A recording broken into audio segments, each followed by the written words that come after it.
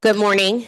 I am Ward for Councilmember Janeese Lewis George, Chair of the Council's Committee on Facilities. It is 12:05 p.m. on Monday, May 5th, 2025, and we are holding this public hearing roundtable via a hybrid format. Public witnesses are testifying via Zoom and in person here in room 500 of the John A. Wilson Building, and government witnesses are here testifying in person. This hearing is also being broadcast live on my website at janeeseward4.com/live, as well as on the council's website. Just a few brief reminders about the committee's protocols for witnesses participating virtually. All participants participating in the Zoom seminar are currently listed as attendees. When it's your turn to join for a panel, we will call your name and then a member of my staff is going to promote you to be a panelist.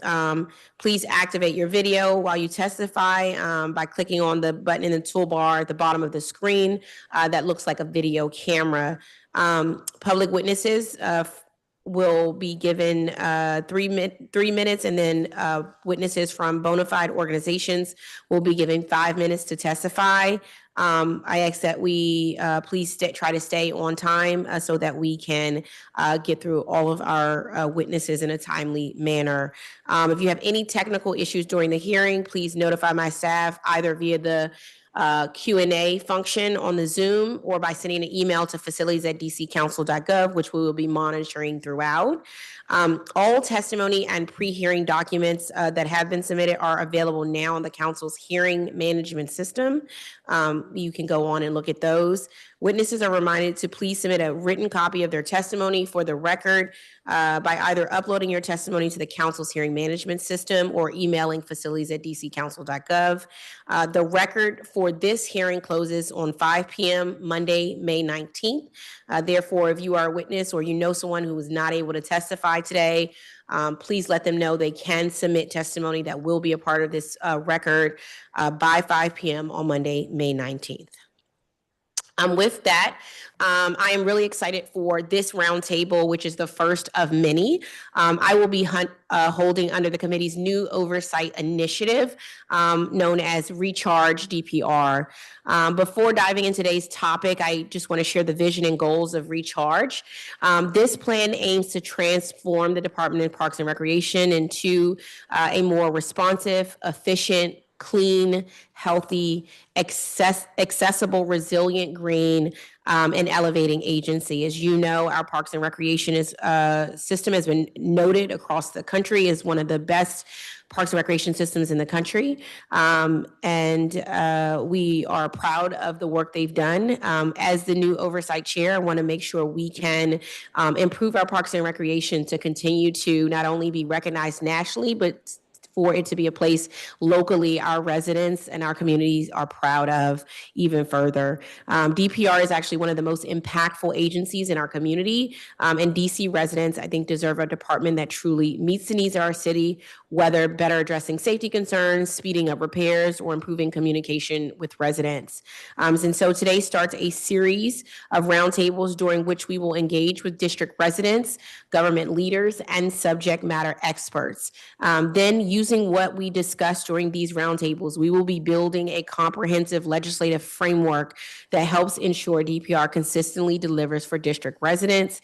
And I want to make sure this work represents the voice of our community. So I encourage residents to keep a lookout for all of the upcoming roundtables.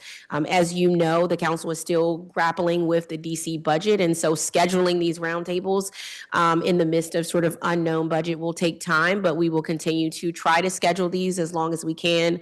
And then when budget comes, we will take a pause and then recontinue after budget. When we say we're recharging DPR, the R is focused on being responsive, looking at DPR's community engagement, ensuring that it's timely, respectful, and substantively engaging with community members and groups, and responsive to community needs, supports, as well as council members' needs. When we talk about efficiencies, we're talking about improving and streamlining DPR's policies and practices, such as permits, ensuring that we're utilizing every hour field court and employee to the best of their ability. And more efficiently. When we talk about a clean DPR, we're talking about things such as our solid waste collection, our DPR properties streamlining collection. We're talking about our pest litter-free and indoor and outdoor spaces. And we look at a healthy DPR, we're talking about what we're talking about today, which is our environmental and safety hazards on DPR properties, and continuing prevention and mediation of environmental safety hazards, and making sure we're meeting best practices to ensure all of our community members, especially our most vulnerable youth and seniors, are operating in safe spaces as they utilize our parks and recreation. When we talk about accessibility, which is a huge piece of this that we've heard from a lot of community members, as chair of facilities, I also oversee the Office of Disability Rights. And we want to make sure our DPR center is ADA compliant, but ADA compliance is the floor and not the ceiling. And we want to make sure we have accessible, full access for every district resident, regardless of their disability, their language barrier, or their income. And when we talk about resilient, we're looking at staffing levels, hours, partnerships at DPR, making sure that we have consistent staffing hours, security, and we're ensuring those partnerships are going well. When we talk about a green DPR, we're looking at making indoor and outdoor spaces eco-friendly, our green buildings, and protected outdoor spaces. And some of the things I've worked on previously, such as our forest patches in our DPR spaces, and we're going to do some work there. And we talk about elevating. We've talked about, a lot of people talked about expanding programming for our seniors and expanding programming for our youth, making sure they're diverse, empowering and worthwhile programming for residents, especially our out-of-time school programs and our senior program as well. As we continue to recharge DPR, we are going to be asking the community to continue to weigh in on topic areas that they think are important for us to bring experts and community members together. And this is a joint partnership with the agency. We want to get this right. We want to make sure that we are doing what's best for our community. And some things may not be legislative fixes. They may be simply oversight procedures and practices changes. And where we can find that nexus, that's what we're going to do. So I'm really excited to kick this off today. Today's roundtable is obviously about the environmental and safety hazards. This topic falls under the healthy and green pillars of recharge, and involves other agencies under this committee's jurisdiction, which is the Department of General Services as well. As DPR facilities are utilized by district residents, including young children, student athletes, and families, more than any other agency, it is of the utmost importance our recreation centers, our fields, and our playgrounds are free of environmental and safety hazards. DGS is responsible for the maintenance of the district's government-owned properties, including those of DPR. And among DGS's responsibility is the testing of remediation of environmental and safety hazards. Over the last several years, the executive and the council have taken and legislated and funded a myriad of bold efforts to make district government-owned properties healthier for residents and the environment. And this progress must be acknowledged and appreciated, as today's discussion focuses on where we are now and where we need to be. The laws governing the identification, prevention, and remediation of environmental healthy hazards of the district property include some of the things that we've done in the past. The Healthy Public Buildings Assessment Act of 2016, the Childhood Lead Exposure Prevention Amendment Act of 2017, the Safe Fields and Playgrounds Act of 2018, and the Public Facilities Environmental Safety Amendment Act of 2020. Today, we will hear from the public and experts about their experiences and concerns. Recently, there are two hazards the public has raised most often with the committee, and those are PFAS and lead. And so there will be a huge focus on this. PFAS and substances are a large group of human-made chemicals used in a wide variety of items, including artificial turf fields. PFAS can be found in the plastic blades of glass, the backing material, and infill, and are used because they help turf fields repel water, stains, and UV light. However, PFAS is also easily carried by rain into soil and waterways. Further, humans can encounter PFAS through skin, inhalation, or accidental indigestion, which even at low levels over time can have very serious adverse health effects. And as you all know, lead is a toxic metal that also threatens the environmental and human health as well. It can contaminate the air, soil, and water, and even a low level exposure is harmful to the human body, especially for young children and people who are pregnant. So we are looking forward to digging deep here. After public witnesses, we will hear from government and expert witnesses on the executive's overall approach to hazards, implementation of the governing laws, the use and benefits and disadvantages of grass and artificial turf fields, the science and research on PFAS and artificial turf, as well as how DGS and DPR decide which type of field to install and the other factors agencies consider. So that's a lot to dig in. We're looking forward to digging in deep and getting some answers here. And note, the conversation today is the beginning. It is not the end as we create this comprehensive legislation to move us forward. As well. And so at this time, I'd like to recognize my colleagues and thank them for being here today. And I am going to turn to Councilmember Brianna Doe, who's the Ward 1 council member, for opening remarks. Thank you and good afternoon. I'm Ward 1 Councilmember Brianna Doe. I'm pleased to be here with you all this afternoon to discuss environmental and safety hazards on DPR properties. I want to thank Councilmember Lewis George for recognizing the urgency of this issue and for convening the roundtable. And I also want to extend my gratitude to all the parents and advocates who've worked to protect our children and push for safer play spaces. Parks, playgrounds, recreation centers are meant to be safe, welcoming spaces, places where children can play and learn, and where families and communities can come together. But that sense of safety is broken when children are unknowingly exposed to hazardous substances like lead while using these spaces. Unfortunately, that's exactly what has happened at Parkview Recreation Center, not once, but twice over the past 2 years. Most recently, on April 10th, unacceptable levels of lead were detected on the playground by DGS. And this is precisely why we conduct testing. While I'm relieved that the contamination was discovered, I remain concerned about whether the response has been adequate, not just in proactively addressing the hazard, but in restoring public trust in the process and the safeguards moving forward. Parkview Rec is a vital community asset, yet the space is currently underutilized and not living up to its potential. Environmental safety must go hand in hand with thoughtful investments in infrastructure that protect and serve our communities in the long term. That's why I secured an additional $4.3 million for the Parkview Rec Development project. The initial project budget was $12 million, but that figure had been set years prior. Since then, community needs have grown and construction costs have risen, making it clear that the additional funding was necessary. My hope is that the additional funding gives DPR and DGS the resources they need to deliver a new, high-quality, modern recreation center. The goal should not only be to expand amenities, but also to improve safety through better site design, clearer sight lines, and the use of safe, non-toxic materials that eliminate the risk of further contamination. The design work is expected to begin in the summer, with construction scheduled to start next year. Bid proposals for the design phase were just submitted last week on April 17th. I'm looking forward to hearing directly from the community today about their concerns and priorities. I'll also ask DGS representatives to explain what happened at the site, why it happened again, and tell us what preventative measures they've explored.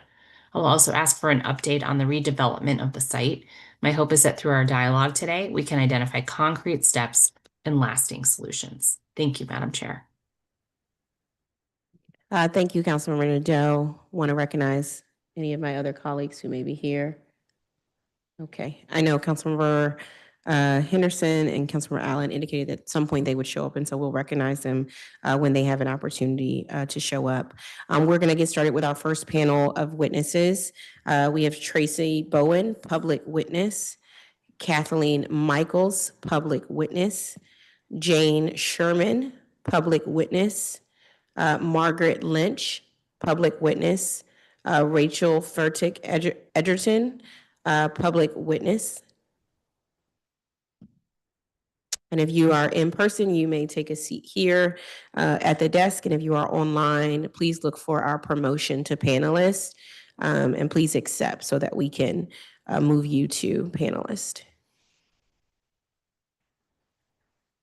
Thank you.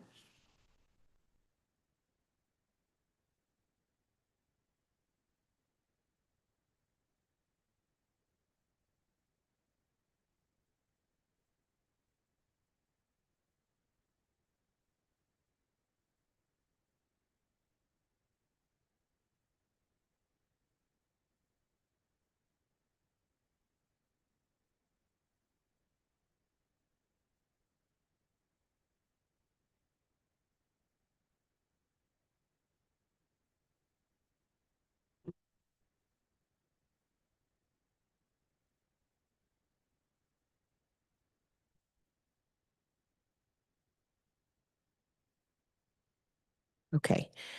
Tracy Bowen, if you are here, please accept the panelist link, as well as Kathleen Michaels, Jane Sherman,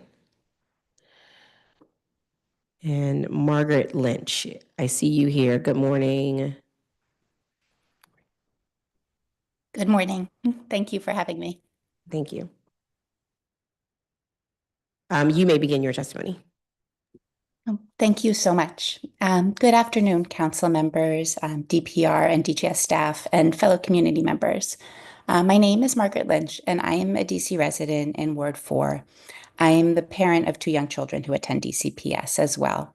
Councilmember Lewis George, I'm so grateful that you're holding this roundtable today, and I want to begin by saying that I really appreciate that DGS and DPR have begun to recognize the growing importance of PFAS as an environmental contaminant, and that you have sought additional information and expertise in this area. My own interest in this topic began a little more than a year ago when DGS and DPR, in collaboration with CPS, proposed replacing the grass field at my children's elementary school with artificial turf. The more I learned about the health and environmental concerns associated with artificial turf, even in the newer products that don't contain crumb rubber, the more concerned I became. I do recognize today that we're not speaking just about one field at one elementary school, but the entire portfolio of fields and resources managed by DPR. And I really want to acknowledge the complexity of this issue and that the ideal solution for a particular field or resource may vary depending on its usage patterns. But as a parent, PFAS are absolutely my paramount concern when it comes to artificial turf playing fields for young kids. And when I spoke to a lot of other parents at our elementary school last year, this concern was very widespread. This is an area where the science, in terms of understanding the behavior of these compounds in our ecosystems and their potential effects on human health, the science is moving very quickly. In advance of this hearing, I did view some of the materials that were posted online from the agency representatives, which I think the hearing will hear after the public speakers. And one thing that really jumped out at me from viewing the PowerPoint presentation from Mr. Schaffer is that it focuses primarily on finding solutions to mitigate PFAS exposures from DPR amenities that are already in place. And this is certainly an incredibly important and a very complex problem in which one has to balance the pros and cons of mitigation of a resource versus early replacement. It strikes me, though, as fundamentally different from thinking about what material is best in 2025 to choose for a new athletic field or for a modernization of a field that's currently natural grass, as the majority of DPR's fields still are. We have limited information at present as to the degree to which PFAS is absorbed through the skin. We know that it is. And as is mentioned in the presentation that you guys all will see later from the DGS expert, we know that repeated exposures over time, such as school children playing on a field every single day at recess, or high school athletes who practice for hours at a time, several days a week, these repeated exposures increase the risk of bioaccumulation. We also know that these chemicals don't break down easily. So the PFAS in our storm runoff from fields today can and will become PFAS in our groundwater and our drinking water in the future. Just last year, we saw the EPA announce a groundbreaking new rule, regulates PFAS in drinking water down to the parts per trillion. These chemicals may be frighteningly and disturbingly ubiquitous, but to me, it doesn't follow from there that we should knowingly introduce more of them into our environment at this time when safe alternatives in a natural grass playing field do exist. Given all that we know, and especially all that we're poised to better understand in the future, it seems incredibly short-sighted to me not to invoke the precautionary principle here and question the installation of new PFAS-containing artificial turf as we still continue to learn more about its potential harms, particularly given that we do have a feasible and safer alternative. This wouldn't be a radical decision to make. This is a decision that many communities across the United States have made in the past several years, including another major city, the city of Boston, in 2022. Thank you so much for taking the time to hear my testimony today. I know you'll be hearing from others after me who have much more professional expertise to offer on this issue. But when I was invited to testify by my ANC commissioner, I really felt it was my responsibility to speak on behalf of all the other parents I've spoken to over the past year who share my continued concerns about the continued installation of artificial turf here in the district. Thank you. Thank you so much for your testimony. Please stay on for questions at the end of this panel, Thank if you can. Rachel Fartick Edgerton. Good morning, or afternoon now. Okay. Good afternoon. Greetings, Councilmember Lewis George, the committee, members of the public. Thank you very much for holding this hearing. I really appreciate it. I just learned about it today. And I felt it was so important that I took some time off of work to come down here and try to give you a little bit of my perspective. I have two children, ages 8 and 10. I live just a couple blocks from the Parkview Recreation Center. I've lived in that place lived in the house where we are since 2013. My kids have attended in Bruce Monroe Park at Parkview since they were in pre-K. So suffice it to say, they have spent a lot of time at the Parkview Rec Center, which Councilmember Nadeau referenced. My children also attended Ideal Childcare, which is located close to the metro, and I raise that because I know that both the school and Ideal Childcare both use the Parkview Rec Center routinely. On the weekend, the children in the neighborhood, of course, use it all weekend long. So I have a very big stake in the outcome of the process of renovating that space. We also don't have any green space within walking distance of the neighborhood. As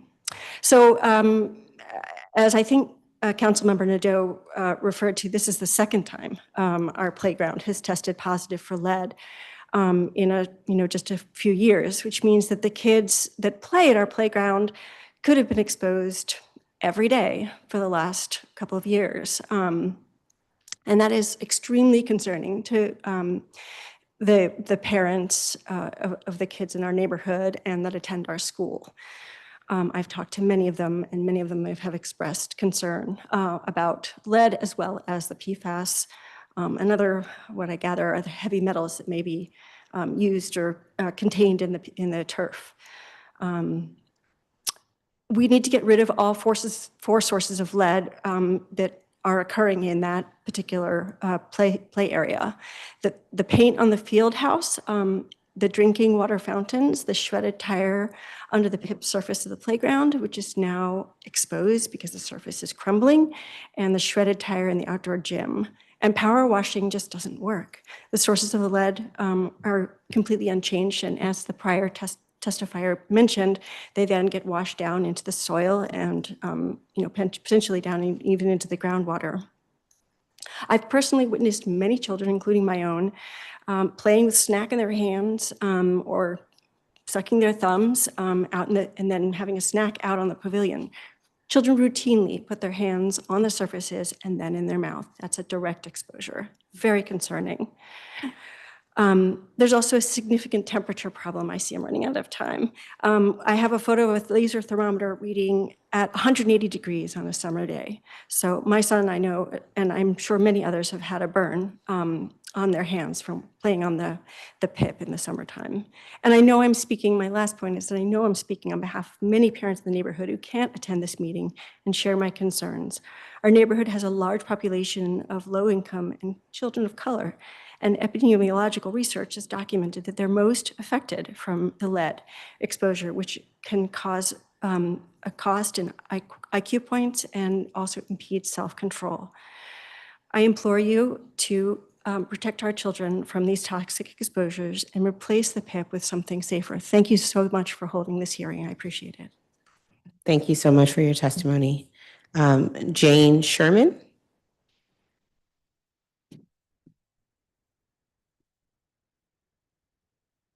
Hey, Jane.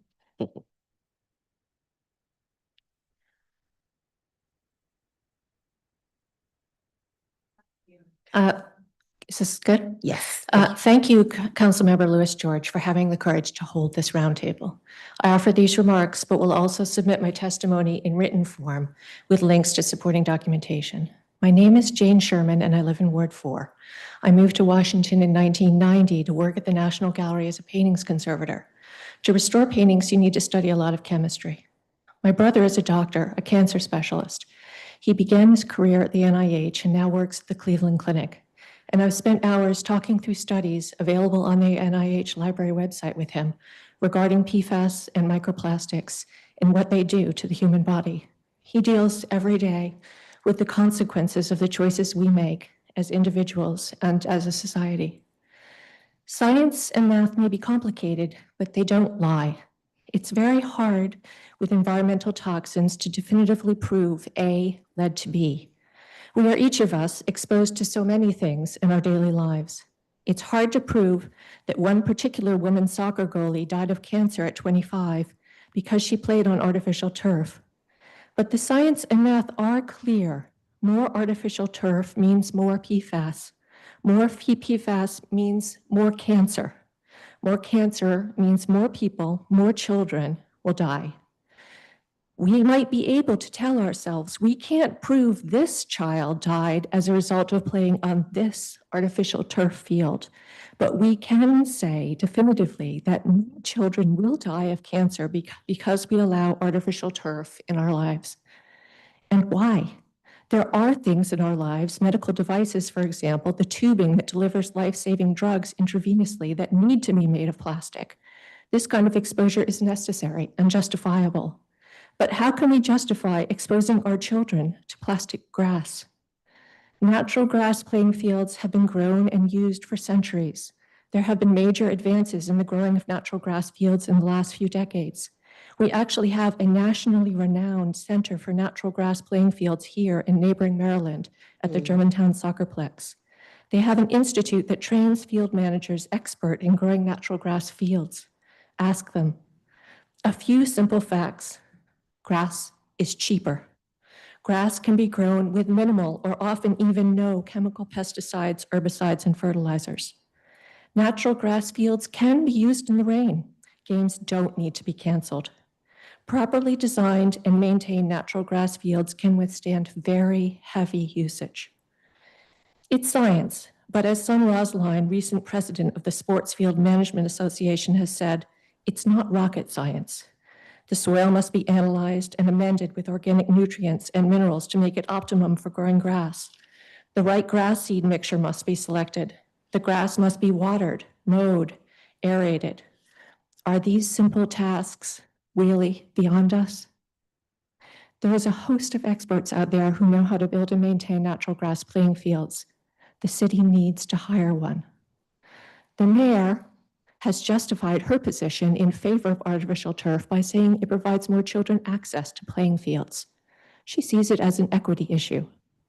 Is it equitable to give city children toxic fields of plastic grass because the city lacks the political will to grow real grass?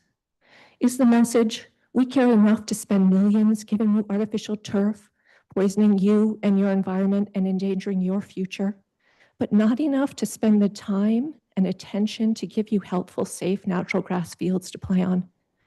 It's time to wake up, to recognize what science, what professional athletes, what common sense tells us.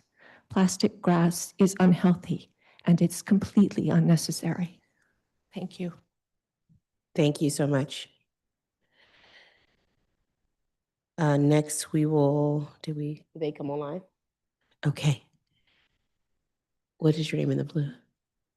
Monica Martinez. Okay, great. Monica, you may go. You were on panel too, but you can go on this panel. Thank you. All right, you are Commissioner ANC 5B05. Awesome. Thank you, Commissioner. Good afternoon, Councilmember Lewis George, Councilmember Nadeau is also online, district agencies, representatives and residents present here today. I am a resident of University Heights in Ward 5, and I live close to Turkey Thicket Recreation Center.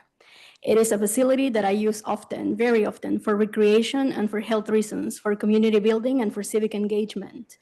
As of January of this year, I am also Advisory Neighborhood Commissioner for Single Member District 5B05, where Turkey Thicket is located. Turkey Thicket's safety and upkeep is one of my priorities as ANC, as it is a beloved third place serving a wide range of DC residents' needs. Because this roundtable is focused on environmental and safety hazards, I wanted to bring to your attention that last week, DC DPR shared updates regarding the status of several capital projects in Ward 5. I was actually very pleased to hear updates about upkeep in Turkey Thicket, which were left out of the presentation last fall. For the presentation, the PIP surface and the synthetic turf adjacent to the playground in Turkey Thicket will be replaced this summer, although the timeline to complete the repairs remains unclear. As we are learning, the materials used in many, if not most, playgrounds around the city in our region are under renewed scrutiny. Just last October, Maryland voted on House Bill 1147, which addressed these very topics. I ask that the city works on providing safer materials for everyone, especially younger residents. Lastly, and because safety encompasses much more than materials, I would respectfully want to note that our incredible facilities can be even more accessible for all, safer for the most vulnerable users. And this includes safer sidewalks, crosswalks, shaded spaces especially, and actively working towards equitable operational facilities. Working water fountains, bottle filling stations, and especially in Turkey Thicket, the littlest ones really want their spray park back in full force as we enter this year's summer season. Thank you for your time today. I'm pleased to offer any more details that you might need. Thank you. Thank you so much for your testimony. Tess Robertson Neal, thank you so much. Councilmember Lewis George, Committee of Facilities, my fellow community members, thank you for the opportunity to speak today. I am Tess Robertson Neal, and I am a DC resident first and a health policy fellow at the National Center for Research second, which is a DC-based nonprofit center dedicated to advancing policies and programs to keep us healthier. We've had the privilege of working with the DC City Council in the past, and I'm pleased to share more information with you today about these environmental health and safety hazards. First, thank you for the work you are doing to learn more about the risks of environmental health hazards such as PFAS and lead. As a researcher who has studied PFAS and other endocrine or hormone-disrupting chemicals, and who has recently reviewed research conducted on lead on local playgrounds, I share your goal of protecting DC children and adults from these harmful exposures. PFAS and other chemicals used in artificial turf have been linked to increases in obesity, contributions to early puberty, and can exacerbate asthma. The plastic grass itself can also harbor dangerous bacteria, increase the risk of serious injury, and result in microplastics that we are quickly learning more about can get into our bodies through the air we breathe. In addition to forever chemicals like PFAS, artificial turf and poured-in-place playground surfaces have been shown to contain lead, cadmium, chromium, and other heavy metals. These chemicals and metals pose a risk to DC children and adults who play on artificial turf at schools and parks, but they do not just stay there. They can leach into air, soil, and water, in addition to entering children's bodies through skin contact, inhalation, and accidental ingestion. Research also shows that artificial turf and poured-in-place playground surfaces heat up to dangerous temperatures, increasing the risk of burns, heat-related illness, particularly for young children and athletes. As DC has also learned the hard way, if these artificial turf fields are not properly maintained, they can become dangerously hard, and athletes and kids who fall on them are at greater risk of injury, which has resulted in millions of dollars that DC has spent to replace these unsafe fields. In addition to harming children and adults, the waste created by artificial turf poses an environmental health threat to the entire community. Despite some claims to the contrary, the plastic carpet and rubber materials cannot be fully recycled. And when they are replaced every 8 to 10 years, they end up in landfills, which can contribute to contaminating our water and our growing plastic pollution crisis. We also hope that you will consider the environmental health hazard caused by poured-in-place playground surfaces in addition to artificial turf. Beneath that layer of top rubber that is bright, soft, and colorful lays a layer often of recycled tire crumb, which can contain lead and these heavy metals. As the top layers wear down with kids' play, the black tire waste is revealed and the danger increases. We have previously worked with researchers at the Ecology Center in Michigan who evaluated samples of this rubber from playgrounds in DC and found many with unacceptable levels of lead. Additionally, researchers recently from Georgetown found lead and other heavy metals on DC playgrounds. And that, as previous commentators have mentioned, just rinsing these off of the surface does not solve the problem because it moves the dangerous dust to our grass and our groundwater. In closing, I urge you to continue exploring and investing in healthier alternatives for these surfaces. Artificial turf comes at the cost of our children's health, our city's budget, and our environment's future. Let's continue to make DC a leader in embracing solutions that protect our children and our communities. Thank you for your time and leadership on this issue. Thank you so much. Thank you for being here. Margaret, I want to come to you first. First of all, thank you for being here and representing what I know is a large group of parents as well. One thing you mentioned, and I appreciated you talking about repeated exposures, because every day playing in the playground, especially athletes who are in practice for hours, is another thing you raised. You mentioned the EPA report rule, and I just wanted to know what, can you clarify what that EPA report rule was? Yeah, sure. And if you give me a minute to look at a resource I can get, I know they come like with a number, but last year in 2024, Uh-huh. the EPA said they set a limit for like safe levels of some of these Got it. PFAS, PFOA compounds in drinking water. And they, I believe, gave kind of like a 3-year timetable for municipalities to sort of achieve these levels, and that there Got would it. be, and I believe there was funding involved too, although I'm not sure of the status of the funding Okay. at the current time, but Great. If you send that to us, that would be, I would just say, just, you don't have to find it now, but if you can send it to us, just to make sure we can have it on for the record for this hearing, so that of it's a course part I of. can I put it in the chat? Is that Oh, yeah, that's perfect. okay? Perfect. Thank you. And then you noted something I think is really important here, which is the precautionary principle. Explain what you believe that what the precautionary principle we should be taking as a city is. So the way I understand it is, if there is reasonable understanding that there may be a significant threat to public health, that we should sort of operate in a way where we, rather than waiting for definitive proof, which, as Mm-hmm. some of the other people who are testifying mentioned, just given the scale of these exposures, the myriad different exposures that we all face in our daily lives, and also the time frame for these harms to show up, it can be really hard to show definitive proof. That we should instead say, if there is a reasonable suspicion that these type of That's exposures right. can cause harm, that we should sort of make our decisions based on that. Got it. I appreciate that. And I think that's the question we're grappling with today is, what is the precautionary principle that we should be operating under as a district right now, given what we know thus far and what we don't actually know right now? Rachel, I want to come to you. Thank you so much for your testimony. You mentioned 4 sources of lead right now that are currently, and I know it was the paint and the shredded tire. What were the other 2?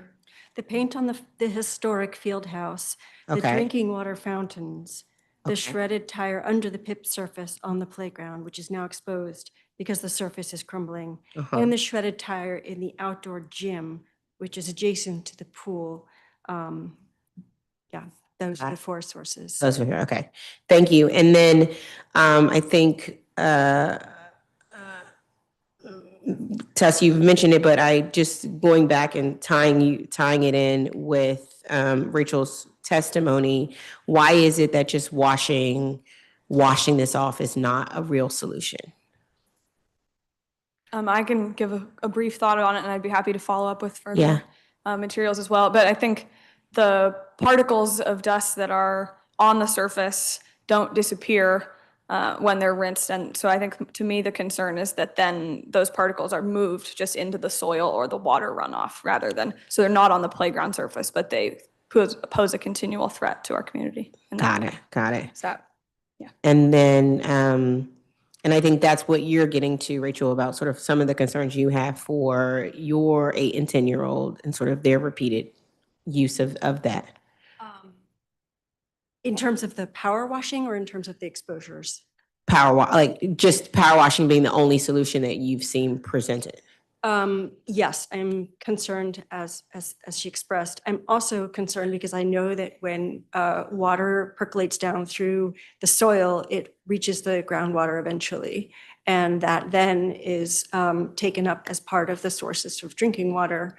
And we don't currently have sufficient, filtration, technology to pull it out. And so we would be receiving exposure in that pathway as well. Is that a fair summary? If I may. Yeah, you absolutely can. Sorry. Yeah, that's perfect. One other quick thought I had on that is that rinsing off the lead dust on the surface, and this could be in the repeated exposure, doesn't remove the source of the exposure. And so it would be possible for it to recur, even though what was tested for may have been removed. Maybe remove. Got it. And as we talk about solutions, Ms. Sherman, I want to come to you because I appreciated your testimony. When we look at grass, name another thing. I want you to slow it down and walk us through it a little bit more, which is grass is cheaper. We know that, right? Yes. You talked about it.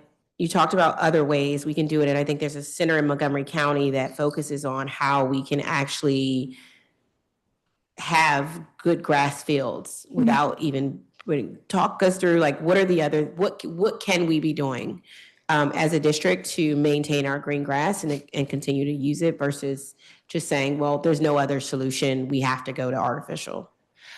Well, the most important thing in having successful natural grass playing fields is healthy grass. And the key to healthy grass is the right soil. So you need to, instead of putting fertilizers in the top, before you build the field, you need to analyze the soil, and you need to assess what organic matter, maybe it needs compost, maybe it needs lime, need to be added to the soil to create the right, the optimum surface.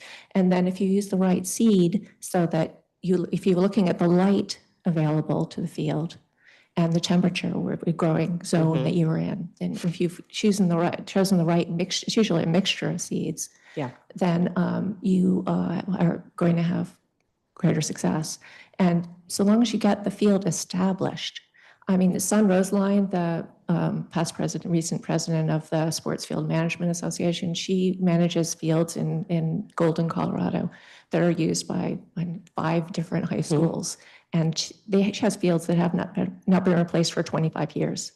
So if you once get that grass healthy and established, you don't have to worry about pesticides, herbicides, it's healthy. Yeah. It's actually, it's not that hard. It just takes determination to do it. Got it. So. And as far as the district goes right now, and we talked a little bit about the precautionary principle, what should we and can we be doing now versus the current practice? What should we be doing versus what the current practice looks like right now? Well, I think a lot of people just don't want to face the fact. I mean, it's hard. We've put all this artificial turf down. It seemed like maybe it was a good solution for certain situations. I think we need to test it. We need to know, confirm for anybody has doubts that there is PFAS, and we need to test the soil around the existing fields to see how much contamination has occurred. Yeah. So that we really understand the problem, so we know how to address it.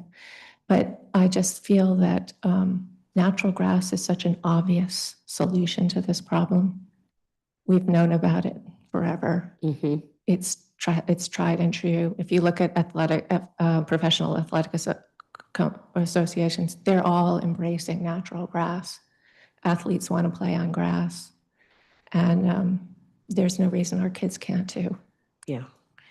And Commissioner Lopez, I wanted to come to you about sort of how you see, the ways in which we as a community, and you mentioned a Maryland legislation first. What was the Maryland legislation? HB 1147. Okay. It was approved in the Maryland House last October, if I'm not mistaken. Okay. And what did it do? So they basically increased the benchmark for the safety of the materials that they should be using in playgrounds and, basically PIP. Yep. And got it. Yeah, that was when I was kind of researching a little bit, because like you, I also just heard about this hearing on, I believe, Friday evening. Yeah. And I'm not an expert in materials, but I do use the facility, and I know that it's a beloved rec center, not just in Ward 5, but really across the city. Yeah. Right. And it really serves everybody from seniors to the littlest ones, to people who are very much into pickleball and also come to the rec center. So that's the one that I have, like 8B1147 in Maryland, and it's at the desk of Governor Moore at the Yeah. moment. Yeah, Thank but you. I know that what I read says that he is supportive of it. Got it. Um, And how would you want to see your Ward 5 community? What would be a healthier space for your Ward 5 community? So currently, so for example, one of the things that I really wanted to point out is, having more equitable rec centers really throughout the city. I am an avid pool user, and so I try to visit as many rec centers throughout the city as I can. And the fact that a center that is as used as Turkey Thicket does not have like a water filling station, but instead sells water bottles, like single-use water bottle, has a vending machine, sorry. I don't understand what the criteria for that is, for example. Whereas in Upper Northwest, you have multiple water filling stations, water bottle filling stations in the rec centers. So that's on the one hand. On the other hand, for example, last year, the spray park, which is a beloved feature of our rec center, started renovations like mid-May, and DPR told us that it would be ready at some point early in the summer. It wasn't ready, but they didn't communicate with us. And so the families, especially the kids, were very much eager to use it before the end of summer, and it just never reopened, right? So now we anticipate, but we haven't heard really any official communication that the spray park will be operational, and yet we don't know. Now, researching this last year as I was running for ANC, I found out that Turkey Thicket is one of our cooling centers, like one of 3 cooling centers in Ward 5, which is geographically pretty extensive. So not having that spray park, which is considered part of the cooling center, Got it. just didn't make any sense during the summertime. Yeah. And lastly, that spray park, so I know that the playground is about a decade old. The Turkey Thicket itself is 20 years old this year. And so these are relatively new facilities as well, right? So I don't have kids, so I don't really bring my children to this park on a daily basis, but there are children there on a daily basis. And very much like you were saying, local school kids also use Turkey Thicket. Daycare centers that is just across the street from Turkey Thicket, but it's scholars. The kids visit the rec center often, if not every day. It's a beautiful space. That's what it is as well. And PIP or PIP, I'm not sure how we're using it. It's both in the playground and in the spray park. So the surfaces of both areas that are specifically for little kids have PIP, and there is artificial turf, which I honestly not sure why there would be. Maybe because they just like increase traffic in like that little slope right adjacent to the park. Maybe it just made more sense at one point to install synthetic grass, but it's artificial turf. It's plastic. So we just heard last week that they're in procurement right now to address this. Okay. And both the broken down PIP in the playground and the artificial turf adjacent to the playground, yet no news about the spray park that has PIP as well, but was not operational last year. And so, for me as ANC, what I would love to have is also more clarity so that I can let parents and neighbors know. Again, this is a space used by so many people, from grandparents that take their grandkids to the park, to school children who might not live in my neighborhood, but, go to school there. And so I'm very much looking forward to just getting to know more information about it and hearing from DPR on what to expect as we approach also summer, which we know is hot in the city. Ward 5 is a very hot ward. I mean, some parts of my neighborhood, just like are hotter than the parts of Brooklyn, like mine, University Heights. So all of this, I think, really kind of falls into this, safety and health, environmental health umbrella. Thank you. I appreciate that. I want to ask, and then Tess, before I go to my colleague, is Councilmember Nadeau still here? Okay, great. On PFAS, you mentioned recycling on artificial turf, and I just wanted to see, can you explain why is it difficult to recycle old turf fields and what the industry considers recycling?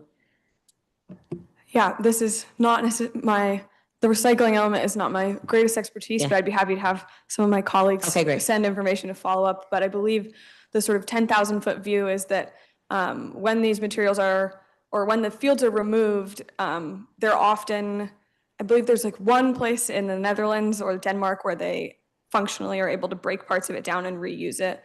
But that outside of that, there's very little actual recycling, and the material is most often just sort of stacks up and is not able to be recycled and reused. And that, also there's a concern in recycling many kinds of plastic related products that when you recycle the plastic, the chemicals are still in it, even if it is.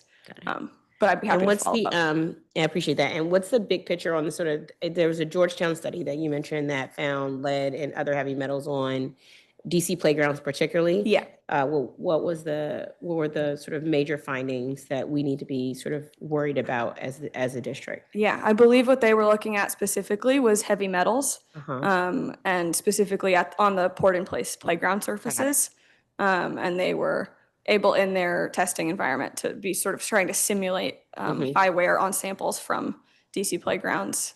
And they were they also partly raised that concern of rinsing that dust off. So again, we'll send that your way. And in your professional opinion, what would be the precautionary principle that districts should be taking right now?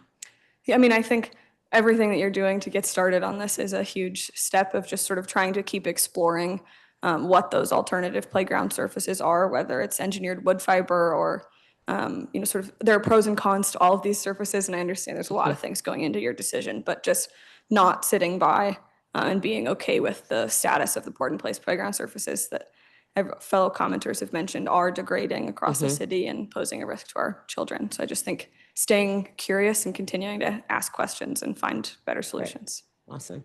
Thank you so much. I want to recognize Councilmember Nadeau if she is present for any questions she may have for this panel. Thank you, Madam Chair. I don't have any additional questions, but thank you everybody for your testimony. Thank you. And we have been joined by our Ward 3 Councilmember Matt Fruman. Ms. Fruman, you are recognized for a opening and questions, whichever order you want to do that. Thank you very much, Chairman Lewis George, Chairperson Lewis George. I'll forego a formal opening. I want it, other than to say thank you very much for your leadership on this, the whole initiative to take a hard look at DPR and look at ways that we can improve the way that we're functioning. We are the #1 rated system in the country, so I think we have a lot to be proud of, but we also have a lot to do. I grapple, I will tell you, with this question about artificial turf, natural grass, and part of the challenge is we have so much pressure on our field usage now, and in the current state of affairs, grass degrades pretty quickly, and we're not able to use it in lots of different conditions. That's not to say that then we do whatever, no matter how dangerous it might be. But part of the testimony, and I guess I'm going to throw it open to folks here, is that that grass fields can be equally resilient or very resilient compared to an artificial turf field. And I'd ask, where do I go around here to see that in action?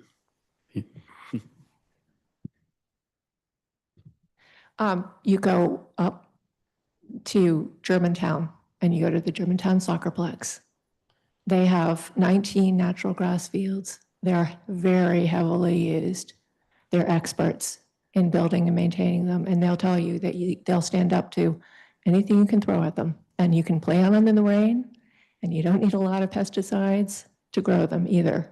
So they're right here, and they have an institute for training field managers to go out across the country and hopefully down here to DC and build beautiful natural grass fields. So it's been 20 years, but I feel like I spent a lot of time at the Germantown Soccerplex when my children were playing soccer. So I will go and take a look at that. A different thing that folks talk about is the costs, and maybe if you can point me to the best study I should look at in terms of the relative costs of maintaining a grass field as opposed to an artificial turf field. There's lots of sources, and I can send them to you, but two that immediately spring to mind are Penn State. Penn State has done a lot of research on playing fields, and also the Sports Turf Management Association. It's a professional organization for managers of turf. So I guess I hope I listened to all the testimony. I'm going to be bouncing from thing to thing, but I really want to dial in on these issues because they're obviously very important in lots of different ways. If grass is cheaper and grass is equally resilient, why do you think that in so many places, turf has become the go-to answer in order to address cost and resilience? I think that there are several things in play. One is that it isn't just that turf is seen as a means to address questions of playability and durability. Turf is a status symbol. Artificial turf is seen by many people as a status symbol. If you look at private schools in the district, a lot of them have artificial turf fields. And in fact, there was, well, anyway, but the thing about artificial turf is it's the shiny new thing that you can put in and think that it's going to be easy, that you're not going to have a lot of maintenance, that you can play it to death and not going to have to worry about canceling your games or postponing your tournaments. Artificial turf actually requires a lot of maintenance to be safe. The district has, as you know, has had its turf fields closed many times for hardness issues. And currently, their fields are tested once a year. And this is my understanding from DPR sites, once a year. And if they have a GMAX score under 200, they're considered safe. Any professional athlete will tell you that, or organization will tell you that fields should be tested more like once a week. That they need to be tested all over the field, not just in a few a few areas. And that the GMAX score should not be the ASTM standard. It should be under 100, not 200. If it's approaching 100, they're out there remediating their field because they don't want their athletes to be injured. I mean, so I hear you that turf fields show up everywhere, not just DPR, not just DCPS, but private schools. I was passing by a church in Chevy Chase, DC, and it had a small turf field. So the ubiquity of them it does raise a question in my mind. And I hear you. I hear the concerns that are being raised, but it comes in the context of an effort to address an issue or address a set of issues. Maybe it's just about status, but my sense is that it's about an effort to address issues. And you all are saying there's an alternative that addresses those issues better. Yeah, I probably shouldn't have led with it's a status symbol. That's a minor. The main thing is that people perceive it as being easier, that they won't have to do as much. But actually, if you know what you're doing, it's not that different. And if you're actually maintaining an artificial turf field correctly, it's not that much different, the maintenance level. It's just that you can get away with doing less on your artificial turf field. And if you mistreat your natural grass field, it will show. But it's a matter of political will. I mean, it's a matter of, are we going to take the easy path of just covering the earth with plastic? Or are we going to do the work to build and maintain natural grass fields? It can be done. It's done. You can see it in Germantown. And we have, in the district, we have natural grass fields. Turtle Park is natural grass in your ward. It's beautiful. And it's very heavily used. You got the home run baseball club there. They're on that field. I mean, Turtle Park's great, but it also gets to be a swamp in certain times. I'm not saying turf over Turtle Park, but I think Turtle Park faces challenges. I hear you that in your view, there's a misperception of the trade-offs, that grass is not harder or more expensive than turf. In fact, there are reasons to think that turf is more difficult and more expensive over time and has all these external costs that are very important, whether they're directly to the health of people who participate on them or downstream I hear you, but trying to push a little bit. Sure. Well, I think that you said that this is a complicated issue, and you just talked about wood fibers and things like that. What are the alternatives? Is it an on-off switch? Is it grass or plastic turf? Are there other things? Are there other possible answers that we should be thinking about? I mean, I hope, some of the other professional witnesses today may have more information on alternatives and specifics. But, there's research being done as more attention is put onto these issues to continue to try to solve, to find those safer alternatives, whether it's natural grass or a different sort of wood chip filler or something along those lines. I mean, I think sort of also touching to your previous question, if I may, for just a moment, I think one of the things that contributes to this is education and awareness. And so just starting by having roundtables like this is really important. I know as an environmental, endocrine disrupting researcher, I was unaware relatively of the issues with artificial turf until the last couple of years. And I was, intentionally seeking information in that field. And so I think it's easy for the main popular narrative to be, if you didn't know, to go looking for this information. I think it would be hard to find. And I know just in research over the last couple of years, when you look up questions about artificial turf online, the first 7 or 8 results are from artificial turf sellers. And so it's hard to find people like, Councilmember Lewis George, who are doing the thinking and prompting people to do the thinking. And so I think having, your set of expert witnesses here today is a really important step in that. All right, well, and maybe I should be saving these questions for those expert witnesses who are going to come later, but I may or may not be able to be here later. I'm going to try. One of the things that you hear as a narrative is that there were serious problems with turf technology and that there have been real improvements of the move away from the crumb rubber. And is it like coconut shell kinds of things, Phil, that are being used? To what extent have those steps lessened the risks in your view? Also, just a brief thought. I think it's absolutely progress. The crumb rubber, recycled tire and crumb rubber are a particularly strong category of risk for lead exposure. I think PFAS exposure comes from, is thought to be more associated with the plastic blades themselves. And so that would not be as impacted by those improvements. I think concerns around that would still continue, but absolutely a move away from crumb rubber is a step of improvement. But I also think those newer materials we know less about. And so it'll be important to continue to monitor them. It's true that it's better not to use crumb rubber, which has lead and phthalates and heavy metals. But many of the organic infills, which are now used, have other issues. They have to be treated with pesticides because pests are drawn to coconut shells and pine chips.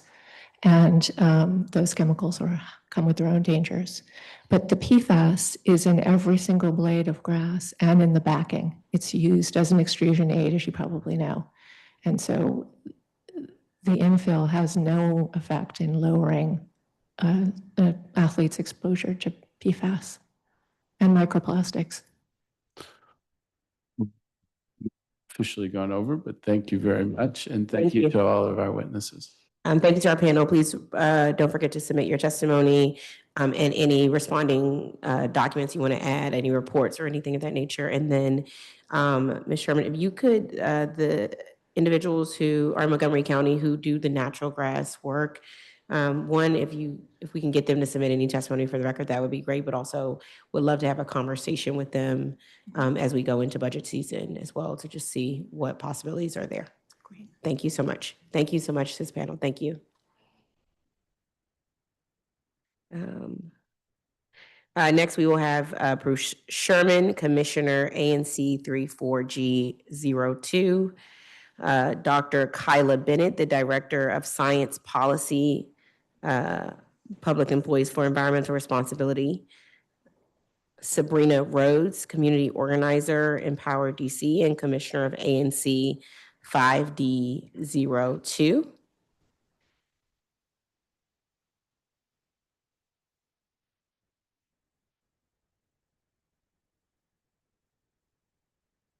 I was just saying, do you want to add the rest of these people?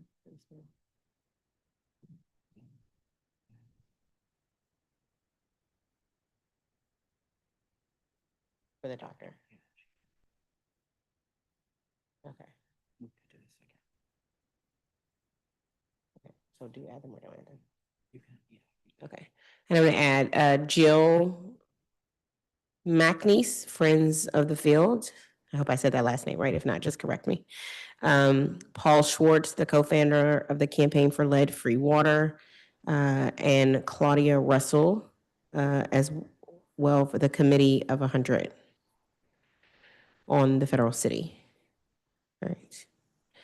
Commissioner Bruce Sherman, thank you for being here. You may begin your testimony. Thank you, Council Member. It's a pleasure to be here. Lewis George, Council Member Fruman, and Nadeau as well. I have written testimony that I'm going to submit for the record.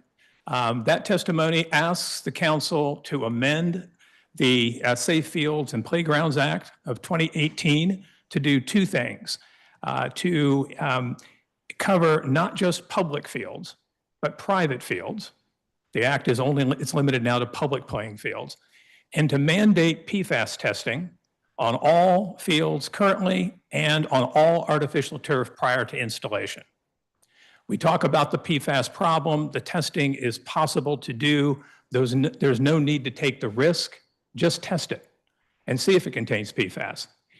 Something for you to know that all artificial turf tested to date by NGOs, by academics, by independent labs has been shown to contain PFAS.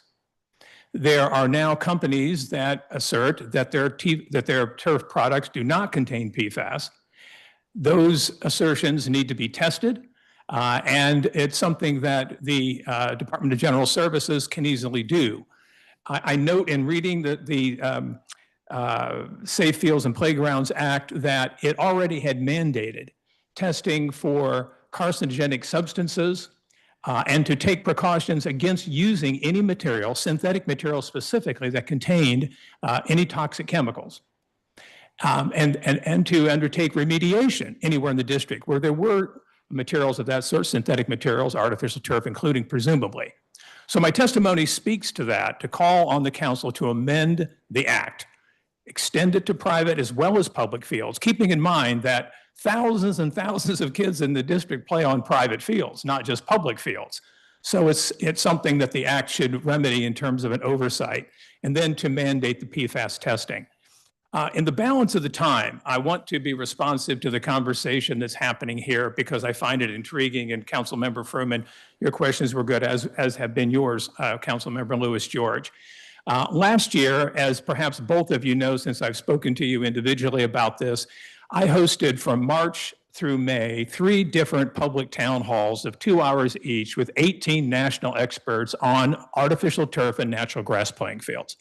These are experts from across the industry. So the executive director of the Synthetic Turf Council, vice president of Field Turf, which is the vendor the district primarily uses for artificial turf. The senior executives from Shaw Sports Turf, which is also used extensively in the district. Their consultants, their hired scientists all testified for hours. And we heard from a number of independent scientists like Kyla Bennett, who's on this panel, Graham Peasley, who is a professor of physics at Notre Dame, and many other experts on the hazards of artificial turf because of chemical contaminants, particularly PFAS and then microplastic pollutants. Two of those panels, looking across all these experts, led to a third, which was exclusively devoted to natural grass playing fields. So in support of the work that you're doing, Councilmember Lewis George and Councilmember Furman, questions that you've raised about, well, who are the experts on natural grass? I will be happy to give you a Rolodex of experts. They can tell you unequivocally that properly designed, maintained natural grass playing fields can withstand any use case. Now, I know, having looked across the district, particularly at Lafayette Elementary and other places where the playing fields have been allowed to deteriorate because they haven't been properly maintained, it becomes common knowledge or conventional wisdom that natural grass isn't going to work. But that's just not the case. It's not only out at Germantown at the Sportsplex, which is a fabulous example, but looking even in southeast on South Dakota Avenue, go to Dwight Mosley Field. Dwight Mosley Field is like 4 or 5 acres of wonderful natural grass. Turtle Park, notwithstanding the fact that sometimes they may get some excessive rain and it gets swamped, is a great example of a private partnership with the Friends of the Park who help maintain it. The same thing could happen at Lafayette. Friends of Lafayette Park, with assistance from the city, could build a beautiful natural grass field at Lafayette without any problem. My point to you is that while it might seem, given the experience of natural grass fields in the district, a stretch to think that they could withstand any use case, I'm here to tell you, having spoken to national experts and listened to them for hours on end, that indeed it can happen. I'll give you one other little example. A constituent many years ago of your ward, Councilmember Furman, named Rebecca Thompson, who grew up in Chevy Chase, now lives on Martha's Vineyard. In 2017, she and 2 other mothers established the Field Fund. Why? Because just like the district, like all over the country, there's this battle between people that want artificial turf because it's easy to maintain, they believe it's durable, it's playable in any circumstance, no muss, no fuss, and those who say, well, wait a second, what about the chemical contaminants? They established the Field Fund to maintain natural grass playing fields all over Martha's Vineyard. They are a shining example of success, but they're just one of many all across the country. These folks participated in the town halls that I did, were well acquainted with them. They'll come back. Rebecca Thompson could do a tutorial for people here on how you do this. So it's merely reaching out. It's merely expanding the focus, if you will, the aperture of what one thinks is possible in terms of doing these fields that will lead to success. So I will end there and take any questions, but pledge to offer further support to you as you go through this exercise in support of fields that are durable, are playable, but safe. Thank you. Thank you so much, and we'll have questions. Dr. Bennett? Good afternoon. Thank you so much for allowing me to talk today, and I really appreciate you holding this roundtable. My name is Dr. Kyla Bennett, and I am the Director of Science Policy at Public Employees for Environmental Responsibility, or PEER, a national nonprofit. I was one of the 2 scientists who discovered PFAS in artificial turf in 2019. I am going to restrict my comments today to the issue of PFAS with a brief mention of microplastics, an important issue that is frequently ignored in these discussions. As a brief background, PFAS are a large family of man-made chemicals, probably numbering over 10,000, which are incredibly persistent. Most of PFAS studied bioaccumulate, and many are toxic. Roughly 98% of Americans have PFAS in their blood. The last time we didn't was during the Korean War. It is important to note that we can only test for about 70 of these PFAS, and we only have toxicity information on about 30 or so. The fact that we do not know how toxic most of these chemicals are does not mean they are safe. The absence of evidence is not the same thing as the evidence of absence. The evolution of artificial turf proponents' arguments about the safety of artificial turf vis-a-vis PFAS comes straight from the industry playbook. First, they denied there was PFAS in turf, and I was accused of contaminating the samples. Then they admitted there was PFAS in the turf, but in such small amounts that it was not of concern. Now they claim that the PFAS is either non-detectable or not bioavailable to humans. They also claim that because PFAS are ubiquitous, a little more of them from turf won't matter. I want to address each of these in concern. I looked at EEC Environmental's presentation, which was handed to me before this roundtable. They stress how small a part per trillion is, because that's the level at which we measure PFAS. And yes, parts per trillion is minuscule, but we measure it in those tiny amounts because of how toxic they are.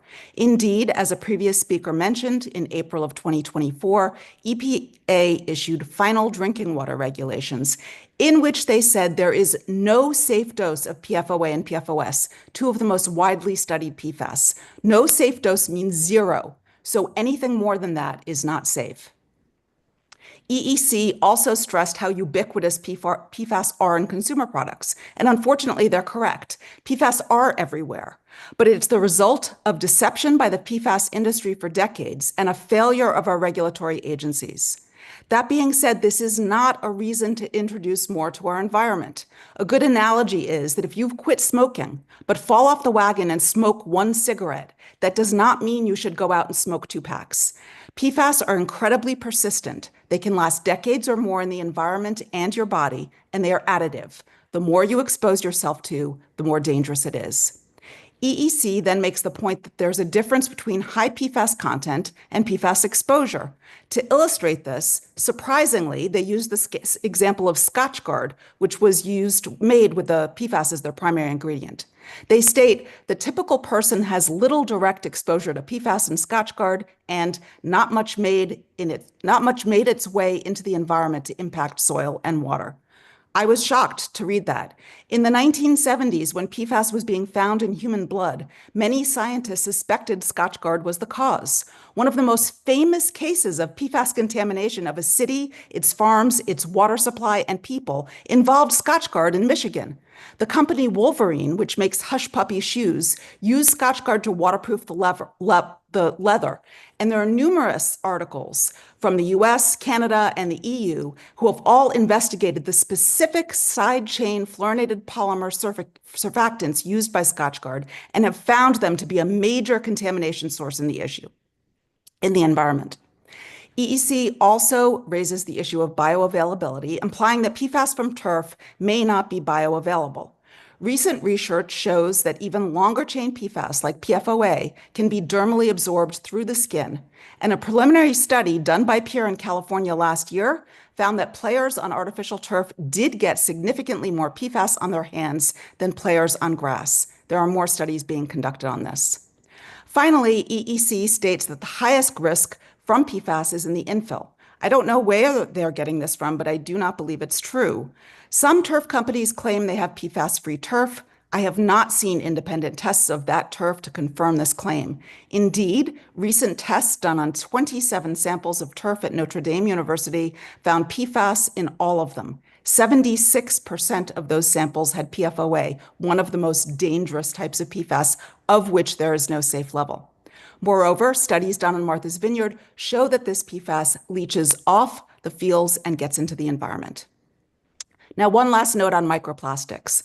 The blades of the plastic grass break off. Studies show that a field loses 0.5 to 0.8% annually, which doesn't sound like a lot, but it's 2,000 to 3,000 pounds of microplastic blade loss per year per field.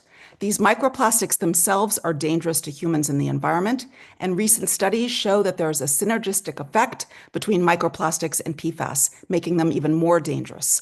I do not know of any way to mitigate these microplastics. Given all of this, I do believe there are grave concerns associated with artificial turf to both human health and the environment, and would urge you to consider a natural grass. Thank you so much to provide the opportunity to provide these comments. And just want to address the thing about recycling.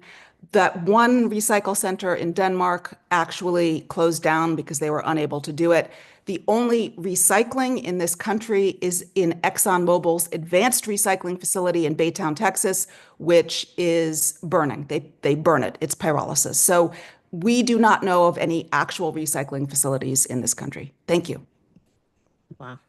Thank you so much for your testimony. Next, we will hear from Sabrina Rhodes, the organizer Empower DC, and commissioner for ANC 5D02. Thank you. Good afternoon, Chairperson Janeese Lewis George, and your colleagues there, staff and witnesses. My name is Sabrina Rose, community organizer with Empower DC and ANC 5D02 here in Ivy City. I'm also a native to the district and a Ward 5 resident. Also, I'm concerned about how we build and maintain our public spaces, especially our parks and recreation sites. I want to speak about two interconnected issues, the artificial turf and the net zero buildings, which Cromell will be.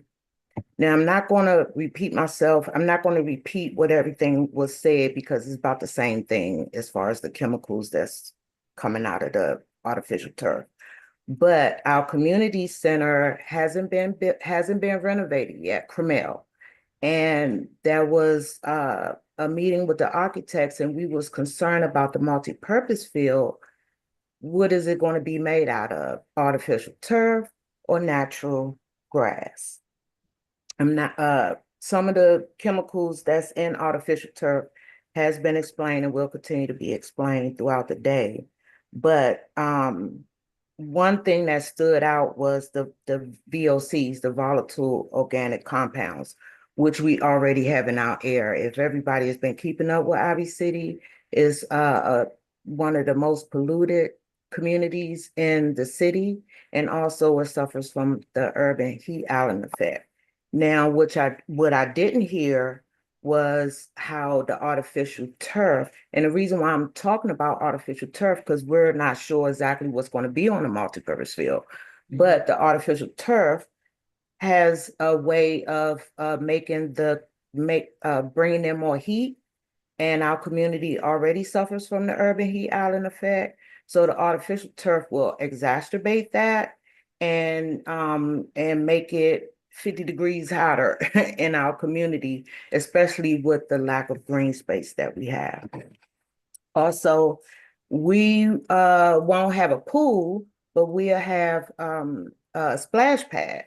Now, what I was hearing is the chemicals from the artificial turf will run off into our ecosystem. So along with the splash pad and the artificial turf, it'll do the same thing. It'll run into our ecosystem and into the community and further pollute our community more than what it is now. There are also, the health risks for children. We're already suffering from a lot of pollutants in our air, in our soil, and throughout our community. So once Cromell gets renovated, we want to be careful about the considering whether we're going to get artificial turf and natural grass. Natural grass seems like a more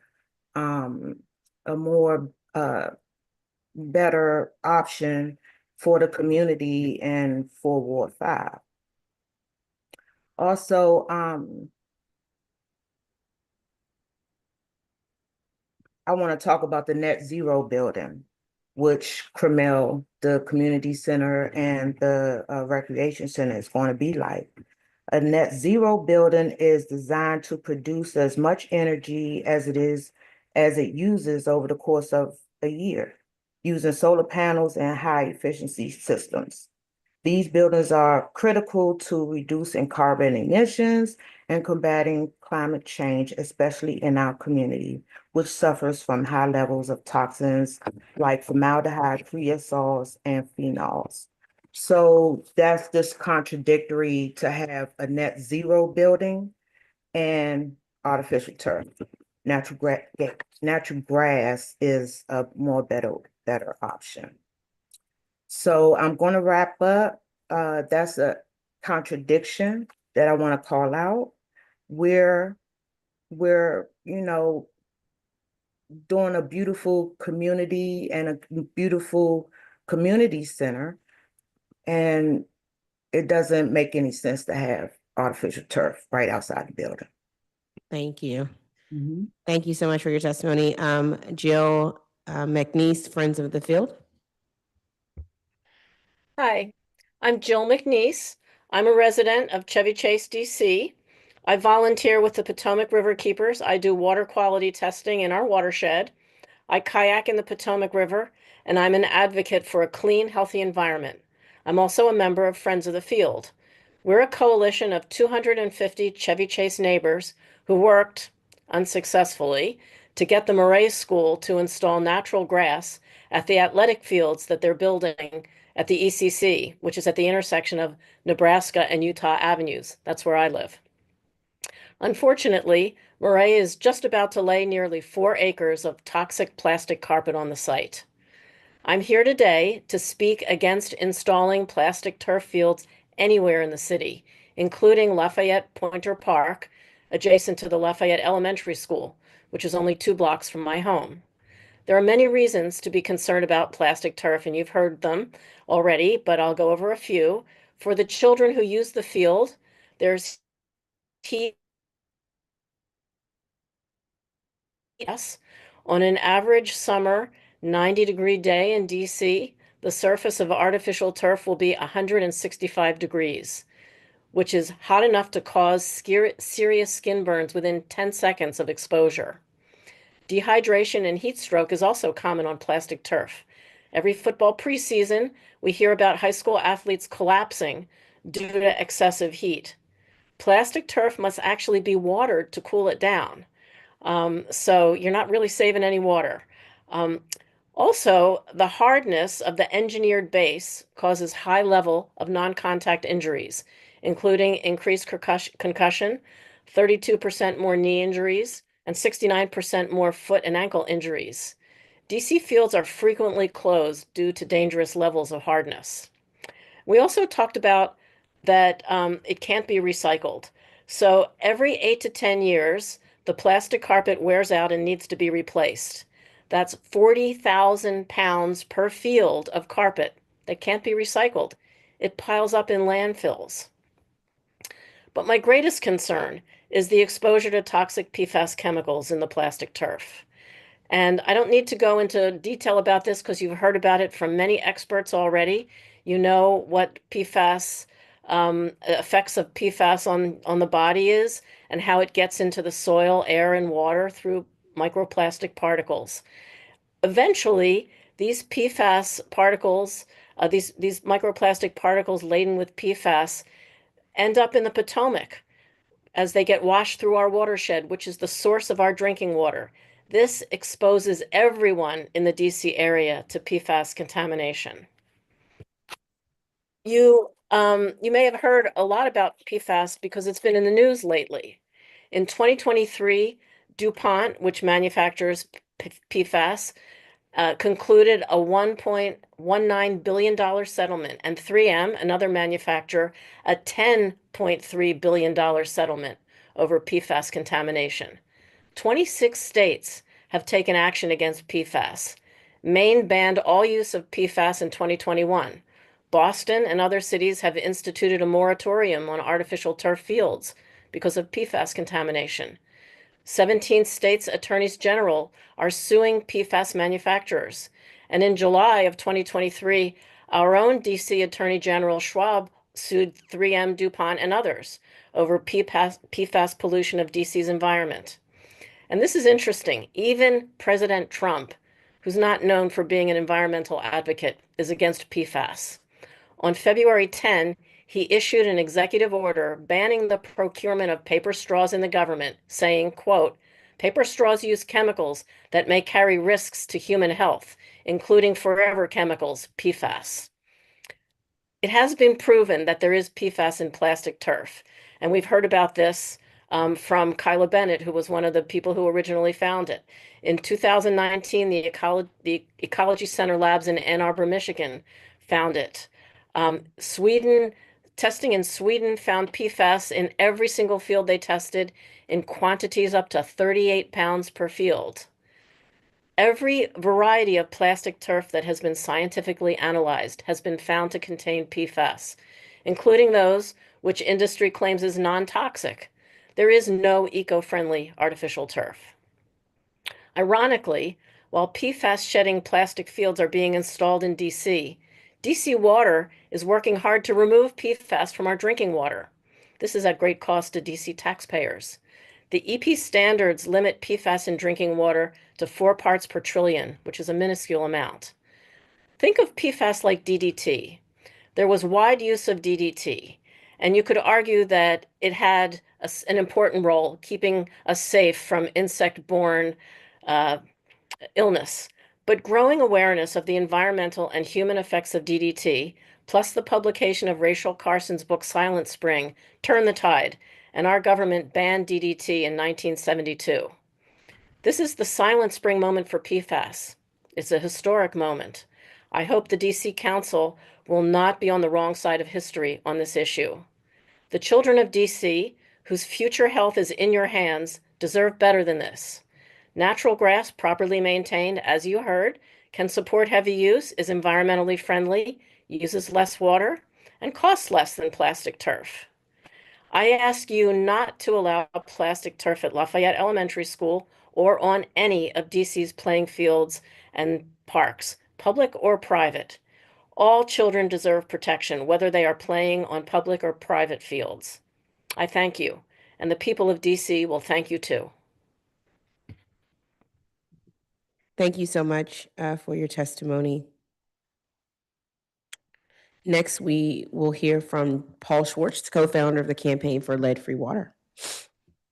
Good afternoon, Chairwoman Lewis George and other council members and staff, and to my august public witnesses who have testified in front of me. I am not going to be talking about the issue of turf versus grass, though I would lend my compliments to those who have testified about using the precautionary principle and understanding that we have alternatives that are available. I'm with the Campaign for Lead-Free Water.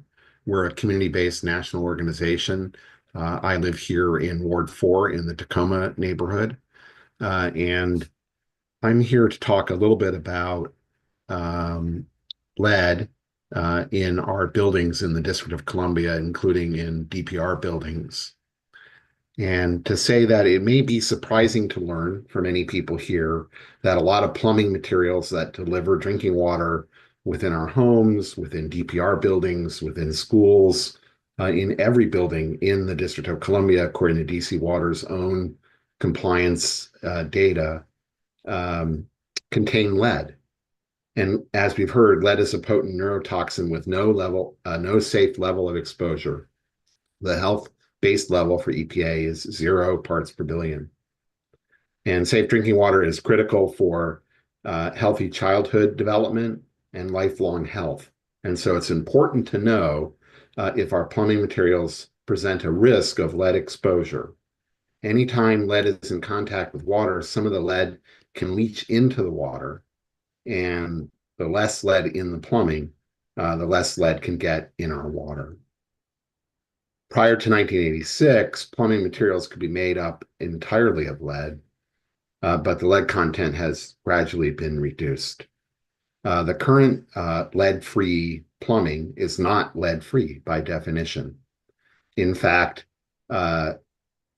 some studies have found that faucets that meet the 0.25% lead-free definition can still release lead at over 1 parts per billion.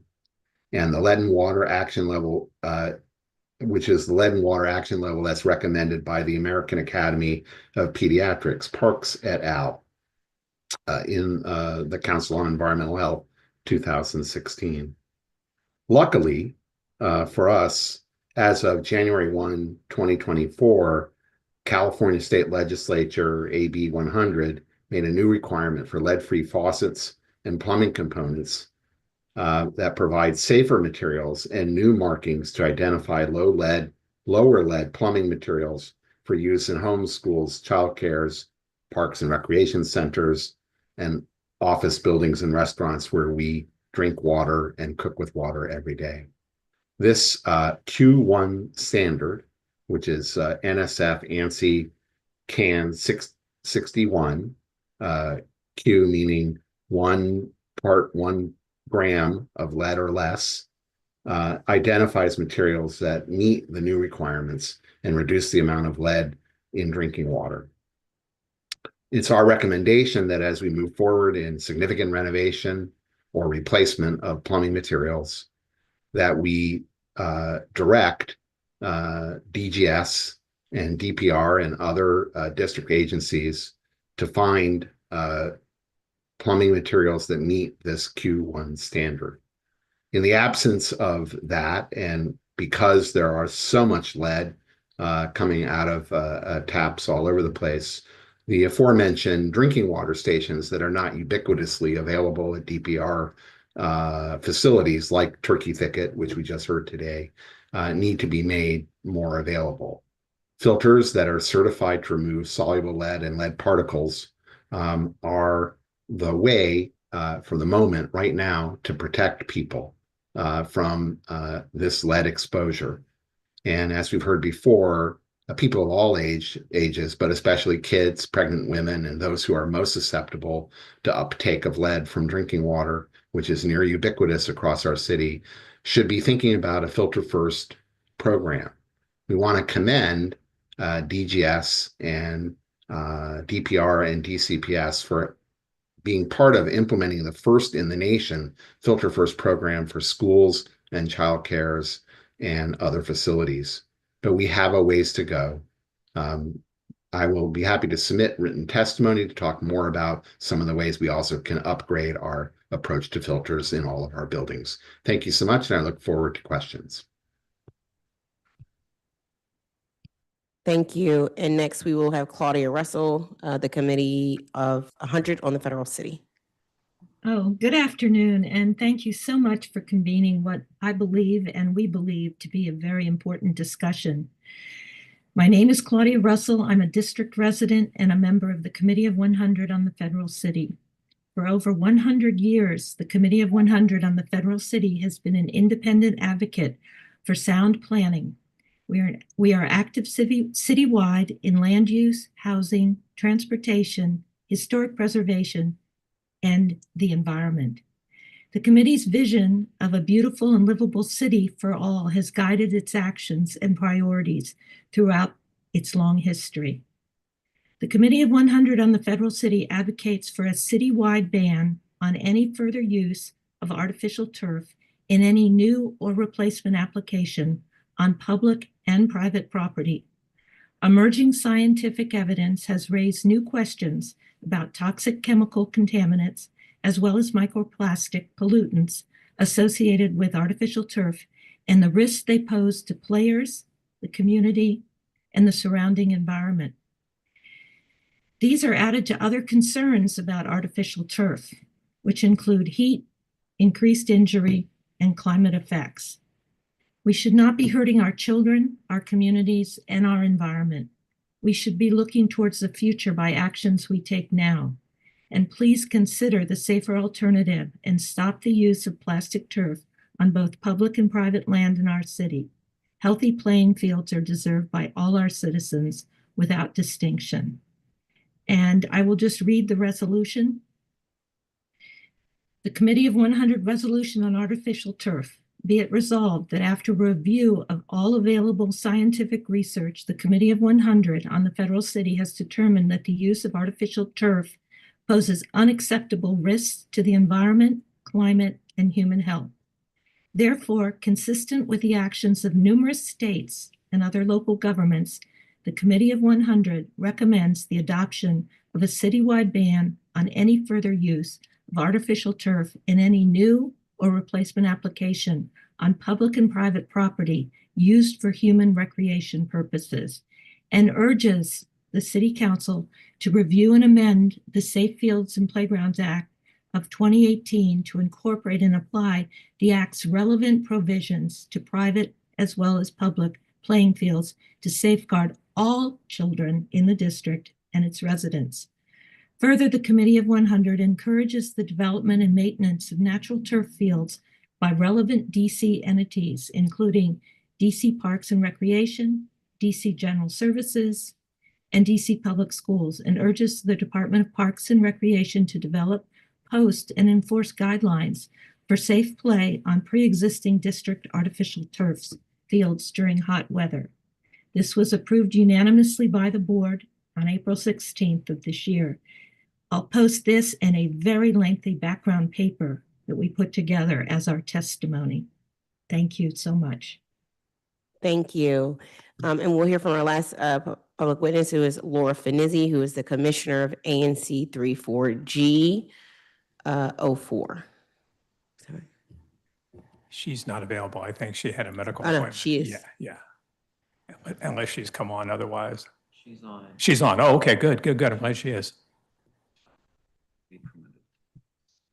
Laura, can you accept being promoted to panelist? I see you, but you're not promoted yet.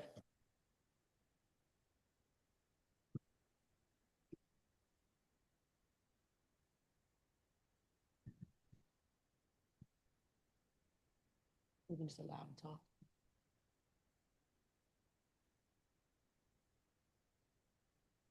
All right. There you go. You are unmuted now. You may begin. Can you hear me? Yep. Yes, I can hear you. Perfect. Thank you. Yes, I just got out of my appointment, and so I appreciate your squeezing me in at the last minute. I basically have 4 points. My first point, I'm sorry, my name is Laura Finizzi, and I am the single member district, ANC 34G, single member district 4. My district contains Lafayette Pointer Park, as well as Lafayette Elementary School, whose grass field has been sorely neglected for the last decade. I first want to say that I completely agree with the commissioner from Ivy City in Ward 5 that the city is failing to consider the urban heat island effect. This is very important in times of climate change, not just for comfort, but increased heat can create additional pollen, which is so horrible to allergies. It strains our electric grid. For residents who don't have air conditioning, it can be a health issue. And adding hotter surfaces, and DGS has said that, well, the new infills are cooler, but they're not cooler than grass. They're only cooler than the old crumb rubber infills. So that's very irresponsible in times of climate change. We also have access to nonprofits like the Smart Surfaces Coalition, which has helped Baltimore address environmental injustice and urban heat island effects, who have offered to work with this. So I think that urban heat island effect is very important, and they're not looking at it because it doesn't fit their narrative. And in fact, DPR and DGS have stopped issuing public health warnings about the dangers of heat on artificial turf on high summer heat days because it doesn't fit that narrative. The warnings came out through 2022 and they have stopped. They're not in the emergency heat protocols at all. So it's really jeopardizing public safety to fit this preferred narrative of artificial turf. My second point is that DGS's cost estimates.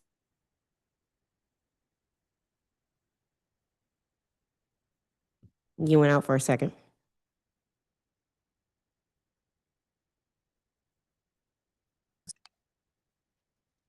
Can you still hear me? Now I can't. You just came back. Okay. Last thing you said was estimate. Okay, their cost estimates are way off, and they're not documented. They're not footnoted with names of bidders and dates of bidders, and they're inconsistent with their own public contract information. For example, they said that an artificial turf field would come in at $919,000, I believe, over 10 years. But when you look at the contracts of recent fields like Deanwood, for example, the average field is coming in at about 1.7 million over 10 years. When you include the initial installation cost, you include the $5,000 per year that they're paying this little firm Tildora to do GMAX testing, which is 4 times the national rate, the $40,000 a year that Tildora is getting to watch the field. Then you include the $13,000 approximate maintenance costs per year that Arlington County cites. And DPR and DGS don't factor in disposal costs. So they're really quite expensive. At the same time, when you look at their contracts for grass fields, they're in the $450, $600 range usually to install the field. And even if you look at Arlington County's $25,000 a year maintenance cost, which they're able to do, which I included in my written testimony, that's another $250,000. So your cost is coming in around $850 or under. So actually the inverse of what DGS and DPR said in their written estimates. Another factor to consider is that, when they talk about playability and drainability, they are really using information about unimproved grass. DGS and DPR have not adopted kind of more recent technologies using sand and peat mixtures. They haven't installed, for example, at Lafayette, they did not install the promised subground drainage, and grass can drain, depending on whether it's natural soil, 2 to 4 inches of rain an hour. A sand mixture could do 10. You've gone out again. Okay, can There you you hear go. me? Yep. Okay, sorry. So, 2 to 4 inches, 10 inches an hour, those are our maximum rains. And there are additional vacuum assisted systems that can literally suck the water through the grass. And to my knowledge, DGS has never had a presentation or met with a representative of one of those firms to investigate this newer technology. So their claims are based on outdated models. My fourth point is that in the testimony about PFAS, they seem to, because PFAS is ubiquitous, they're like, well, there's nothing to be done. I don't believe that's the right way to approach things. Lead used to be ubiquitous. We had it in our toys, we had it in our pipes, we had it in our gas, we had it in our paint. We didn't say, oh, it's ubiquitous, let's not worry about it. We step by step by step, we're removing it, and we're still removing it. Same thing for asbestos. It was in our tiles, it was in our schools, it was in our hospitals. Bit by bit, we removed it. Cigarettes. We used to have a smoking room in my high school. They smoked in airports, trains, churches. They smoked in hospitals. My dad lit up cigars when I was born, but they got removed bit by bit by bit. So ubiquity does not equal safety, and nor does it absolve somebody of the responsibility to take measures to make this a safer place. I think the research on plastics and PFAS is damning. The feds have put a pause on a lot of that research, so we can't even get new research that might give us more information. That's kind of on hold. So we need to go with the negative research right now to err on the side of caution. So Yeah. I would urge DPR, take advantage of overtures from nonprofits to reduce urban heat island effect, take advantages of overtures from people like Cap City Little League or Friends of Hearst Park, who have offered to help subsidize the renovation of grass fields, and take advantage of new technologies and come up with something that is cost effective, playable, and sustainable, and not harmful to our communities, and that does not contribute to global warming and heat island effect. Thank you so much. Thank you. Thank you for your testimony. Commissioner Sherman, I want to start with you first and foremost. Thank you for the work that you have done as far as also having this series of community discussions and your continued advocacy on the issue. I also encourage those watching to also check out the series of community discussions that you held. Let me ask you sort of some of the questions and what you heard and what you learned during those discussions. First, I want to start with like turf infield. There's been conversations about some alternatives to crumb rubber. Do you believe any of them, and sort of including those made with wood or agricultural products, are as safe from an environmental or health perspective as natural gas? And if not safe, are any sort of safe enough, sort of in the discussion, and what you know and what you've learned from your series? So crumb rubber is bad news. There's no question about that. Mm-hmm. So an alternative to crumb rubber that would be an organic material is certainly an advance in the technology. The issue that has been pointed out, of course, is that material also should be tested for the presence of any chemicals. It is also needs to be treated as was indicated, because organic material and things can grow in it. And at the same time, not to overlook, of course, that the primary problem is the plastic grass itself. And so often the conversation around the infill shifts the focus away from the problems of the plastic grass to the relative safety of newer forms of infill over crumb rubber. And it just misses the broader point that the problem is the PFAS and the artificial turf and the microplastic pollutants. Yeah. And I guess, what do you know? Can you talk about what other aspects of turf besides infill, such as blades, may also pose risk? Yeah. So one thing to I think for all of us to be very well aware of. If, in fact, artificial turf has contained PFAS for years, and it has, if, in fact, PFAS leaches from artificial turf over time with wear and weather, which it does, it means that the district has an undetected, untold, and completely misunderstood or not understood at all problem of PFAS contamination now with artificial turf fields all over the city. Yeah. And I don't hear anybody talking about that. I think our hair should be on fire about that. Take into account that the Attorney General in July 2023 sued 25 chemical companies for PFAS contamination in the District of Columbia. Now, I'm not likening excessive use of materials containing PFAS at military installations and other places like that or in firefighting equipment to what might be present in artificial turf.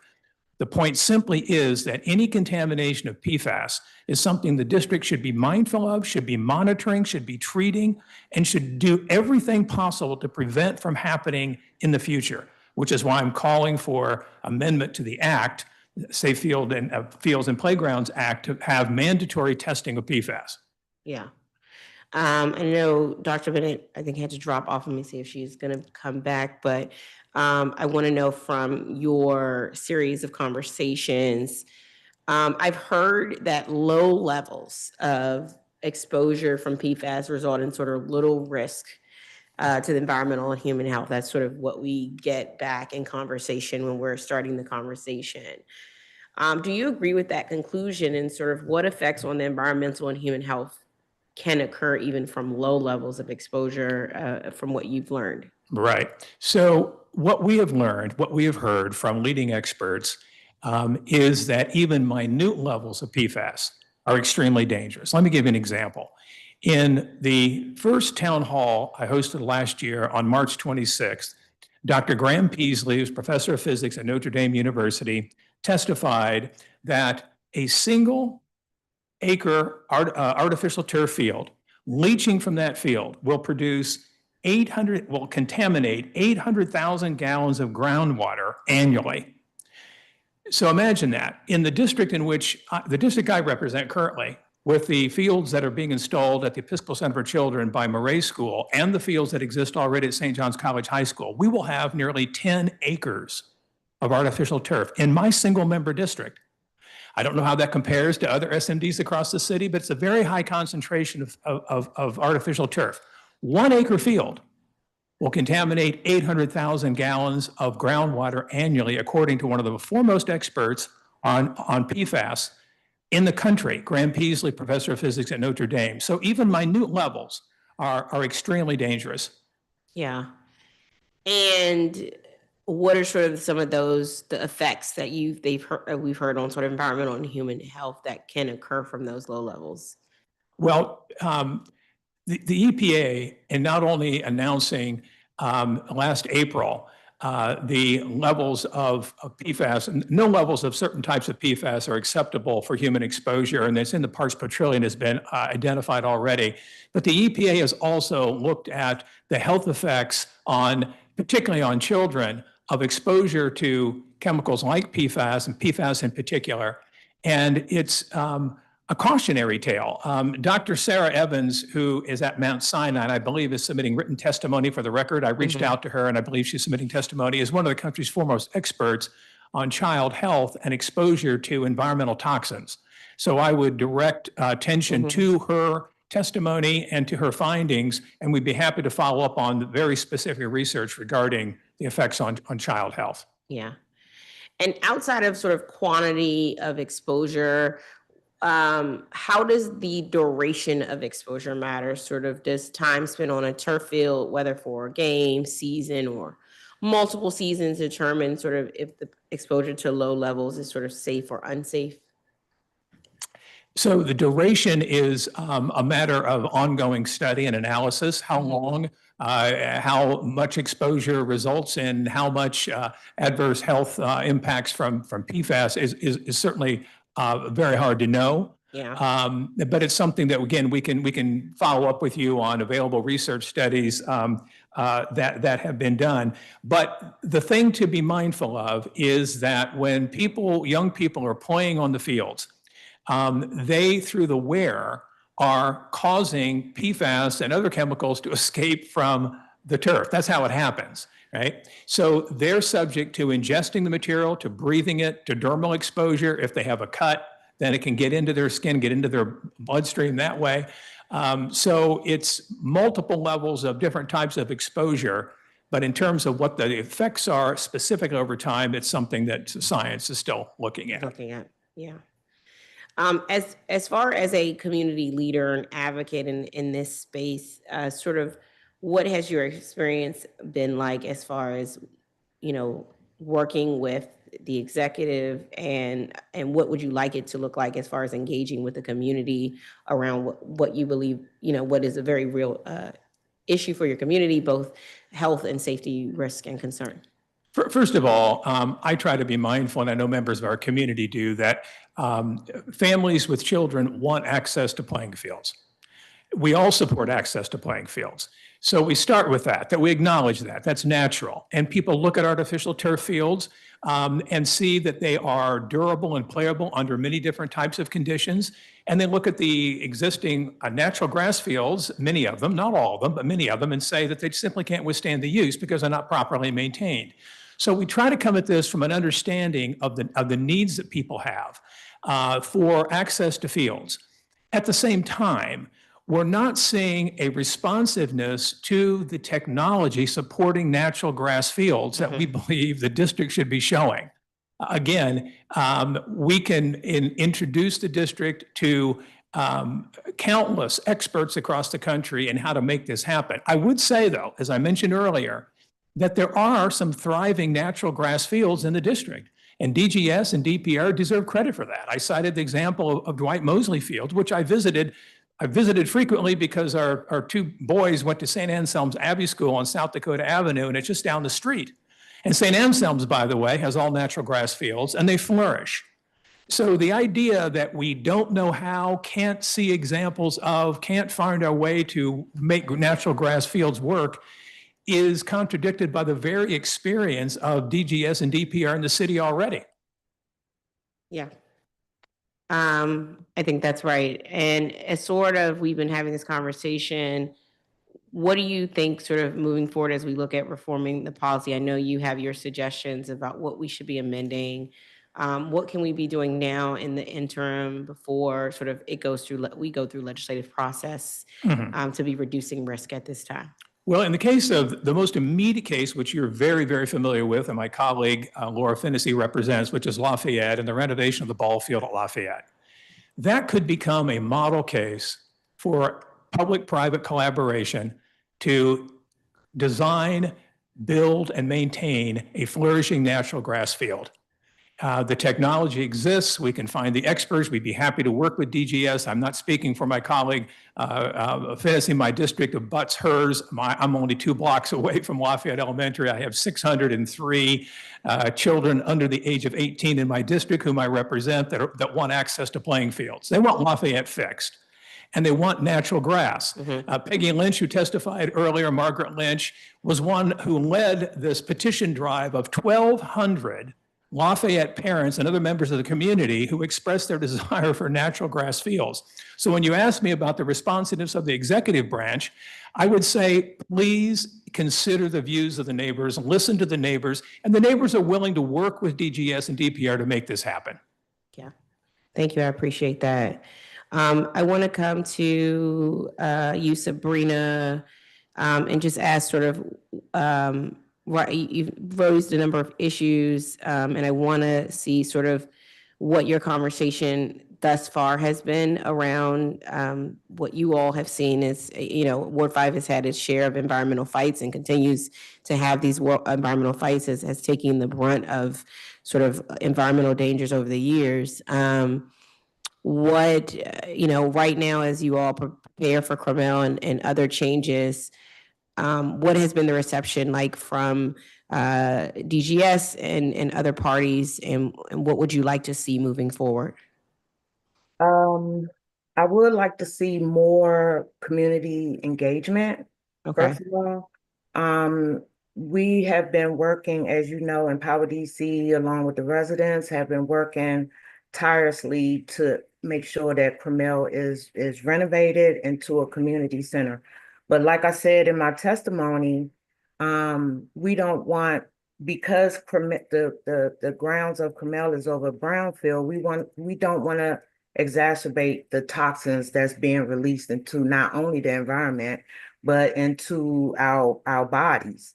So, but as far as that conversation about what type of field, multi-purpose field we're going to have, we have another meeting with DPR and DGS that's coming up soon in a few months, and we want to talk about that in particular. What it's going to be made out of. Also, everyone is excited about Cromell, as you know, and everybody in the city knows how excited we are about Cromell. We just want to make sure that because our environment is toxic at this time, we want to make it more healthy. We want you all, DGS and DPR, to understand our stance in knowing that we want not only Ivy City healthy, but the whole entire city to be healthy. But one community at a time, which is Ivy City. We want to make sure that our air is healthy, our water is healthy, and our soil is healthy, and we don't want to make it worse with the toxins in the turf. Got it. Thank you. I appreciate that. And I look forward to working with Councilmember Parker to try to dig deeper into seeing, where you all are, especially given your history. You have every right to be sort of in a heightened stance. And high scrutiny is definitely needed for you and your community overall. Yes, and I would like to invite you out here. I'm not sure if you've been out here to Cromell, but I would like to invite you to do a walkthrough. So that you can see what we see. Absolutely, will do. We will work to set that up. Thank you. I wanted to ask, and Paul, I thank you for your testimony around lead-free DC. I guess your testimony is essentially sort of, as we look at lead exposure, we should be looking at lead in water as it relates to our parks and recreation centers, and ensuring we have the infrastructure. We're either replacing those lead pipes or also mitigating by, I think, providing possible lead filters. What steps should we be taking as we look at a lead-free DC as it relates to our parks and recreation? Yeah, thank you for that question. So two things on the plumbing all the way through the faucets that exist in our facilities. Depending on the age of that plumbing, you can have upwards of 50% pure lead solder, and even in new plumbing installed after 2014, you can have particles of lead that come out that can have upwards of hazardous waste levels of lead. To the extent that that is filtered by a filter station that provides certified filters that reduce or eliminate lead, soluble lead, and lead particles, that's really great. But as we heard, not all the facilities have filter stations available everywhere. And to the extent we're building new facilities or doing significant renovations, just wanted folks to be aware that there is a new standard that California has put into effect that gets the level of lead that's allowed in their new plumbing. And because they're over 10% of the market, a lot of the new manufacturing of that plumbing will not be no lead, but it will have less than 1 part per billion of lead. And that's the Q1 standard. And so I think getting DPR and DGS to be up to speed on that standard and to adopt it for new purchasing moving forward. The other part of the conversation is to review the implementation of the filter first policy that we have that applies to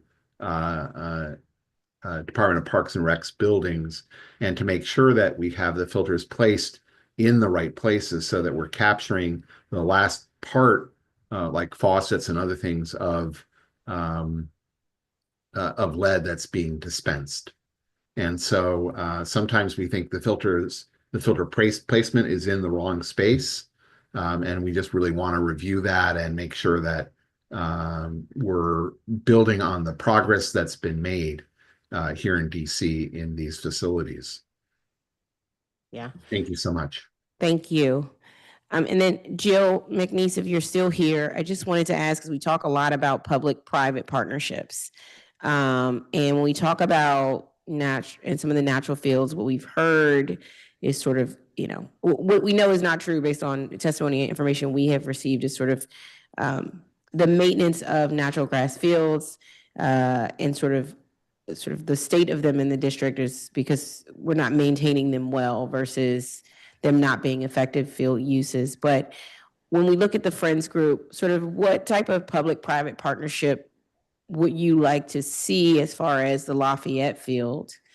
And what type of public partnership could it or would it look like if we were to maintain, if that field were to be maintained as a natural grass field?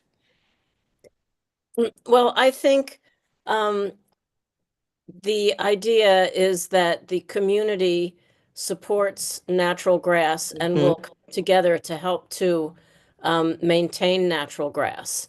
And that while there needs to be sufficient budget for the basic maintenance, there are all kinds of things that community members can help do. They can help clear leaves in the fall. They can do weeding potentially. They can help to identify areas that need reseeding and actually proceed with the reseeding. This is not something that we have developed very fully, but I think particularly in our neighborhood, there are a lot of people along the perimeter of the field and feel very strongly about the need for natural grass field there and are willing to roll up their sleeves and do what they can to make it happen. Yeah. And from a perspective of what we've been talking about since, panel one, which is what precautionary principle we should be operating under in the district, what is your position based on sort of what the research says, what we've heard, and the concerns of parents and families of how we should be moving forward as a district right now in relationship to turf field versus natural grass fields? There is no good reason for plastic turf fields. We've heard many pieces of this discussion here. The health effects of plastic turf, the microplastics, the PFAS, the potential for lead and other chemical contaminants on the bodies of everybody who lives in the area, as well as the particles that get washed into the watershed and ultimately become the responsibility of DC Water to remove from our water system. There's no good argument for plastic turf. And I attended those town hall meetings that Bruce Sherman put together last year. And I heard the experts talk about it. You do have to put effort into maintaining natural grass fields. You got to put effort into maintaining plastic turf fields. So it's the same amount of effort. It's just you're using a healthier, better material. So I don't see, and I totally agree with the precautionary principle, which is, and what Kyla, Kyla Bennett said, that I can't remember exactly what she said, but it was something like, just because it's not proven doesn't mean it's safe. That's and she had a much pithier way of putting it. I know, it was a nice line, yes. Yes. Great. But no, I absolutely agree with that, especially when we're talking about something that bioaccumulates. This means that the more exposure you get over your lifetime, the more concentrated it stays in your body and the worse it is. Yeah. So. And we look at parents' concerns. What are, Commissioner Sherman, what are some of the major concerns? I know we've talked about the health concerns. There's also physical concerns we've heard. What are those concerns looking like as you look at your community, especially since there's going to be you all are set to have mass amounts of. Right. turf Right. field. So the exposure to PFAS is one thing. The heat effects are very significant for any artificial turf field. When the temperature is above 85 degrees, given the fields are 35 to 55 degrees hotter, the play has to be regulated. This is another issue with respect to District of Columbia fields, and it was mentioned earlier. There have to be, as long as there are artificial turf fields, much more precise guidelines for use when temperatures get above 85 degrees. When they get to be 90 to 95 degrees, these fields are not playable, which is one of the limitations on artificial turf fields, which many people overlook. They talk about rain with natural grass. But we have in the district, on average, I believe going back to 2020, there have been, if I'm recalling correctly, something like 50 or so days above 85 degrees during the course of the year, and many days above 90 degrees, when there need to be instructions to parents, to coaches, and to players that the fields have to be used with certain restrictions. The other issue is, and we haven't even talked about this because this isn't the focus here, the focus has been PFAS, but there's an increased risk of injury on artificial turf fields. Artificial turf fields are not as giving. And particularly when athletes turn and pivot, that's when most of the injuries occur. And I've heard this actually from local representatives in my area about turf fields and the problems they have with student athletes being subjected to increased injury. So there's injury, there's heat effect, exposure to the chemicals and microplastics. All of those things point to precautions regarding artificial turf and concerns that parents have. Absolutely. And I think that's what we're hearing across the board, not just from your community, but from multiple communities, especially around the other risk of injury to youth and what that would. Can I add one thing that hasn't come up at all in the conversation yet, and I'll just touch on it, and it's something we could follow up on. The council, I think, would be very interested in looking at legislation that has already been implemented all across the country, banning PFAS in all kinds of products. It's happening at breakneck speed because of the evolving concerns around PFAS. Mm-hmm. In fact, one of the big problems in addressing the PFAS is that science is evolving so quickly. The regulatory and legislative responses to it are developing so quickly that it's hard for people to really understand how to stay ahead of the curve. Let me give you one example. In limiting PFAS, the industry, artificial turf industry, has identified a term that seeks to limit the legislation to intentionally added PFAS, not intentionally added PFAS. And why is that important? It may seem like it's a very esoteric or a footnote to the problem, but it's not. The fact is that the plastic that goes into the mold to make these plastic blades doesn't have PFAS in it. The PFAS is introduced in the mold to keep the plastic from sticking to the mold. So when it's extruded, it comes out clean. But what happens is the PFAS then adheres to the plastic, and it's in it no matter what. So it's a distinction without a difference to say that it's not intentionally added. But the artificial turf industry is very clever about this. And if you look at the legislation that's been drafted in many of the states, they have prevailed upon legislators to say not intentionally added. So the turf industry can say, well, we don't intentionally add it, and therefore they're off the hook. But the public's not off the hook because the stuff still has PFAS in it. Now, states, and I would point to this, look at Vermont's legislation on limiting PFAS. They put it in textiles, they talk about artificial turf, and they don't fall for the not intentionally added business. So it gets very particular. But what I would say is that you have abundant examples from California to Maine of states, municipalities banning PFAS. It's happening every single day. And I think the district, to be honest with you, is just way behind the curve on this. Thank you. Thank you. I appreciate that. Thank you to this panel of witness who? Councilmember Nadeau, I just wanted to know if you had any questions for this panel. No, but I very much appreciated the discussion. Thank you all for your testimony. Thank you. We're going to just check to make sure any witnesses who were previously called are not here, and any witnesses who wanted to testify have raised their hand to testify. They have not. Right. Right.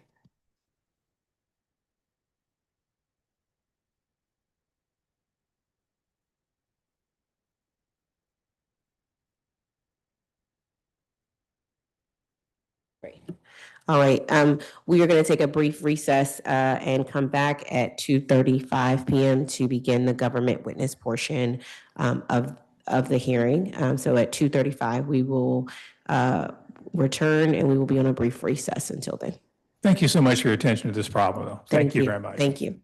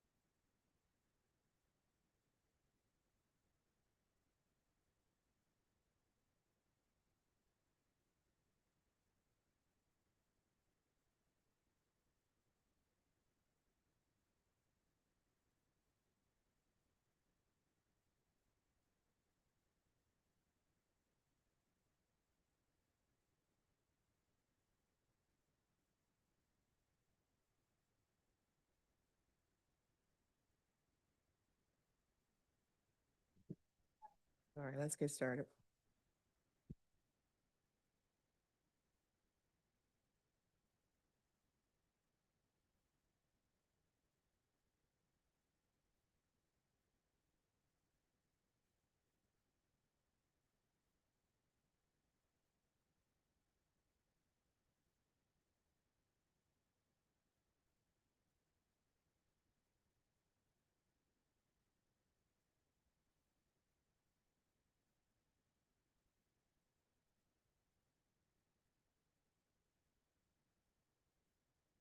All right.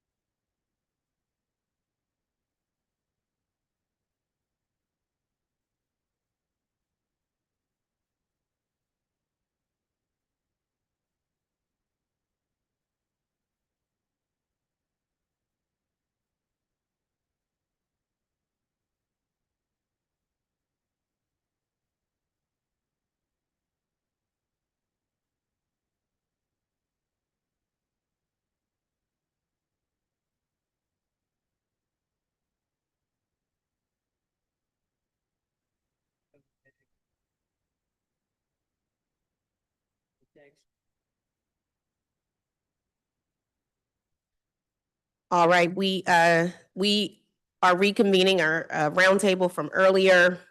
And today we have with us from the Department of Parks and Recreation. We will hear from Department of Parks and Recreation and the Department of General Services.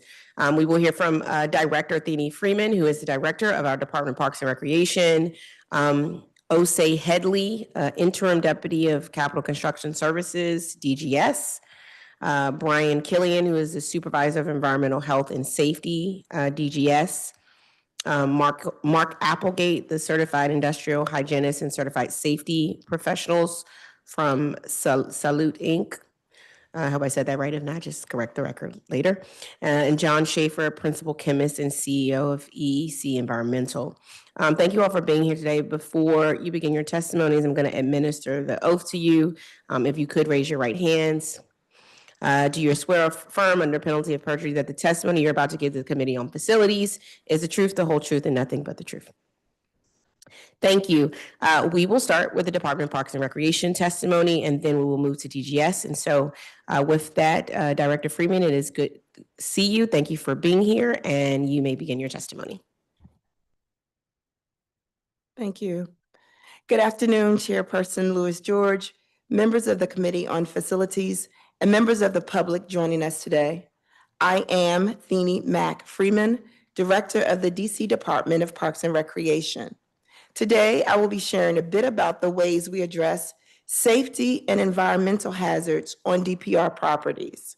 We recognize that there are challenges, and we meet them head on every day to keep DC's parks and recreation centers safe, clean, and full of joy for all of our residents and visitors. DPR's mission is to provide DC residents with equitable access to high-quality recreation programs, services, and facilities across all 8 wards. We are tremendously proud to have been recognized as the #1 park system in America for the last 4 years. Our vision is to be the premier parks and recreation agency in the nation and to be the place in the district where fun happens safely. Our staff of professionals operate an expansive inventory of amenities, including 80 recreation centers, 36 pools, aquatic centers, 244 park sites, 105 playgrounds, 111 athletic fields. We take great pride in safely operating the venues where we create memorable moments for residents and visitors of all ages. Naturally, we do not do this work alone. Across DC, we partner with our Friends of groups to help with maintenance and keep parks safe. And nearly every year, we partner with the District of Columbia Building Industry Association to renovate and revitalize our properties in the DPR inventory, extending our reach by leveraging external partners to help keep parks safe. With hundreds of properties spread throughout the district, we encounter a wide array of safety and environmental hazards at our parks, playgrounds, pools, spray parks, dog parks, athletic fields, and our community gardens. An essential part of the work to keep our properties safe is done by our DPR park rangers. They travel throughout the district, open and close the gates at the start and end of the day, enforce our code to conduct and park rules, and make sure group events are properly permitted. DPR park rangers also flag and escalate issues as they see them, helping us maintain safe parks for residents. From litter to natural hazards to capital projects, we are proactive in addressing safety and environmental hazards as they arise so that the district residents can enjoy the many amenities that we offer. Keeping residents safe and addressing environmental challenges is not just a daily task. It's not a part of an individual capital project. It is a part of a long-term planning at DPR. Our Ready to Play master plan, our 20-year master plan that was published in 2023, addresses safety and environmental risk posed by a changing climate in a number of meaningful ways. The report identifies DPR properties that are at risk from flooding and makes suggestions for ways to incorporate flood-resistant design in our projects. Ready to Play advises the use of low-carbon materials and encourages building net zero facilities to reduce the threat from environmental hazards. It is a comprehensive report that touches on many aspects of our work, many of which help maintain safety and reduce exposure to environmental hazards. Our parks are gathering spots where residents love to host celebrations like birthday parties, cookouts, and family reunions. Unfortunately, sometimes when the party is over and the guests have gone home, people leave their debris and supplies in the park, creating a safety hazard for future patrons. When such an instance occurs, we work with the appropriate agency partners, including the Department of General Services and the Department of Public Works, to clean up the mess and to make sure that the park is safe for use again. Through our permitting office, when instances like this happen, we withhold the permit holder's deposit to cover cleanup costs and encourage parties to clean up after themselves. On occasion, individuals experiencing homelessness seek refuge in our parks. Encampments present a variety of safety and environmental hazards for people who might use parks, including improper waste disposal, open flames, or heating elements, and pose a risk for the unhoused individuals themselves. In these circumstances, we work with our agency partners at the DC Department of Human Services to provide services to the individual and humanely remove the encampment from public spaces. With so much outdoor space, DPR encounters beehives and bee swarms in our spaces. While DPR maintains and houses some beehives intentionally, naturally occurring beehives are investigated to ensure that the public remains safe. If hives or swarms need to be moved, we work with our partners at the DC beekeepers to safely relocate the hive to somewhere that does not impact residents' enjoyment of the park. There are also cases where we can find more creative solutions, which was the case last summer at the Edgewood Community Garden. During some very hot weather, bees were seen at the Edgewood Spray Park. What looked like bees occupying the spray park itself were actually bees from the beehives maintained as part of the community garden. They were using the spray park as water source due to the heat. We were able to solve for this by simply placing additional water near the beehives, and the bees were no longer a problem for the spray park patrons. We love the shade. We love the benefits of the robust tree canopy in our parks. We also recognize the inherent safety risks posed by trees as they age and or impacted by disease. Street trees adjacent to DPR property are addressed by the Urban Forestry Division at the Department of Transportation. For trees within DPR property, we rely on DGS to contract with the appropriate service provider to address unsafe trees and limbs. Pools and spray parks are a big part of what we do at DPR, and the presence of water adds an additional dynamic to environmental and safety concerns. Naturally, all of our pools are inspected and certified for use by DC Health. In the limited instances when issues arise, pools and spray parks are fully closed until those issues are resolved. To keep guests safe, we also institute a 15-minute break every hour on the hour. We require swim tests for children to access the deep end, and we also may require swim tests for adults at the discretion of the lifeguards. We also empower our staff to protect themselves from summer environmental hazards by encouraging safe habits during the workday and outfitting them and their workstations with sunscreen, hats, water bottles, and umbrellas.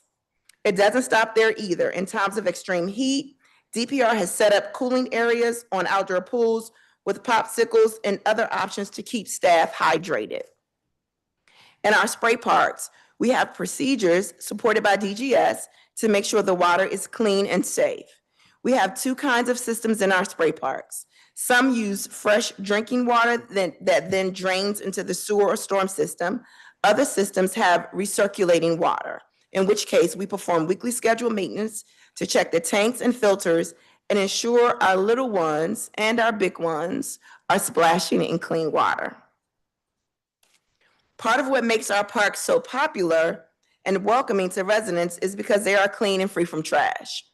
Unfortunately, some individuals illegally deposit trash of all shapes and sizes in our parks. At DPR, we address illegal dumping in our parks and properties swiftly to minimize the presence of hazardous materials and ensure the safety of our patrons. Whenever possible, we address dumping with DPR utilizing our level 1 maintenance team, allowing us to respond quickly and to not overburden our agency partners. When we encounter a bigger job, we bring in our agency partners at DPW to haul away the trash and maintain a safe environment for our residents. Team sports played on athletic fields are an essential part of any park and recreation system.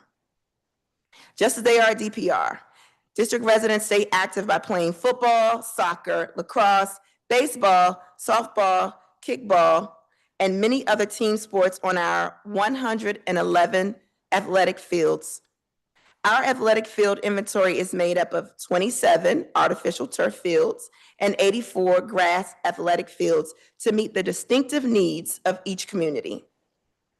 In communities where we anticipate a high volume of use, such as Emory Heights, Deanwood, and Edgewood, artificial turf best allows us to meet those needs. Artificial turf also has the benefit of allowing teams to play on fields with regulation line markings that do not need to be reapplied regularly. Artificial turf also works well for play areas that receive heavy traffic from DPR programming and or nearby schools. Where we believe we will get lower use and more informal play, grass often meets the best need of the community. In addition to the field surface, we work to maintain spectator areas, lighting, and fences to keep players and spectators safe. Fences allow us to secure the field and the playground within 24 hours, inform the public, and remediate,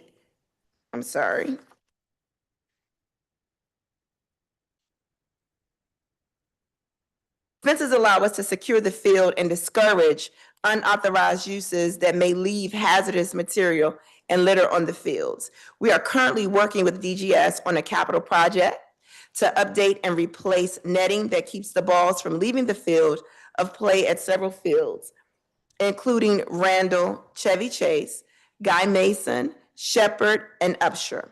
We work with DGS to make sure lighting is available so teams can safely play and practice in the evenings.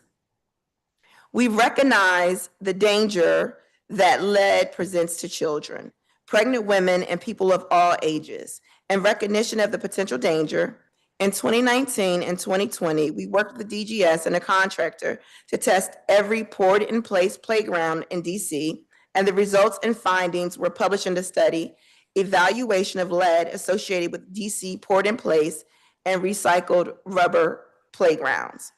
Later, you will hear more details of one of the findings. When lead is found at playgrounds, it's almost always from the surrounding environment, not from the playground materials. When we find the presence of lead, we rely on our agency partner, DGS, to follow the course outlined in the statute, to close the playground within 24 hours, inform the public, and remediate the presence of lead before playgrounds can be reopened to the public. A growing concern we are responding to is the heat of our playgrounds in the summer months. The issue is among the recommendations in the Ready to Play report, and we consistently hear it raised in our community engagement around capital projects. When building new playgrounds, we're intentional about including as much shade as possible, but whether it's from the trees, the shade shelters, and or the pavilions. We try to use lighter colored materials instead of darker colored materials so that they do not retain as much heat from the sun. At a recently built playground, Crestwood, Alethea Turner Park, and W Street Park, we used wood play structures instead of metal and steel so that because those materials do not get as hot. Finally, we continue to build more spray parks in our inventory, which help keep the area and people cooler. At Reservoir Park and Joy Evans Recreation Centers, we have new spray parks that were incorporated to those new facilities to be responsive to the dangers caused by excessive heat. To close, I'd like to share a brief video that highlights how DPR works to keep our parks and our recreation environment safe and welcoming for all.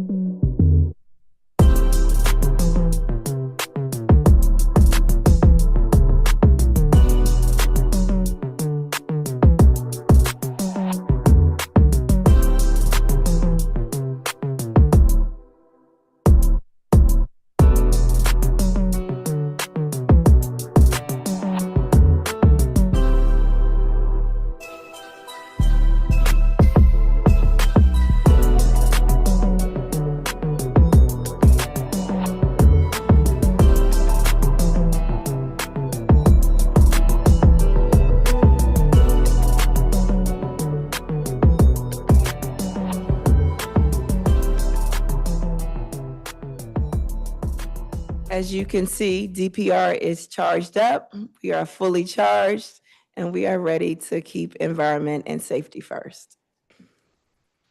Thank you. I love that. Sorry. Thank you. And next, Osei Headley, do you have any testimony? I do. Okay. Good afternoon. Good afternoon, Councilmember Lewis George, Councilmember Nadeau, fellow members of the Committee on Facilities, members of the public, and our sister agency, the Department of Parks and Recreation. My name is Osei Headley, Interim Deputy Director for Capital Construction Services Division, CCSD, at the Department of General Services, DGS. I'm here today to testify on behalf of DGS on the topic of environmental and safety hazards on DPR properties. The role of CCSD is to facilitate the construction of municipal facilities in the District of Columbia. We are steadfast in our mission to deliver new projects and make physical improvements to existing spaces for district residents and staff. We do this on time and on budget with few exceptions. CCSD projects range from new or improved schools, pools, splash pads, parks, short-term family housing, government centers, public safety facilities, recreation centers, and athletic fields. Currently, CCSD is working on over 370 capital projects across all 8 wards. Regarding today's topic, CCSD works with client agencies such as DPR and DCPS to determine when a field or playground is to be modernized and what type of surface will be installed, such as poured-in-place PIP versus engineered wood, or artificial turf versus natural grass. As we work with our clients to make these determinations, we note there are benefits and drawbacks that must be considered. While a more expensive investment, poured-in-place is very durable, offers cushioning for up to 10 feet, and is a smooth surface that expands playground access for children and families with different levels of mobility. PIP lasts for 8 to 10 years, is easy to clean, and require minimal maintenance. Comparatively, engineered wood chips are a more economical option because they are easier to install. They also offer a natural look and feel and have the same level of cushioning as PIP surfaces. However, engineered wood chips require significantly more maintenance, such as raking, tamping, and annual replenishing. They can also be a choking hazard for children and are a source of splinters. Finally, because of its nature, engineered wood chips are challenging surfaces for families with heightened mobility needs. We look to our client agency to direct us as to which surface is preferred. In choosing the material for PIP surfaces, CCSD looks for material that use virgin rubber for a base with ethylene, propylene, diene, monomer, EPMD materials on top. Previously, there were concerns that PIP surfaces were the source of lead contamination. However, reporting done by experts brought on by DGS revealed that even trace amounts of lead are not inherent to this product. You will hear more about the results of that study and the resulting program from Brian Killian, who leads our environmental health and safety divisions within DGS and works closely with Salute, our contractor who assists in environmental testing and program implementation. The other outdoor recreation surfaces CCSD often installs are public fields. As DPR will note, there are 11, or as DPR noted, rather, there are 111 athletic fields exclusively in the DPR portfolio. 84 are natural grass and 27 are artificial turf.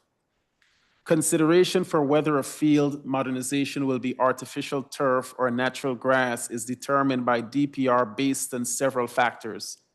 The primary factor is how often a field is used by the public. Most DGS modernizations on behalf of DPR use artificial turf.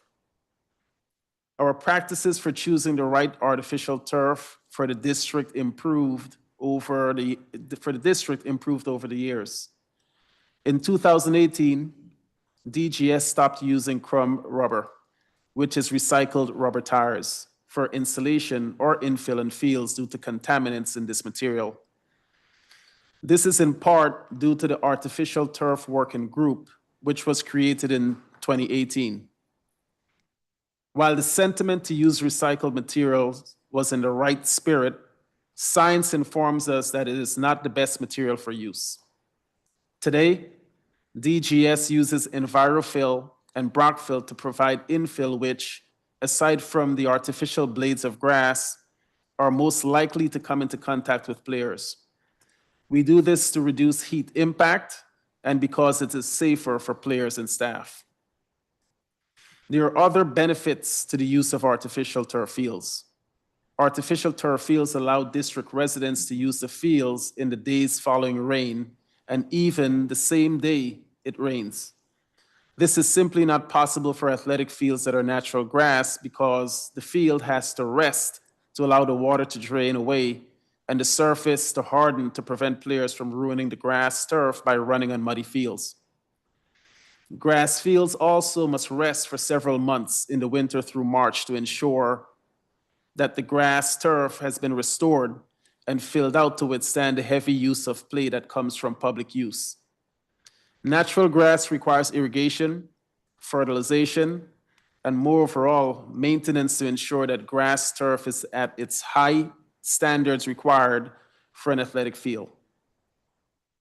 Further, grass fields are more costly. Over a 10-year period, one grass field could cost approximately $2.2 million to install and maintain, assuming replacing the grass every 2 years after heavy usage, compared to just $910,000 or so for a turf field.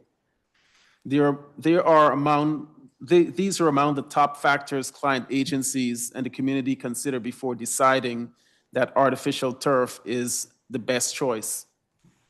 I will leave further explanation of our efforts to ensure the safety of district families using playgrounds and athletic fields to my colleague Brian Killian, Supervisor of the Environmental Health and Safety Department of our Facilities Management Division.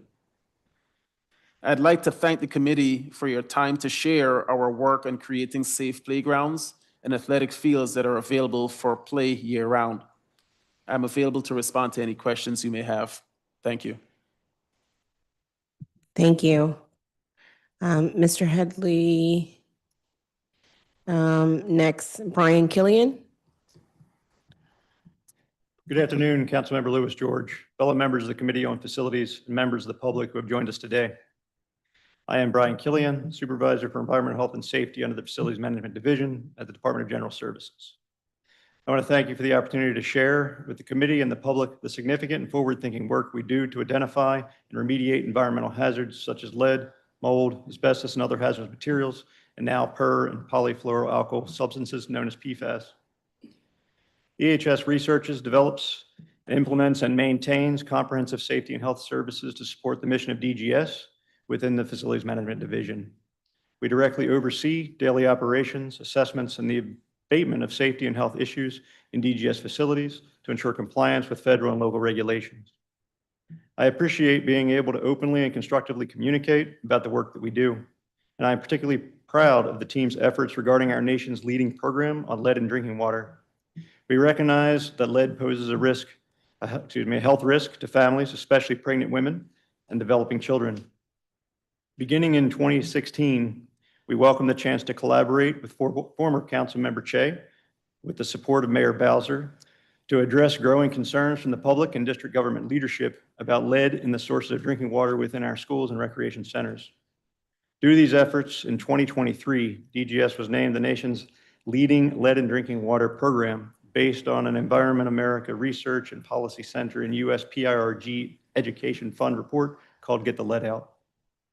Also, in response to growing public concern about lead in pour-in-place PIP rubber surfaces, which constitute the majority of playgrounds in the district, we initiated a comprehensive study on the matter.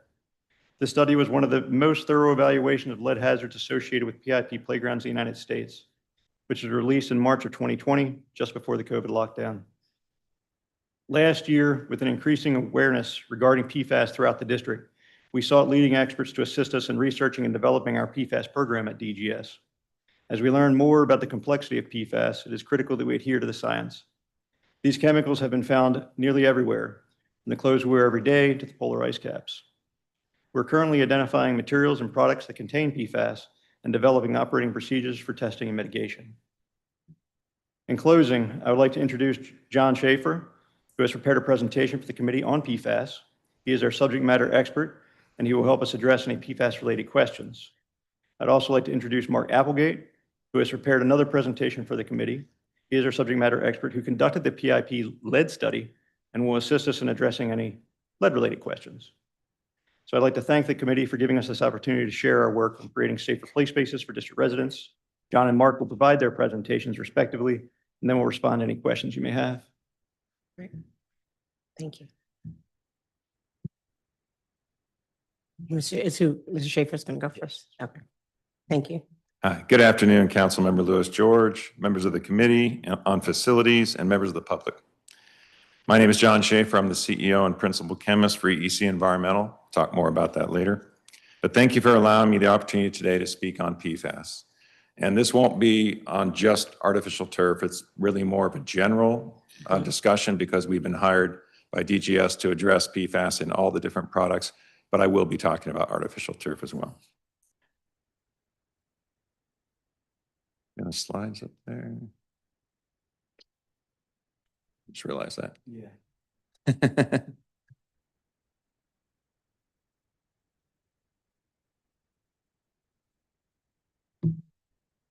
Luckily, I have it in front of me, but I don't know if you need to.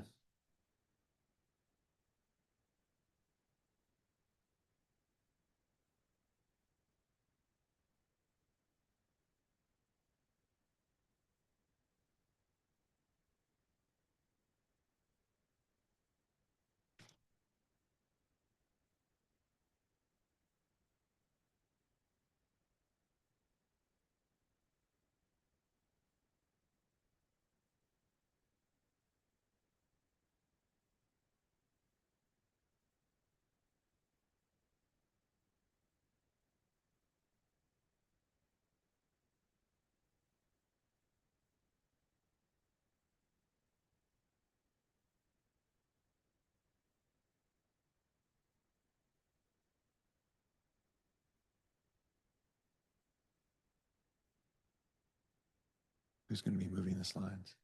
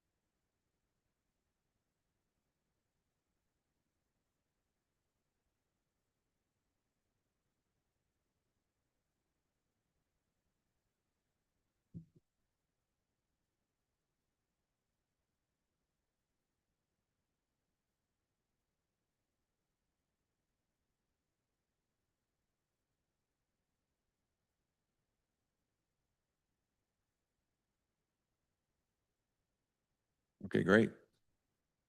Should I continue?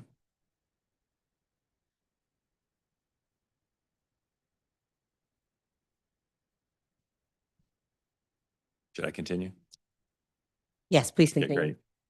great. So I'll just go through the topics that I'll be talking about. I will introduce my company and myself. I'll be talking about PFAS 101 in a general sense, maybe some stuff that people already know, but maybe a few things that folks aren't aware of. Talking about PFAS in the environment and why that's important on any PFAS topic because it is so ubiquitous. I'm going to talk about PFAS content, how much the concentration of PFAS in a particular product or a part of a product versus the human exposure, PFAS human exposure. I'll be talking about potential products of concern. I picked out 2 today, artificial turf and carpeting and rugs.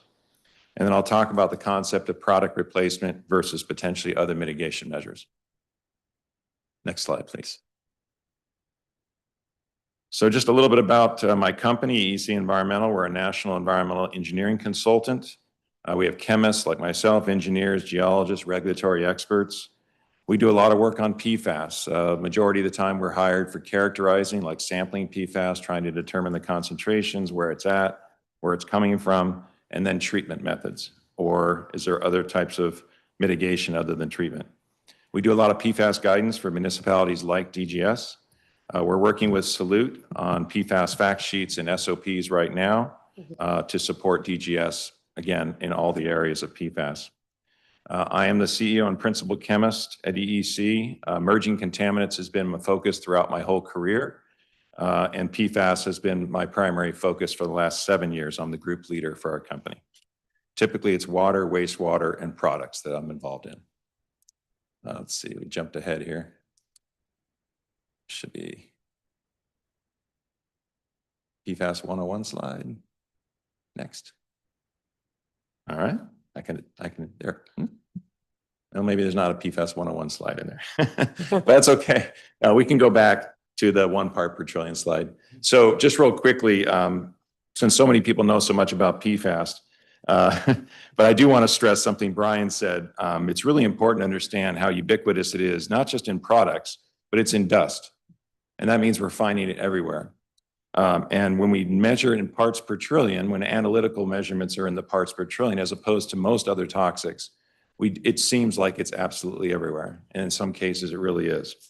And of course, there's all kinds of health issues associated with PFAS. It is a legitimate toxic chemistry.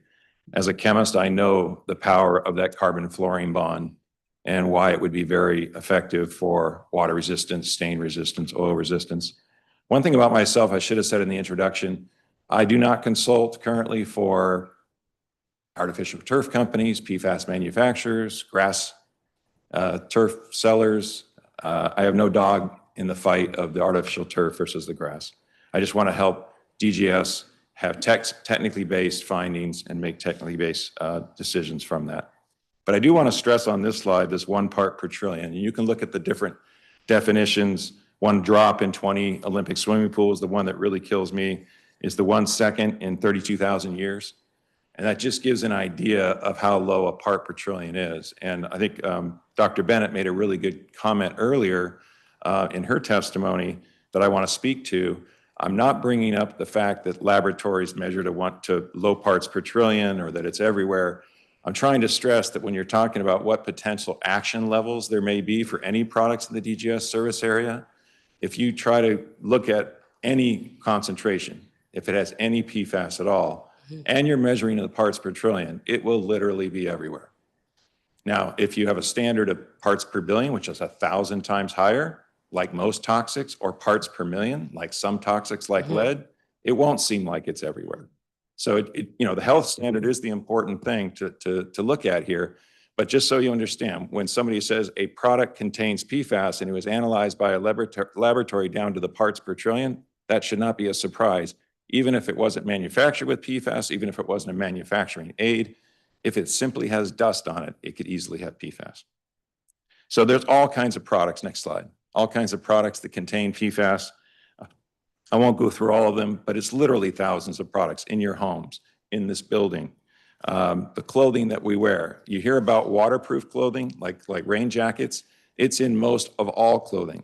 That's the way it's been the last 25, 30 years. If you pour water on your sleeve, a majority of it will not pour into the cotton or whatever the fabric is. A majority of it will bead off, and that's because of fluorinated chemistry, PFAS. So that's how widespread it is. Next slide, please. And this is just a cycle. There's a lot of PFAS cycles like this out there. It's hard to see the firefighting foam. AFFF is on the left. That's kind of a direct exposure to the environment from firefighting foams that were not handled properly in the past because people didn't know, perhaps, that they contained some harmful toxic chemistry. So they were just tested at test sites and so forth and made their way into the environment directly. What I want to focus on here is the wastewater side of this, which is really what this is. And this is something that's becoming knowledge as we speak, that because it's in drinking water, because it's in food, because it's in household products, in cosmetics, and all types of household products, it's in residential wastewater and it's industrial wastewater. It goes through municipal wastewater treatment plants. A certain percentage it comes out, and then it goes into whatever the receiving water is, and then a certain percentage goes out as sludge or biosolids, and a lot of that is used for land application, fertilizers. That's how it gets into our food supply. And then so it becomes this cycle of going through the whole coming in, going out, going back again. Next slide, please. I want to focus on the human exposure routes. There are so many things we can talk about on PFAS, but I really think this is very significant as it applies to products like artificial turf. There are 3 primary routes for PFAS exposure, as we know now. It's an evolving science. Ingestion is definitely the one of greatest concern. I don't think there's much debate about that. drinking water, food, and so forth. This is, even if it has low concentrations, ingestion is something that we know is a high chance of bioavailability into the body and into the bloodstream. Then inhalation of contaminated air and dust. This is where a lot of discoveries about dust are leading us, that inhalation is probably in most cases, is probably a much greater exposure than, let's say, dermal absorption. Dermal absorption is third in most diagrams and most studies because most dermal things might have impact on your skin temporarily and then it falls off or it doesn't get rubbed into the skin. Exceptions to this might be cosmetics and sunscreen. If any of those products do contain PFAS, that might jump into number 2 or possibly even number 1. But the typical dermal exposure for most products that contain PFAS are short-term and they're not rubbed into the skin. I think that might be important from an artificial turf standpoint. So the high risk factors, rather than just saying, well, does it contain PFAS, therefore it's bad, or we need to get rid of it, is what's the chance of ingestion? That risk poses the highest risk of bioaccumulation, or rubbed into the skin on a daily basis or being worn all day long. Is there long-term repeated exposure? Is there not long-term repeated exposure? And then, of course, what's the concentration of PFAS in the product? And bioavailability is the term I think that is becoming very studied now, is just because something has PFAS, even if it gets into the body, how bioavailable is it? And that's why you have different standards for different PFAS compounds, where this one is more toxic than this one because it has a different carbon chain length or what have you because of bioavailability. Not all PFAS compounds have the same toxicity or the same bioavailability. Next slide, please. So just a little bit of a comparison of this PFAS content versus PFAS exposure. And I tried to choose things that people might be familiar with or they can easily become familiar with once I present it. So products like Scotchgard, there's no debate that Scotchgard historically had very high levels of PFAS because that's exactly what Scotchgard was designed for, was to make things water resistant and stain resistant. So there's no debate about that. No one's trying to claim that old PFAS old Scotchgard had PFAS. Scotchgard claims that they have new products that don't contain PFAS, but they still have products that do contain PFAS. So I'm really talking about the historical use of Scotchgard and other things that are stain resistant. Stain master carpets would be another good example.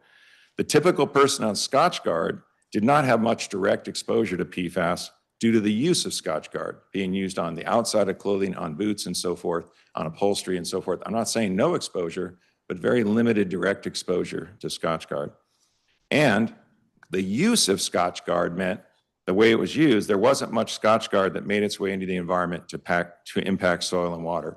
Dr. Bennett brought up a very good point. I want to make sure I don't misrepresent on this slide. When Scotchgard's been manufactured and when it's been improperly disposed of, like the situation she mentioned in Michigan, then it absolutely had direct exposure to the environment. But as far as the use of the product, right, the humans using the product, there hasn't been a history of a lot of exposure to the environment. So just because of the way it was used. Compare that to firefighting foam or AFFF. That has very, very high PFAS content. That's what makes it so good at putting out hydrocarbon fires. And that's why it's still in most firefighting foams to this day, even though we know how toxic it is. But only firefighters are typically the ones that have had direct exposure to the use of it. But because it was kind of like improperly used throughout the time, they weren't being sent to landfills, lined landfills. There was lots of AFFF that made its way into the environment to impact soil and water. Drinking water is kind of the other side of the coin, an extremely low PFAS content. Pretty much no matter what drinking water you're talking about anywhere in the country that has PFAS, we're talking about typically low parts per trillion of PFAS. You add them all up, you might get to 50 parts per trillion. But people ingest it every single day. Not just the drinking water that comes from your tap, it's in all types of products that use drinking water. And then drinking water, going back to the cycle, becomes wastewater. And then wastewater, because it isn't completely removed by municipal treatment plants, it becomes drinking water because, let's say in the case here, discharging to the Potomac River, and the Potomac River is a drinking water source. And then of course, stormwater impacts surface waters and so forth, and some of that becomes drinking water. So the drinking water is logically a very big concern for exposure and bioavailability, even in low parts per trillion. Product replacement, the next slide, please. Product replacement or other mitigation. So let's bring up a couple examples. I'll start with artificial turf on the current science. Their human health risks, low likelihood of ingestion. I'm not going to say zero on anything in this presentation, but low likelihood of ingestion. Limited information, that's what it is, limited information on skin adhesion leading to prolonged topical exposure. Are there things from artificial turf that are getting on skin and staying there and not getting washed off? There doesn't seem to be many studies that reflect that, but right now there's limited information on that long-term topical exposure, whether it's the blades or the infill or any part of the artificial turf. There's limited information currently on whether exposure to PFAS and turf leads to bioaccessible PFAS. So there are studies where, like the PEER study, where they did wipe samples on arms and so forth, and they say that they found higher concentrations in this situation than this but again, limited information on whether that's bioaccessible, whether it actually absorbed into the skin.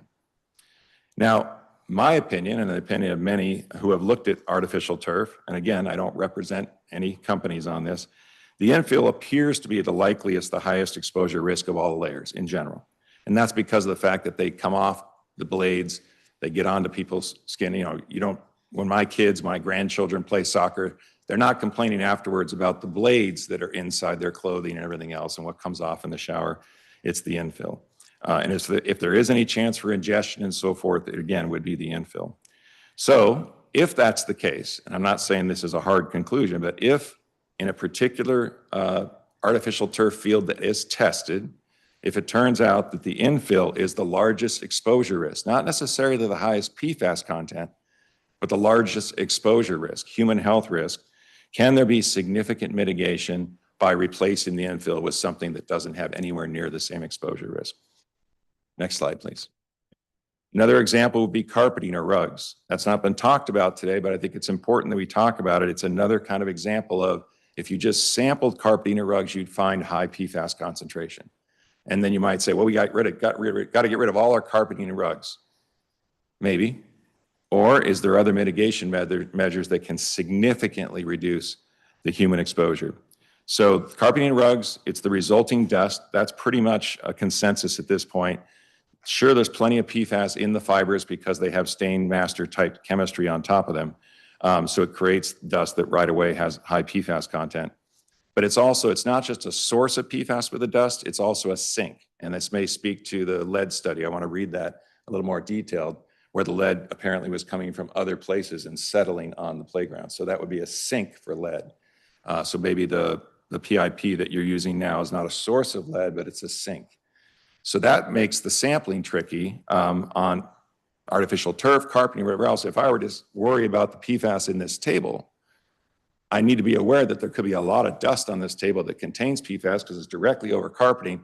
I might want to clear all dust off in a very careful way and then sample it for PFAS, or do it before and after, before dusting, after dusting. Same thing might apply to carpeting or artificial turf, is perhaps wiping or washing all the dust off and then sampling, because you may simply be getting most of the PFAS from the dust.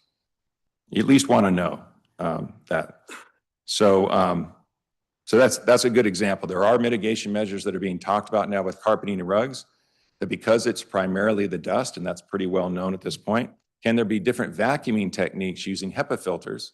Because the typical particle size of dust would be captured by HEPA filters, similar to those that have allergies, and they make sure they use HEPA filters that could be a huge mitigation strategy for carpeting and rugs as opposed to replacing. Next slide, please. So the takeaways from this is that PFAS is almost everywhere and it's in thousands of products. It's measured in parts per trillion, unlike most other toxic substances. And because of PFAS dust, it may appear that it's everywhere, including in a product, but you got to make sure it's not the dust that you're analyzing rather than the product. And then PFAS content is very important, no question about it. But PFAS exposure is much more important. Is something actually getting into the body through the skin or into the lungs and so forth? Is there short-term or long-term exposure? That's actually more important than the content. Can the PFAS exposure risk of a product be mitigated successfully, whatever that term means, mitigated successfully without complete replacement? Are there cost-effective mitigation measures that reduce the PFAS exposure risk by greater than 90%? And if that's not good enough, are there mitigation measures that can reduce them by greater than 99%? I think there's a very real likelihood of that for many of the products at DGS. And then EEC will continue to work with DGS on evaluating all the products in the DGF sphere that might, A, contain significant levels of PFAS, but more importantly, what are the largest exposure risks, and make technically based assessments, help with the sampling and the testing and so forth, and make recommendations. And I'll be available for questions after. Thank you. Thank you so much, Mr. Schaefer. As you may have saw, the council member did have to step out for a second, but pursuant to Council Rule 511B, she has authorized me as committee staff for the sake of time to proceed with the hearing. And so next we will have Mr. Applegate and your presentation. Slideshow.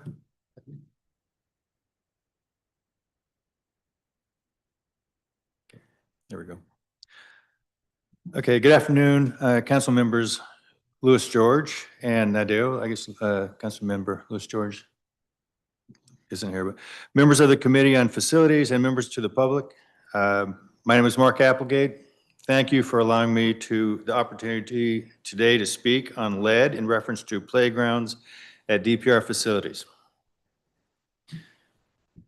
So the first slide was Salute. It's where I used to work. I consult with them, and I've consulted quite a bit with DGS. And as you can see here, this is a kind of a summary of my experiences. So I'm a certified industrial hygienist. I'm a certified safety professional. I'm a radiation safety officer and a chemist.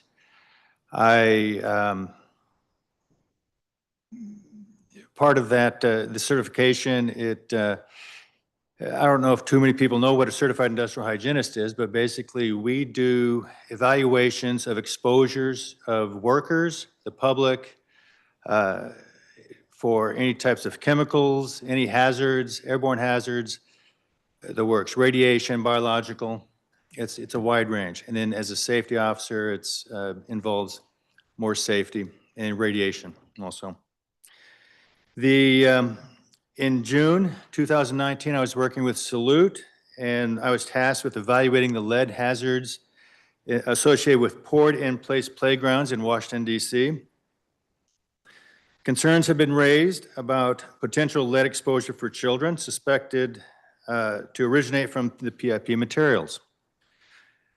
At Salute, I led a rapid response team that quickly identified which DC schools had PIP playgrounds, which was a large task, using satellite imagery, documentation, research, to identify every one of the playgrounds, the PIP playgrounds with the DC school system and also the DPR.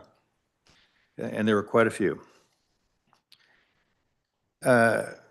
Since this type of evaluation had not been conducted before, this is the first time in, I'm sure, the United States, if not ever, that this type of investigation involving such a large scope and determining lead inside of playgrounds that may relate to any type of hazards to children and the public.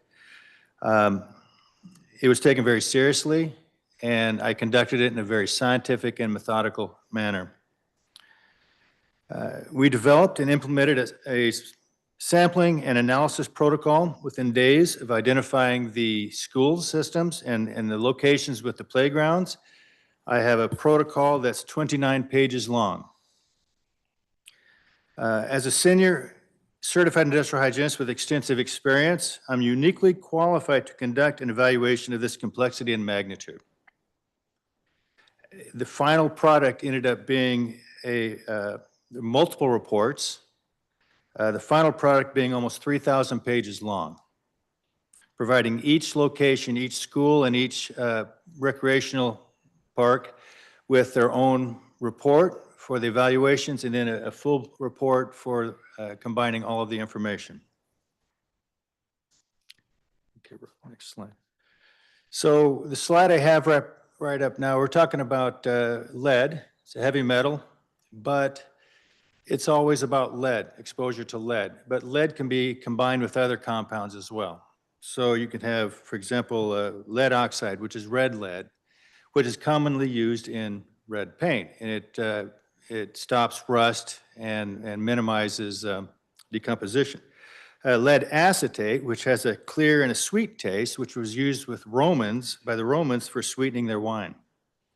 Then you have lead chromate, which is chrome yellow, and that is used to make a yellow paint. For example, the lead chrome paint used in some streets, the lead markings in the streets and on the curbs. Lead carbonate's a white lead. Lead sulfate is a white pigment. Lead has also been generally restricted in cosmetics, but you can find low levels in lipstick, eyeshadow, blushes, powders, and it's restricted down to about 10 parts per million. In the past, it was even used quite a bit more than that in makeup. Actually, in January of 2022, lead acetate was finally banned for use in hair dyes. So it's in cosmetics, paint products. Now, the primary routes of exposure of the lead is ingestion and inhalation. Some products, for example, maybe lead acetate, can be absorbed somewhat into the skin. But paint has been known as a hazard since the Roman days when they mined lead. So they identified the issues there, and there's documentation about exposures to lead and the illnesses caused by it. So in the sources nowadays, paint, pre-1978, it was used quite a bit in houses, in buildings, in factories, and manufacturing facilities. It sources renovation and construction activities in buildings that have paint made with lead. Historic leaded gasoline, so that spreads the lead all around through all of the states, Washington, D.C., along the roadway. They found high levels of lead along the highways, and that was an organic lead, which was a little bit more absorbent by people. And it's also naturally occurring. It's a very, very common metal. So there's most every bit of soil in the world has lead in it to some level. So it's very difficult to not be in contact with lead at any point in time during walking, driving, sitting in your backyard, hiking, and so on. So it's basically everywhere. Okay, next page. Okay, so in the protocol I set up after several community meetings discussing what their concerns were, whether it's eating it or rubbing it on their skin or breathing lead from the playgrounds. So I took a lot of that information, that feedback, and also with my evaluation expertise, determined different types of analysis. So these analyses actually worked very well and were very effective at identifying the locations of the lead, the quantities of lead at those locations, and those locations are based upon the potential for exposure, as well as if it's accumulating in certain areas, a sink, so to speak. So the XRF, shown first, an X-ray fluorescence is a method. It's like a gun that provides an X-ray that you stick on the ground, and it shoots down and it can detect the lead. Now it's very safe. It has multiple locks on it and trigger systems and so on. But basically, it can take a reading of lead from the very top of the PIP that you see in the picture down through that and all the way down to the floor below it, whether it's asphalt or dirt.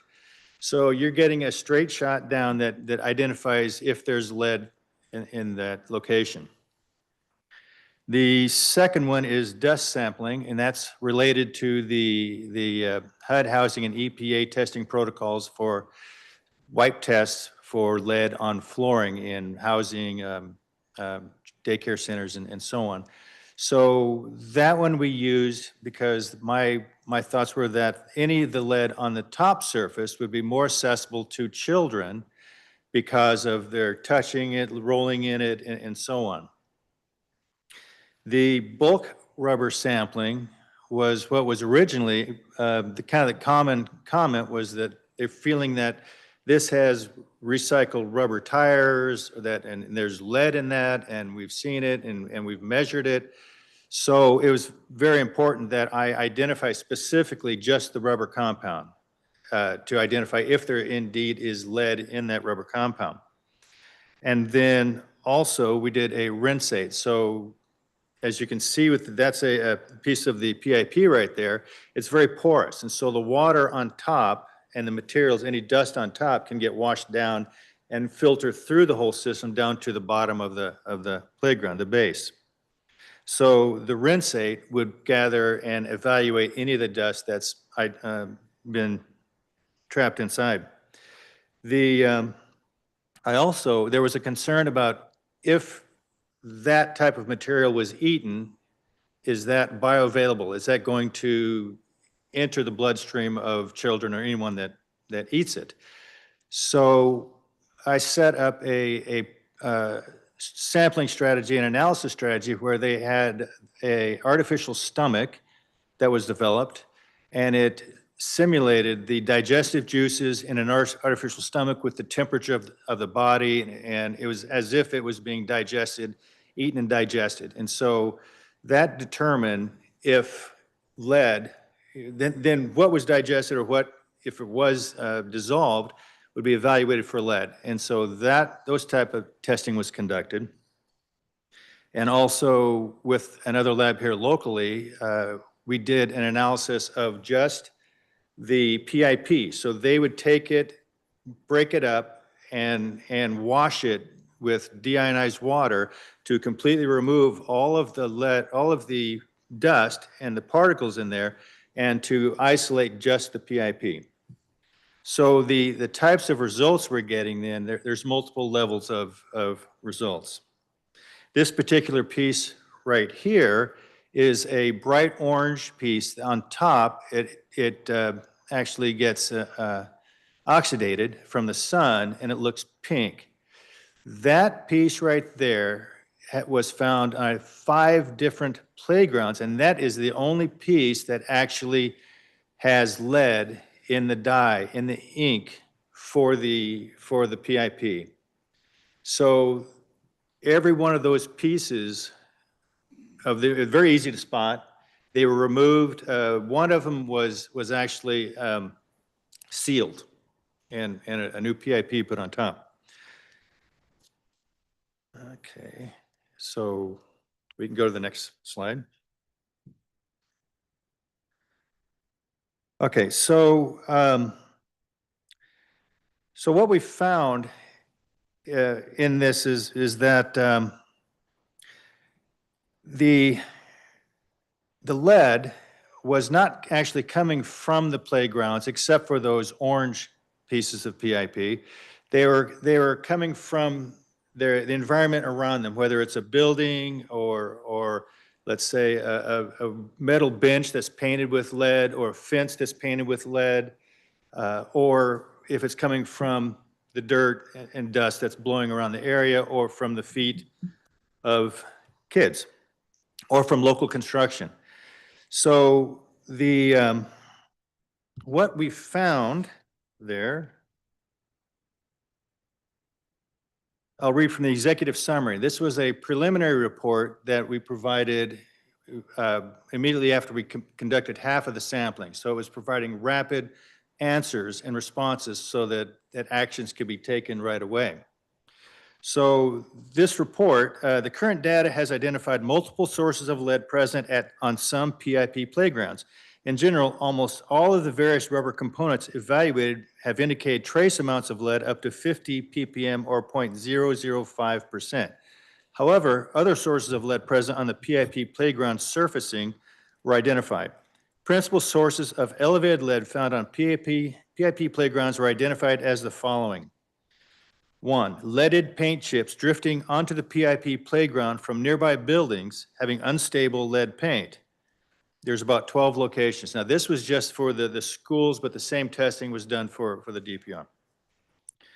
Nearby soils having various average area background levels of lead. So it's about 35 to 470 parts per million migrating into the PIP playgrounds through foot traffic, rainstorms, and or wind. Lead content, number 3, lead content with the top layer of EDPM, the ethylene propylene diene monomer, which was mentioned earlier. Rubber and polyurethane binder of approximately 5 PIP playgrounds at 3 schools. That was the pinkish, the orange material that appeared pinkish. So that was found. And then lead contaminated soils, most likely caused by recent local construction activities. So we found one site where water from there's a lot of construction going on next door, and a lot of water had rained, and it kind of created puddles and then dried dirt on the playgrounds, and those puddles had come from the construction zone, and the dirt from that construction zone had lead in it. So basically then, shortly after the preliminary evaluations, I recommended closing multiple playgrounds. So we provided a list of playgrounds that were closed at that time out of due caution, and then identified for additional evaluation. Now back to the slide here. I want to mention something, information about the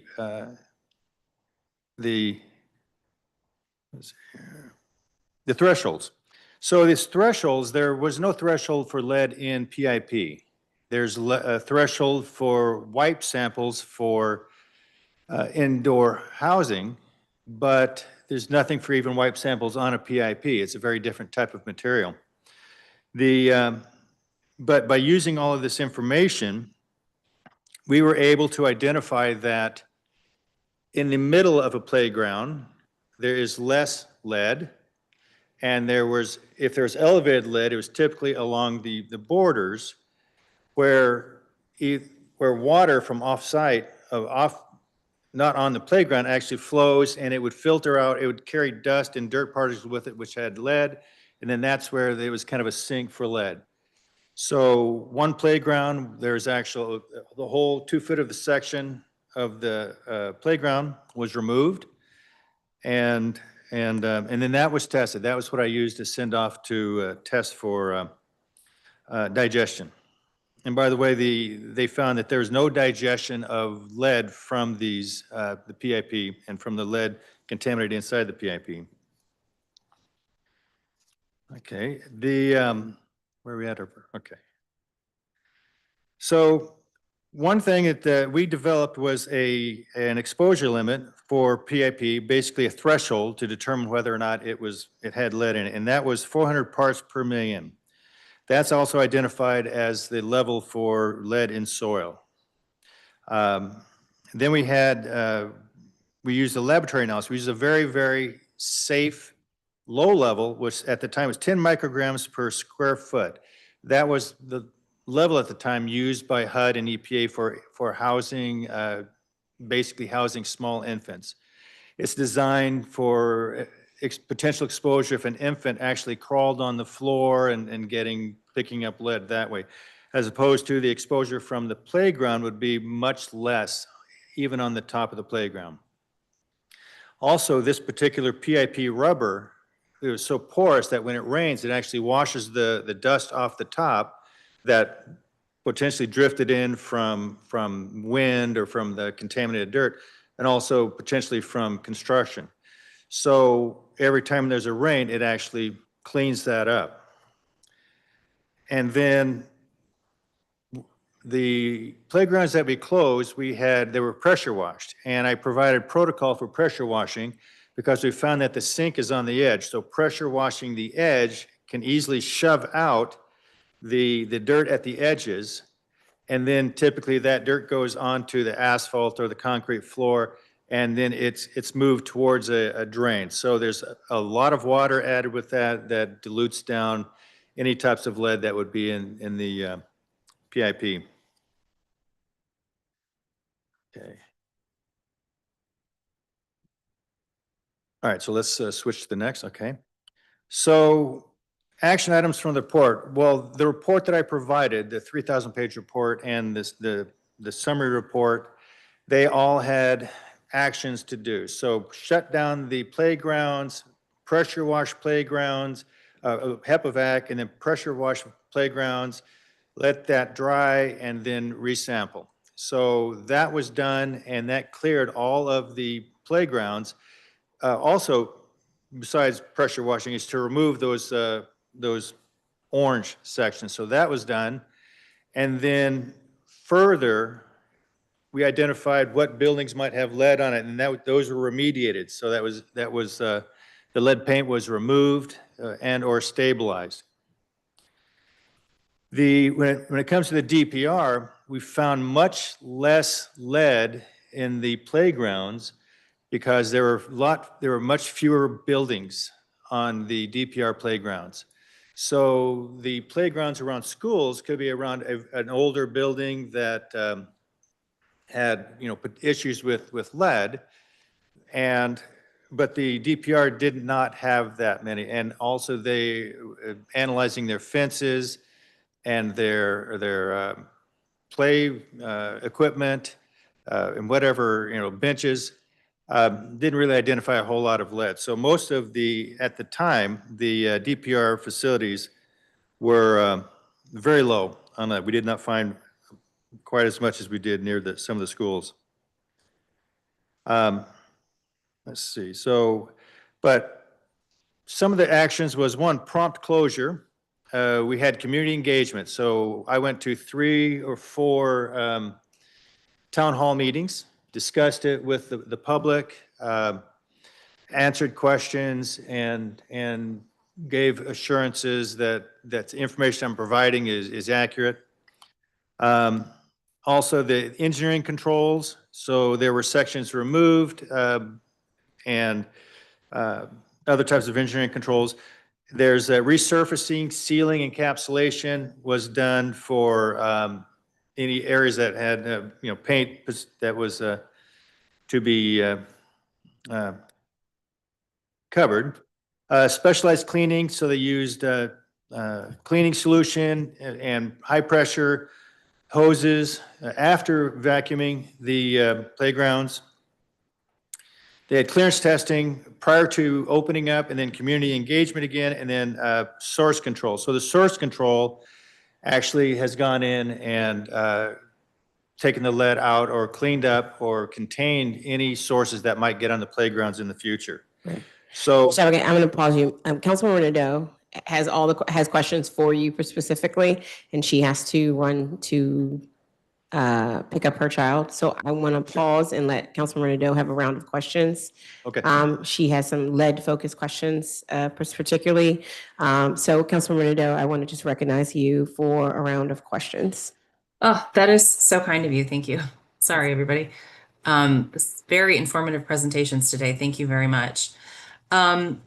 I have some questions specific to what's been going on at Parkview and Parkview Recreation Center, both the lead in the play area and in the drinking water. So I wanted to know how frequently DGS conducts routine lead testing at DPR sites. Okay.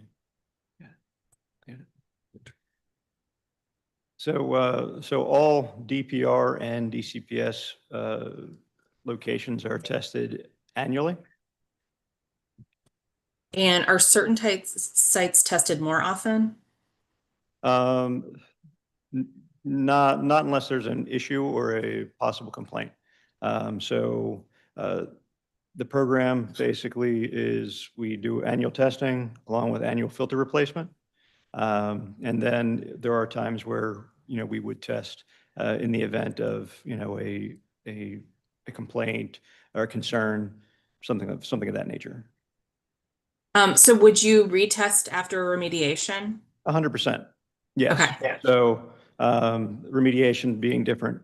Routine testing is what I was speaking to. So if we're talking about the remediation process, I believe there's actually 5 different stages off the top of my head of remediation. So it could be tested that many times, essentially that particular source that would fail. Okay, so before the recent detection of lead at Parkview Rec in April, when was the last time DGS tested Parkview Rec for lead contaminants? For lead in water or on the PIP surface? Specifically the PIP surface. Specifically, in PIP surface was last done in 2023. I don't have the specific date in front of me, but it was last done in 2023. The reason we discovered it again is because it's a 3-year cycle, and this has started a new cycle this year. So that's why we discovered, or that's why we had the hit this year. So what's the 3-year cycle if you're doing annual testing? So it's annual testing for drinking water. You had a question about drinking water. So there's 2 different tests. So for lead in drinking water, our lead in drinking water program is an annual test, right? For the lead on the PIP surface, that is each playground gets tested once every 3 years. And then you've just done the remediation on the PIP surface. Will you be testing it again? It was tested, and those results are available. Great. And it was cleared and reopened. It wouldn't have been reopened, ma'am. Thank you. DGS has noted that additional assessments are underway. Could you specify which other areas are currently being tested? Yeah, so actually I think that report was shared because we just got the results of that additional analysis of Parkview. Specifically, really the interesting findings of that is really going to point towards, again, it's that external, it's construction. It's actually in the neighborhood. It didn't really come from our property as they traced it out, and you'll see this just spelled out in the report. They identified a couple of streets. I believe it was Princeton Place and I think Water Street, I believe it is. There's some bare soil there that was tested that is near and across and adjacent from recently modernized, I guess, row homes in the community. And that really does appear to be the source. Again, we also identified, again, we couldn't go on private property, but we did identify, that area as a potential, definitely a potential source of lead. So soil that's now newly exposed due to the modernization? No, this is some soil, I guess, in the median area, I guess, or right along the sidewalk that didn't have the grass had worn. And that bare soil was tested, and we tested some various other places around the space. Again, the report will have those details. So you're seeing the concentrations of lead. None of them were in exceedance of the 400 the 400 limits or action limits for soils. How wide of an area do you test when you're trying to find the source of a lead contamination? Essentially, in this, we were looking at the entire facility, right? So we looked at the grounds, we looked at all the painted surfaces. There was one painted surface, but it was intact that was identified on the recreation center. We understand that there's been a concern because there is peeling paint, and that peeling paint actually is, I think it's white. And that peeling paint actually does not contain lead. It was tested and does not contain lead. The lead containing paint is actually underneath. It's a dark brown underneath the soffit. It's kind of the soffit ceiling, I think is how they're referring to it. And but that's completely intact. It's not a source because it's there's nothing leaching from it. It's not even exposed to water. So the best thing to do with that would actually be as part of the renovation project that's going to be happening there to remove that in its entirety, and that'll remove that hazard. So we believe. Sorry, go ahead. No, go on. I'm sorry. So you said you test essentially the entire envelope of the facility. I just want to be clear. Where was the soil? You said it was in the median or the sidewalk. Is that adjacent to the facility, like in that block area? Yeah, it's the testing areas are mapped in the report. Okay, I'll look at that. Thank you. Yeah, I it'd be a didn't lot have, easier, don't probably. think I got that. Um, okay, so in your opinion, is a 3-year cycle adequate for monitoring poured in place play surfaces?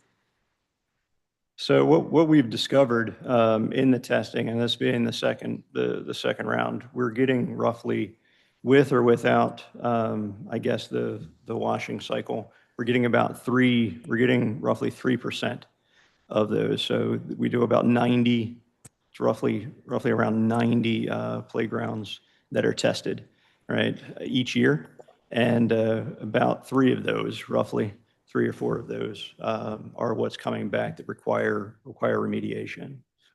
So, I mean, I think it's a great first step. Well, if you've discovered lead in a poured in place play surface before, why wouldn't we test it more frequently? I mean, it's a good question. I don't have it. I don't. You said environmental.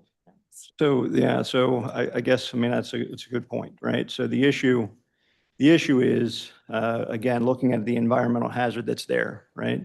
How do we go about stopping the construction dust from the neighboring community, right? So even after, I mean, to that point, even if we turn around tomorrow and renovate this school, or I'm sorry, not the school, this recreation center, it is possible that we'll continue to see elevated levels on the playground that may require, or not play, yeah, on the playground that may require remediation.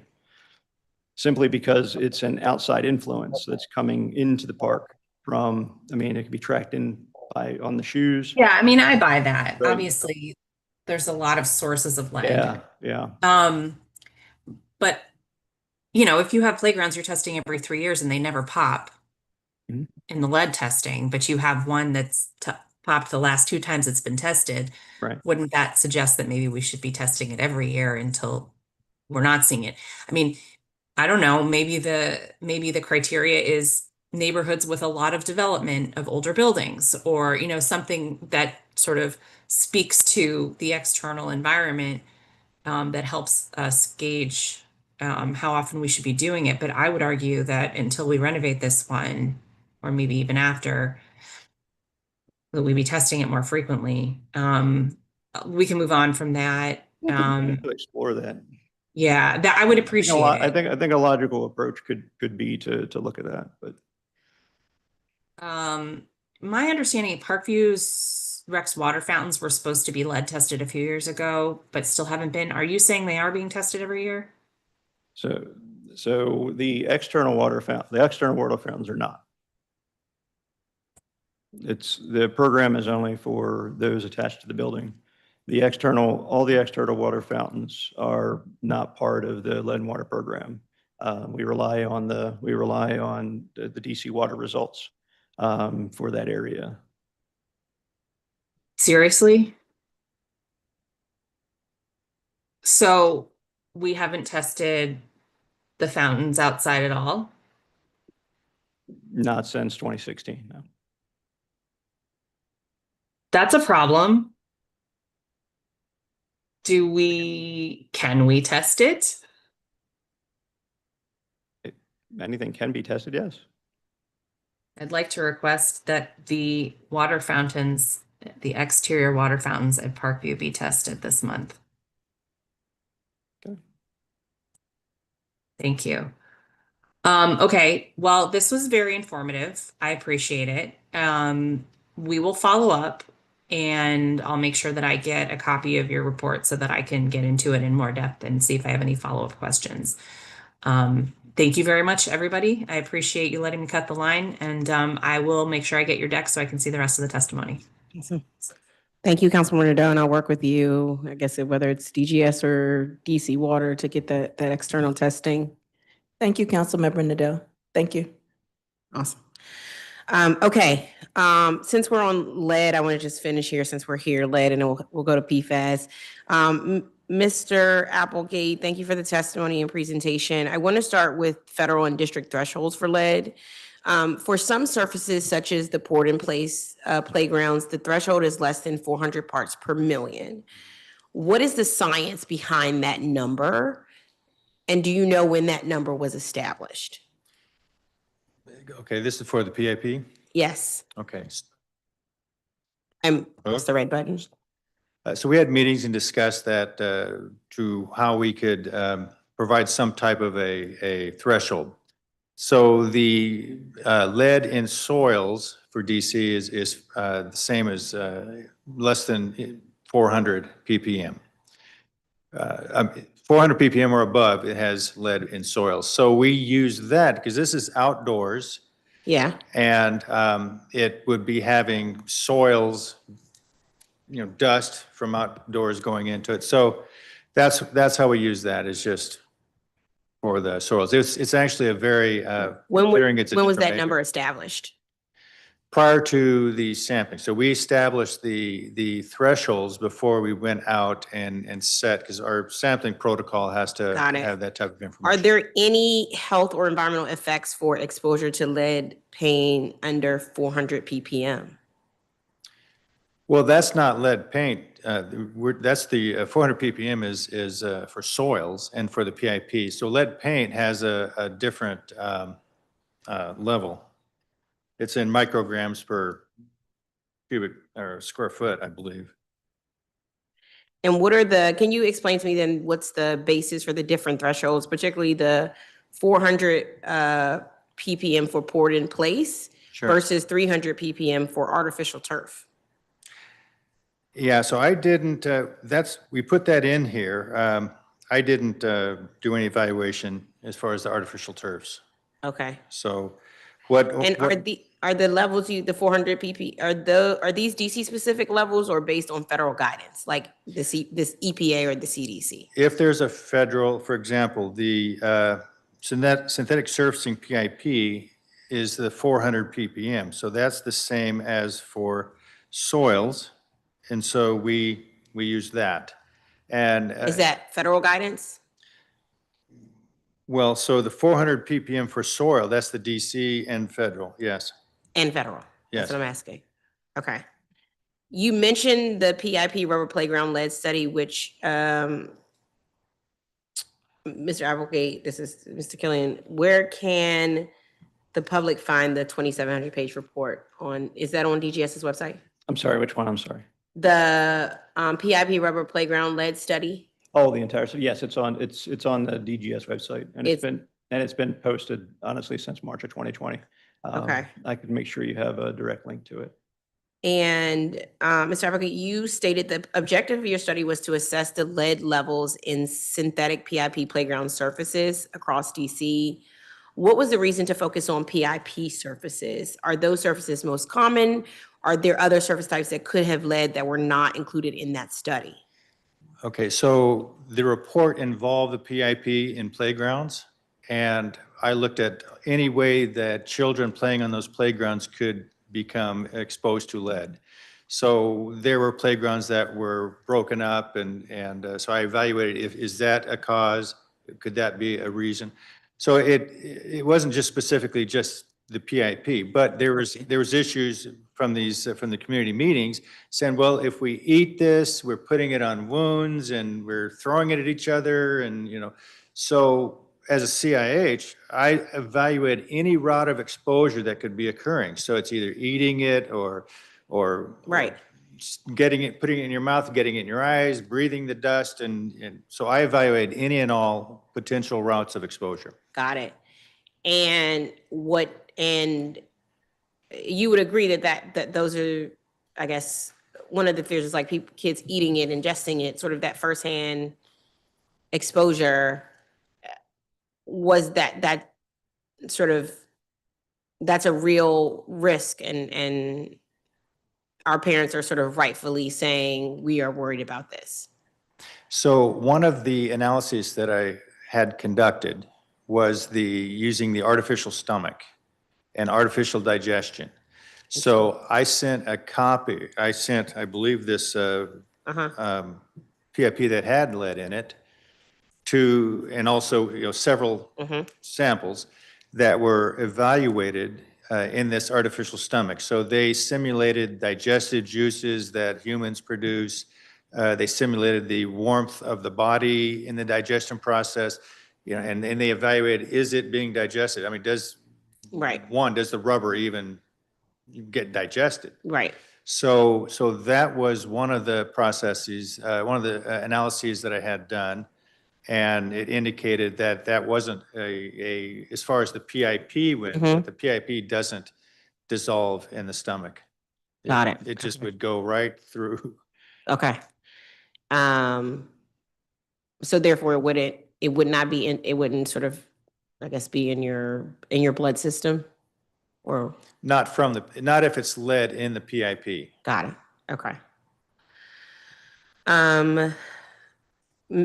Director Freeman, how is DPR notified and involved with hazard closures? Sort of, does DPR take additional steps to notify staff the closure, the reasons for it? What steps are you all taking when you hear a situation like Parkview where lead is on the playground? Absolutely. So we work very closely with our partners at DGS. We've established a working group. While they do post notifications of lead, and they've started their testing as directed in their policies, they also notify us. And so what we do is immediately close the facility and or take any precautions, whether it's preliminarily by putting up caution tape, notifying the public on site that the playground area is closed. I think in the instance of Parkview, families found out about it through the publishing of the, the parents were notified of it, but by the time they were notified of it, the situation was already remediated and the playground was already deemed safe and open. Therefore, there was limited to no impact to the public. And I think oftentimes there are cases where, it's a game of telephone. And so through the game of telephone, well, this happened and that happened and no one notified us. And it's because it was deemed safe before anyone really knew about it. And so there's an opportunity. We do recognize that there's an opportunity that we have, and we're working to mitigate how we can work together to streamline communication and make sure that we're all saying the same thing at the same time. This, we believe, will reduce public anxiety and stress. Got it. Slide 9 of Mr. Applegate presentation says DGS incorporates lead safety in quote at design when planning new playgrounds or major renovations. How does DGS do so? Are specific materials prohibited? Are baseline lead tests conducted before construction? I guess that can go to Mr. Osei or Mr. Killian, whoever. I'll take that, and if Brian has any additional comments. Generally speaking, our design team, our architectural team, when they go through picking materials, they make sure that they pick materials that are safe, materials that meet the latest standards and requirements, and also conform with the testing standards that Mr. Applegate laid out. As it pertains to our PIPs, we also follow those standards since they've been established since 2018. And so are there any specific materials that are prohibited? Specifically chrome rubber. That's first and foremost, we've moved away from that. But yes, that one definitely and specifically. And what one of the questions we had sort of was when it comes to crown rubble, how did you all arrive to eventually making that a prohibited material? Do you want to take that? Sorry, could you repeat the question? I'm sorry. When you made crown rubble a prohibited material, how did you all arrive there? It was a moratorium that was placed on that, I believe, at the time. So, chrome rubber, we use an EPDM substitute now. Well, what, I guess, okay, then what were the scientific findings that led to the policy change, and sort of how is compliance monitored, I guess, in current installations as it relates to crumb rubber in 2018? I wasn't involved in that. I wasn't involved in that. Yeah. I guess what I'm getting at is I feel like I'm trying to figure out if this is a crumb rubber, or if we're in a crumb rubber moment and we're behind as it relates to PFAS. Because eventually crumb rubber was deemed a prohibited material, and then that's when we all moved away from using crumb rubber. And I guess I'm asking what I was trying to figure out what led up to that, because I'm trying to figure out if we're to compare whether we're in the same moment as it relates to PFAS.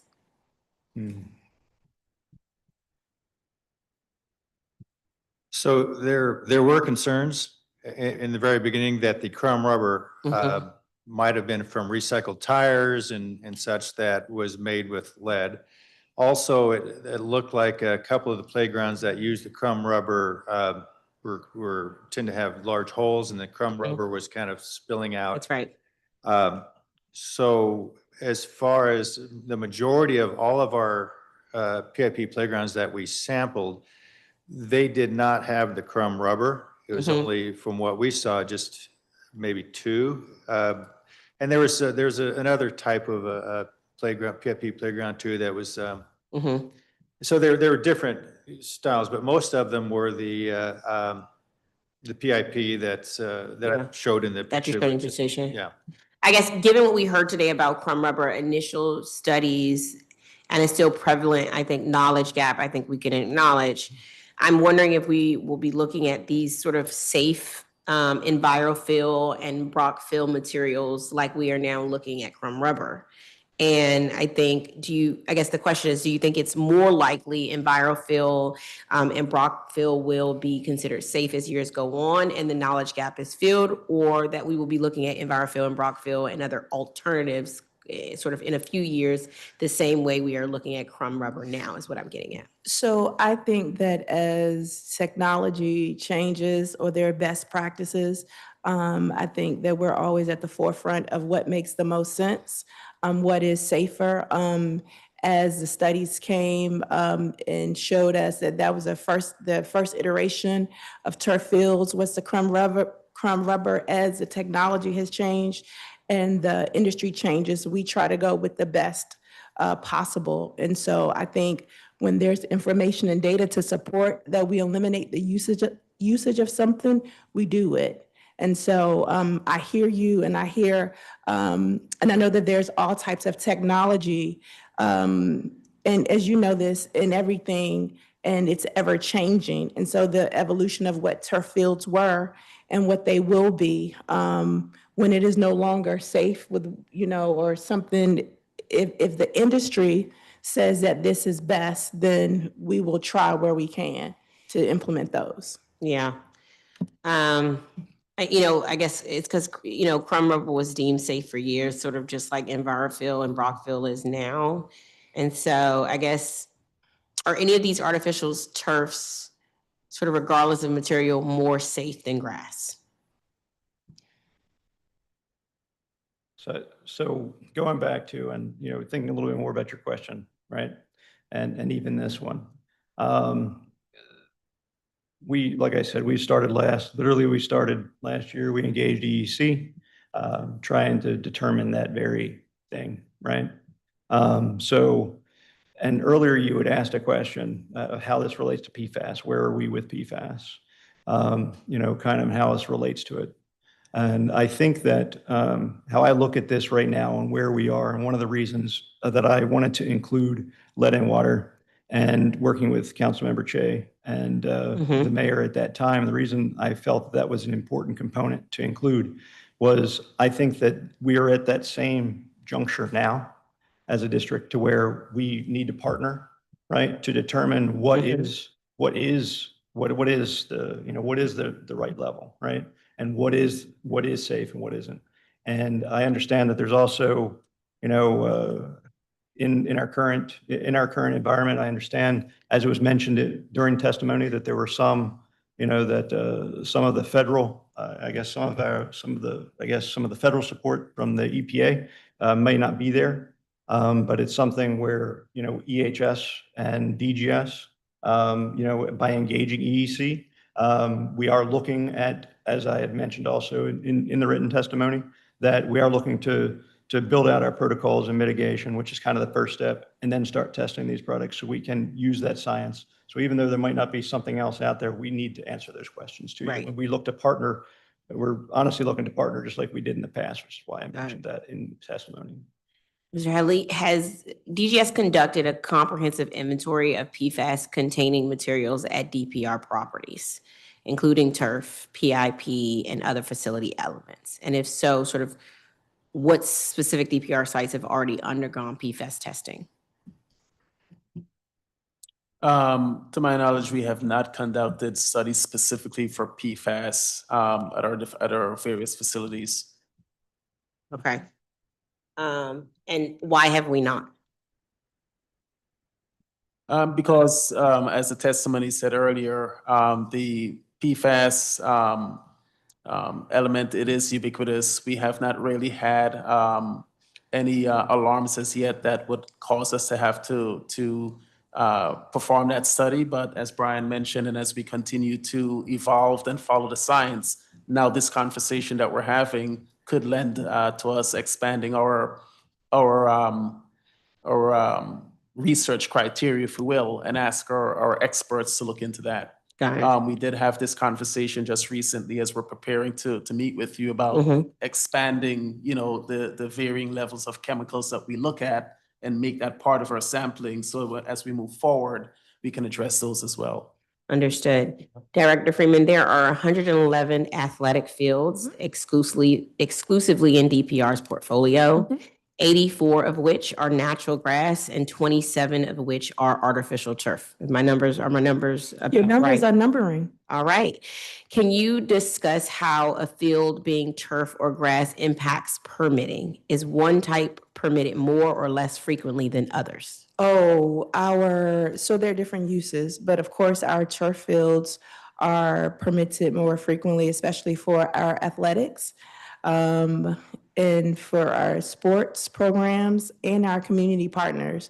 So our turf fields are very, very popular for your football, soccer, lacrosse, field hockey. Those things, very heavy usage. And that's why the turf fields last, and it gives the community and the sports teams an opportunity to play year-round versus our grass fields, which don't allow for that. And so you get longer usage out of our turf fields. Got it. So you would say basically your turf fields are sort of more permitted more frequently, Absolutely. overwhelmingly than Hands down, overwhelmingly, the community demands and requests our turf fields. We don't have the supply for the demand. I know you've heard it from just through even from Emory, trying to Take Emory offline, the community, right? Well, you can't take it off now. We need it for this, and you can't do it now. We need it for that. And so our turf fields are highly popular in all 8 wards. Got it. Side note, Coach Lou wants their emblem on the turf field. Okay. Side note, among the 27 turf fields, do we have a breakdown by ward, age, and the materials used for the carpet, infield backing, and shock pad? Sort of, I guess, can DGS or DPR provide the committee with the list of fields and that breakdown? Yes. Okay. We can.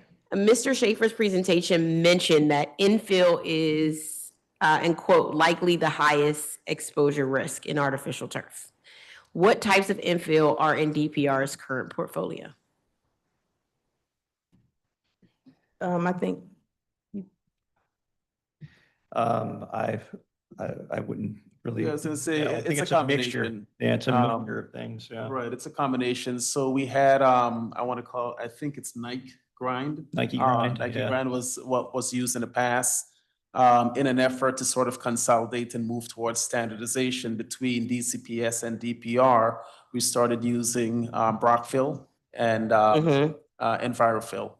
So Got those would be the primary ones you'll see in the newly renovated fields. And is PFAS in any other component of turf besides the infill? Yeah, I mean, I would say at this time, we can't specifically say, outside, aside from the blades themselves, the grass blades, one would assume that the natural artificial infill, so the eco-grind, Brockfill, which are, you know, the cork material, they should not have PFAS, but that's an assumption, outside of the blades themselves.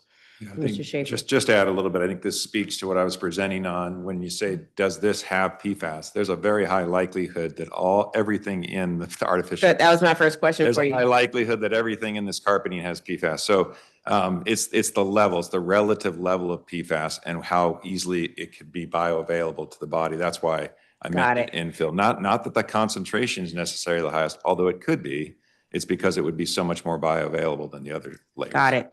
So basically your testimony, so there's no artificial turf field that would not contain PFAS, basically. There are companies that are claiming that they have PFAS-free. That's right. And I wouldn't want to say that, you know, I have, you know, hopefully they are completely PFAS-free. Hopefully they work as well as the other types of artificial turf. But I know that that's a very big challenge for the artificial, based on the research. That's right. What are your recommendations for the threshold or dosage levels of PFAS exposure that should be considered harmful? I don't have that recommendation yet, but I do think that's something that we're going to have to work on. There is no national standard for it. There's no state standard for it. We have a drinking water standard for PFAS for 6 compounds. That's apples and oranges, maybe apples and pears. We can start to look at that, but this is not drinking water that we're evaluating. So there is no standard that we can look at right off the bat and say, well, this is where we start, as opposed to the soil standard on lead. That was a very logical standard to use, or at least to start from. We don't really have something like that for the maybe the soil screening level, which would probably be in the parts per billion. Maybe that's something to start with. Are certain populations, such as children, at higher risk from exposure to PFAS? If it's coming from particles like dust particles, this is where carpeting and artificial turf have similarities. The hand to mouth is the ingestion part of it rather than just the short-term dermal contact. And then you're worried about ingestion like carpeting. It's a reason why in California, certain cities are banning artificial turf in residential spaces, but not banning it on sports fields, because they recognize the hand to mouth risk associated with artificial turf in somebody's backyard versus the risk of exposure from a sports field. In your opinion, then, should the demographics of the field users be taken into account when we decide whether to use artificial turf? Possibly, because of the hand to mouth, possibly. Got it. Athletics is the most common, but not the only use of DPR fields. Does the science confirm it is safe for people, particularly children, to, I guess, play or have a picnic on a turf field?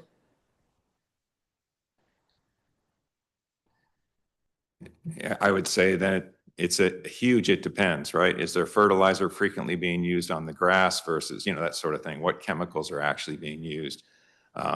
If you never use fertilizer, that type of thing, you know, then sure, I would, you know, without knowing more, I'd be more concerned about artificial turf because of the fact that it probably has some PFAS and it creates dust.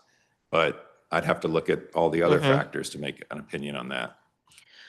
I guess because the issue is then sort of the ingestion. Once our kids play tons of sports on PFAS, I will go, Emory is in my community, they play football on that field frequently. And they track stuff everywhere. I mean, it's in your bag. When I go in there, I'm like, I don't feel like going on this field because I know I'm about to have, it's like going to a beach for sand. I just come home with just stuff.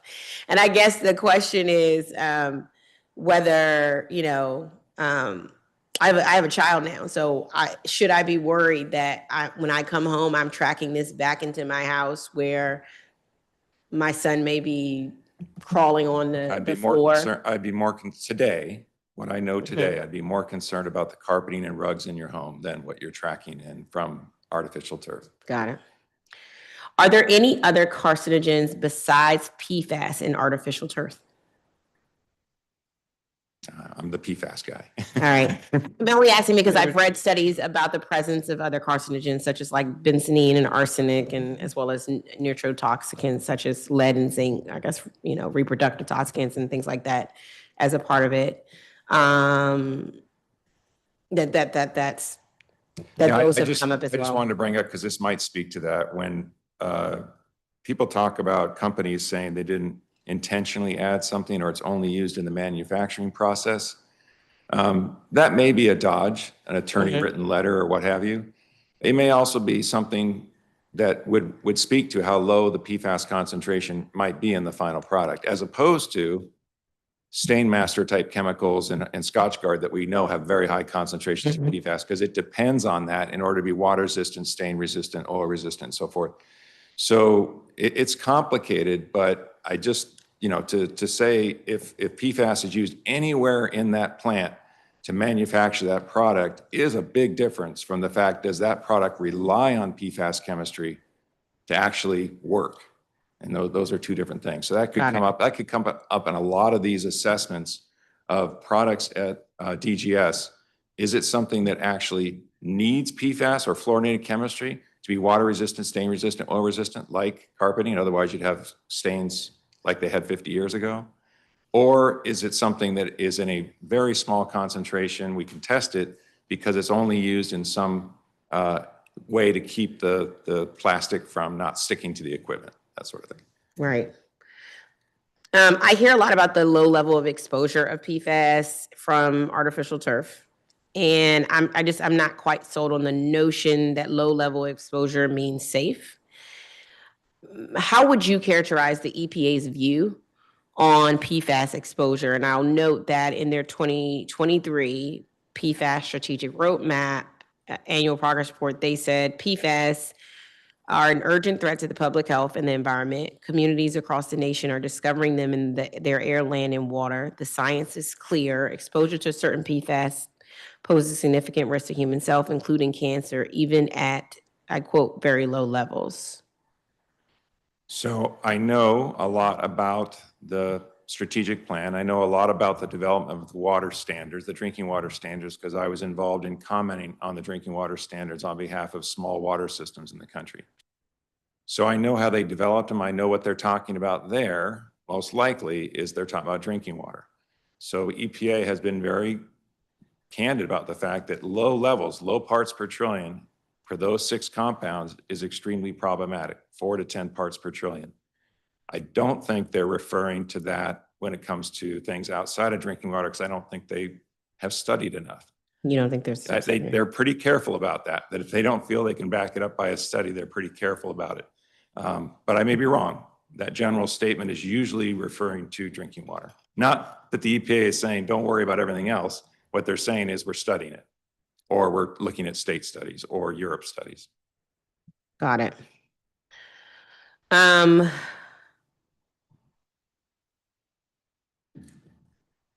In your opinion, we are seeing sort of across different jurisdictions, you've heard of Boston and other areas sort of banning PFAS outright.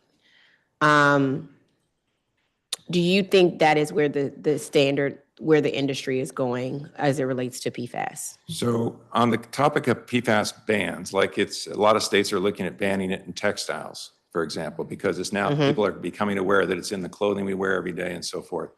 But that's because there are logical alternatives. It's not a difficult ban, even politically, to pass, because there are logical alternatives. They may not be as water resistant or stain resistant because the fluorinated chemistry is fantastic. But there are reasonable, cost-effective replacements, and the textile industry admits that. So those bans, why isn't there a bigger stink about those state bans on textiles?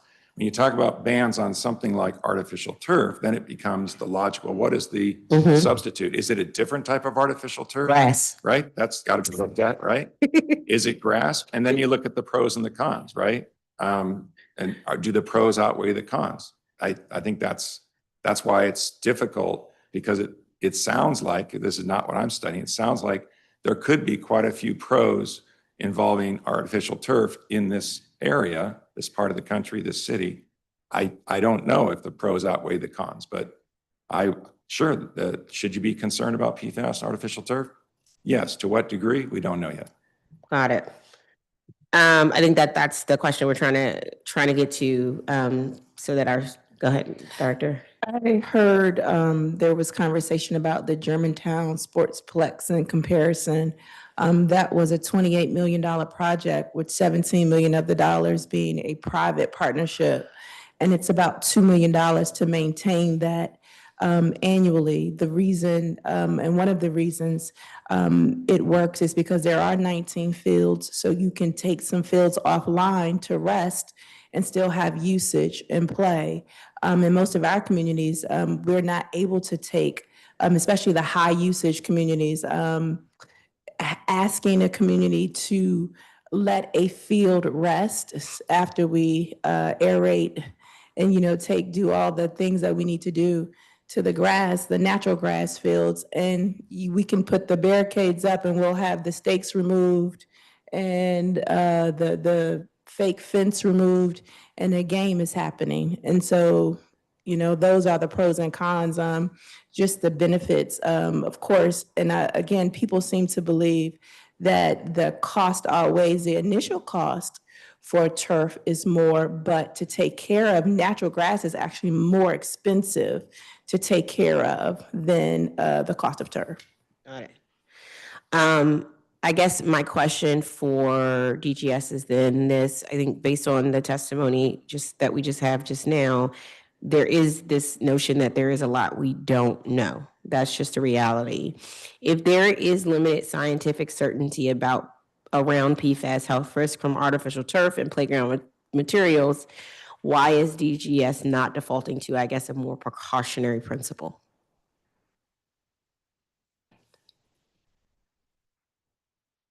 I mean, I think we're moving toward, well, our posture would be the opposite, is that there's not enough information to detract or to say that we should not, one, and then two, most of our direction as to which field comes primarily from conversations and engagement with our client agency. And part of it is driven by just the extensive use of the field that artificial turf just makes sense in high usage fields. And when you weigh that against the science that's out there, oftentimes the direction is to move forward with artificial turf. Got it. I think I can add something too. I'm just learning about the lead study. That's a huge development in the lead study, that the lead was actually coming from somewhere other than the PIP. That's a game changer in terms of how you decided to tackle it. I'm sure nobody hypothesized that before you started. You guys are the only one in the country, and I'm aware of it. We could have some sort of finding like that as we study PFAS here. We need to study it quickly so that we don't have this precautionary principle finally being taken care of 20 years from now and so forth. That's right. But we may have some significant findings relatively quickly and say, this is a little bit interesting. Look at this dust theory or what have you. That's actually what's going on, not the fact that we have PFAS in the blades. And if we find a discovery like that, then thank God we didn't replace all these fields. Thank God we didn't replace all these PIPs. We didn't know until we knew. But I'm not recommending you take a 10-year study to do that. Yeah. But I think there might be some because you're the first ones that I'm aware of in the country that is really taking this kind of look at hiring a consultant like me to really evaluate all these factors. And there's going to be some interesting findings. There's no doubt about it. And that's a perfect segue, Brian, as we look at what future actions look like. I know you mentioned developing a PFAS program in response to public concerns. I guess explain to me what this program is and a timeline for it. What are we looking at as far as how quickly we can do that? So like I said, we started last year. The intention is to have our program and basically the written protocols and our mitigation strategies done by the end of the fiscal year and available by the end of the fiscal. This has been something we spread out for, again, we thought we were being proactive. I guess we were being proactive, Yes, but yes. you were. In your view, should all DPR sites with artificial turf or PIP services be proactively tested for PFAS? Or only those where complaints or concerns have been raised? This is a trick question. So again, I think this is one of those areas where, we're establishing that we want to look at what that looks like, right? We're also trying to look at this, just when you ask about the program, we want to really focus much on like what John was saying, where are the highest hazards, right? So it's identifying the highest hazards and prioritizing those. We have to come up with what that risk matrix looks like, so that we can best inform, right? So it isn't necessary. So if it is one of those things, but that will take, that is going to require some analysis, right? To determine, much like John mentioned, one of the reasons we were talking about carpet, right? The carpet, our indoor environments are something that, Right. We definitely do prioritize because we know that's essentially a greater concern than even artificial turf theoretically, right? But again, as we learn and as we allow the science to lead us in that direction, that's kind of what we are doing. Okay. And what we want to do with this was the idea behind, again, bringing on EC and Salute to help us through this process. Got it. What I guess, is there a plan to do proactively test the PFAS for all of our, I guess, artificial turf and PIP services for PFAS? We haven't gotten to that stage yet to determine what a like a regular testing regimen. It's not part of where we are in the phase of the development. How would you characterize the phase? What would you characterize the phase you're in right now? Well, like I said, we're coming up with how we respond. What are the mitigation strategies, right? So that's really kind of where we're focused on now, is how do we sample, right? Make sure we have a good sampling plan, right? So we have to basically establish the backbones of the program. Again, it's very similar to the process that we went through with lead and water. The biggest difference, though, is that the fact that, there aren't standards out there. So again, much like John said, part of this is going to be, working with industry experts, working with, everyone to try to come up with what makes sense for DC and following, again, the science. So is the program is focused on remediation when found, sort of not prevention? No, it's no. So part of this requirement will have like we're not calling it a do not use list, but it's like because we aren't banning individual products, but I guess the compositions of those products. So we are coming up with a list of products that will be included, that will be shared with our capital construction team, to things that, this is the types of things when you are putting out a solicitation that you don't want to have this type of this content, right, in a product that we're installing.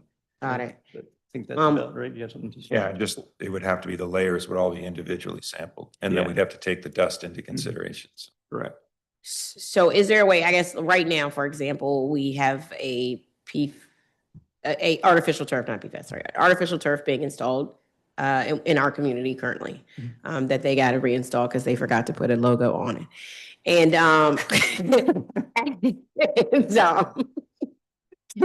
sorry. Hashtag we play too much.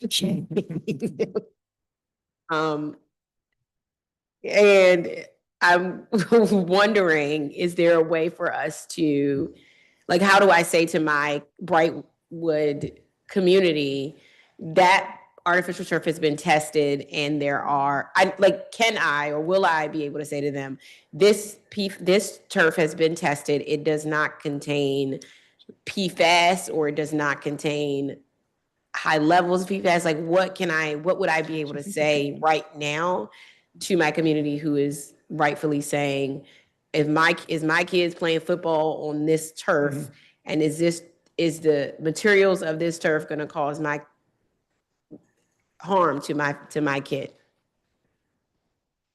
You can take that. So as a CIH, sampling exposure potentials, that's my bailiwick.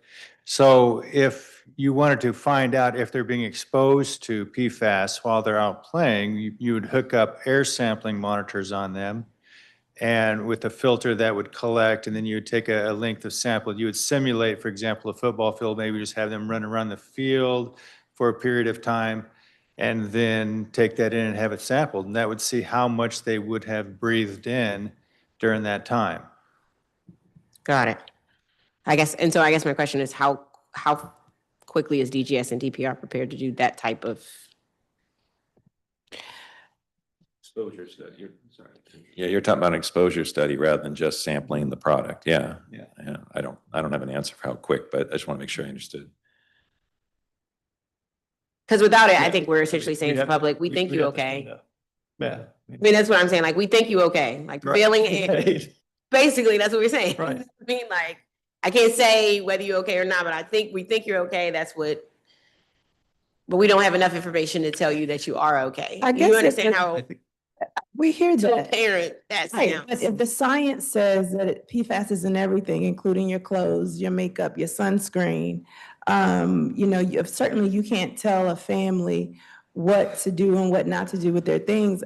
I'm just saying, like, if in our conversation, if the science supports that we are safe, then the assumption is we're not. Right, but if that same assumption holds true, then that's in everything that we do. And I think, as you were referring to the study being one in the trillionth in the sampling, and of course we don't know, but I'm just speaking to how would one family know if their clothes have PFAS in it when we know that the science says it exists in everything?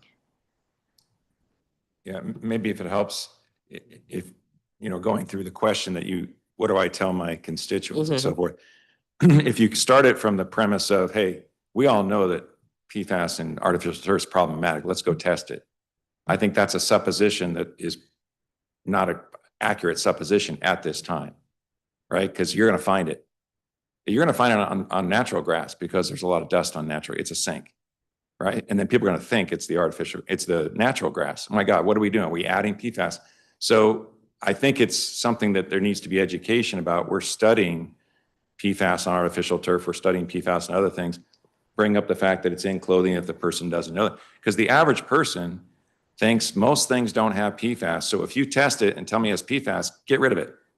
So there has to be some education along with answering those questions, not as a dodge, and telling people we are studying whether there is a risk, a PFAS risk associated with artificial turf, a health risk, not does it contain PFAS or not contain PFAS. Got it. Do you consider artificial turf fields an impervious surface? Are some type of turf less impervious than others, and are any less impervious than grass? This can go, Mr. Schaefer, Ms. Applegate. Yeah, no, it is pervious. But that is a nuanced question. There are some fields that were installed on top of concrete, for instance, or some fields that were installed on top of, and this is nothing that we've been doing recent, but these are old fields on top of asphalt. So for instance, that would reduce the permeability of the water going through. But for the most part, it is considered a pervious field. Does DGS do stormwater calculations before installing any fields, whether grass or turf? Yes, as part of the design effort, there is stormwater runoff and civil engineering that is done to make sure that the fields are draining properly, et cetera. And when DGS considers turf as an impervious surface when doing those calculations? Yes, all of those factors are taken into account. And as a matter of fact, Emory, as an example, is one of those fields that we recently had to go through DOEE to make sure that we did meet those requirements as part of that study. Got it. How does DGS take into account the area and the extent of impervious surface created when deciding on whether to install grass or turf? Could you repeat that? How does DGS? How do you, how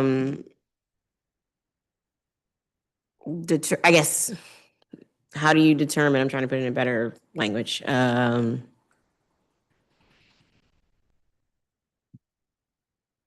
mean, I think in general, we work with our civil engineers. They have certain calculation requirements that they have to follow to make sure that the fields are draining properly. And if there's a certain level of impervious nature to that field, then they would require us to have stormwater runoffs to mitigate that. Got So it. That's what it's I'm all asking. dependent on the field, the location, what's around it. So there's a lot that goes into that calculation. Got it. Okay.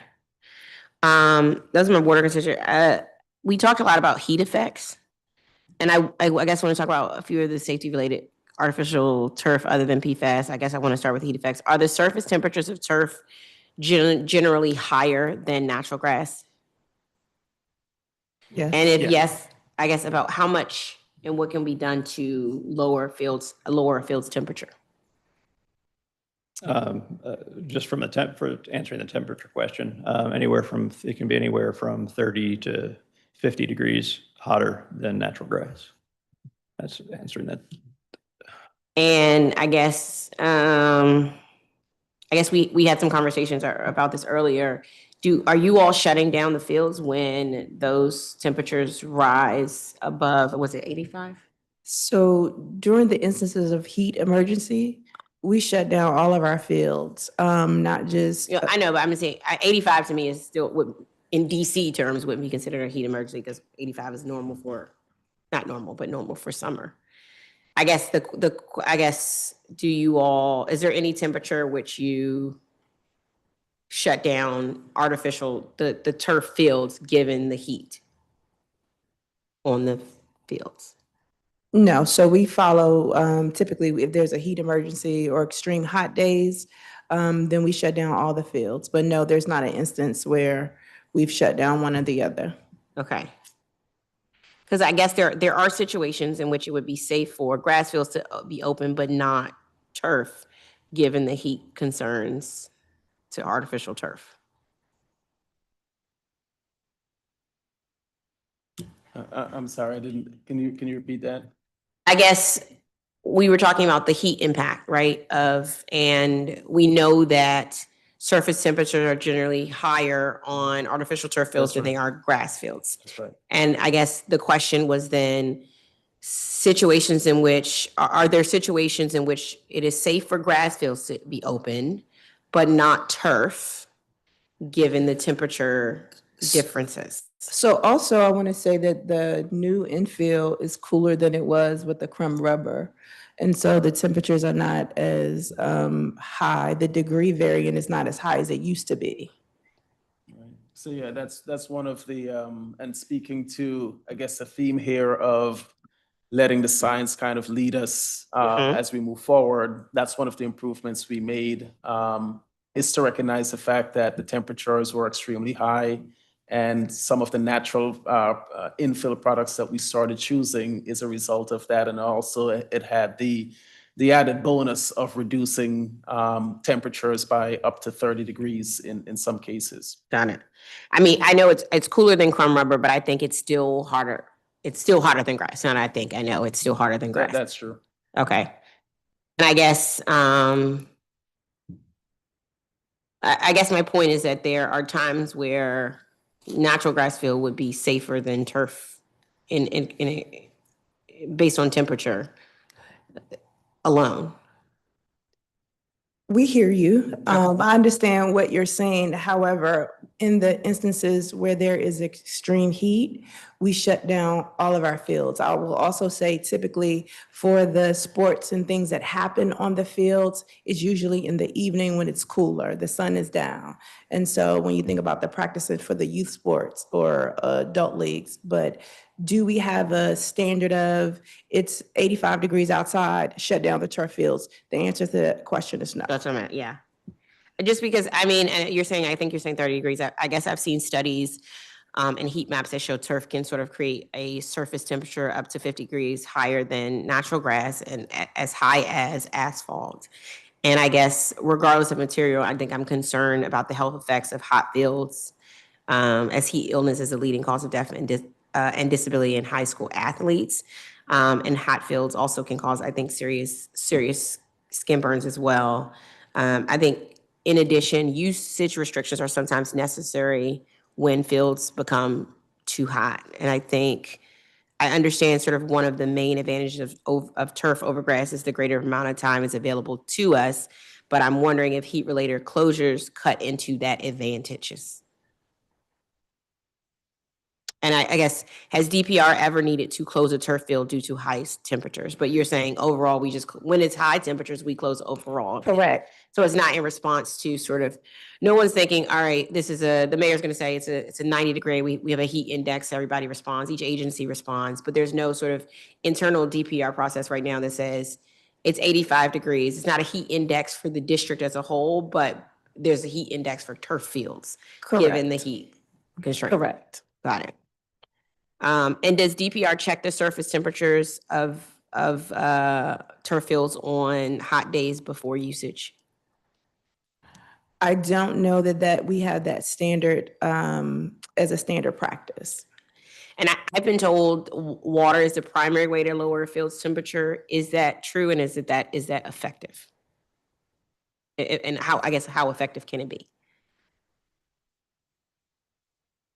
I don't know the effectiveness, but I do know that it is part of the strategy. It is part of the cooling strategy. Yes, I don't have the data in front of me, but I do know that it is definitely part of the cooling strategy. And in fact, the Brockville actually also wants to be watered. Got it. Does I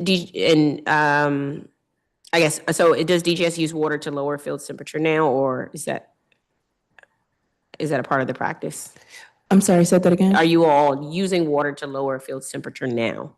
No, I would also like to, just as a caveat, just to throw in, when you think about hot days, of course, we know asphalt gets extremely hot. So we're not closing down basketball courts or pickleball courts. I'm just giving you a comparison. When you say it's hot outside, it's 85 degrees, are you shutting down the fields? No, neither are we shutting down the basketball courts and the pickleball and the tennis courts. So which those surfaces are much hotter? Got it.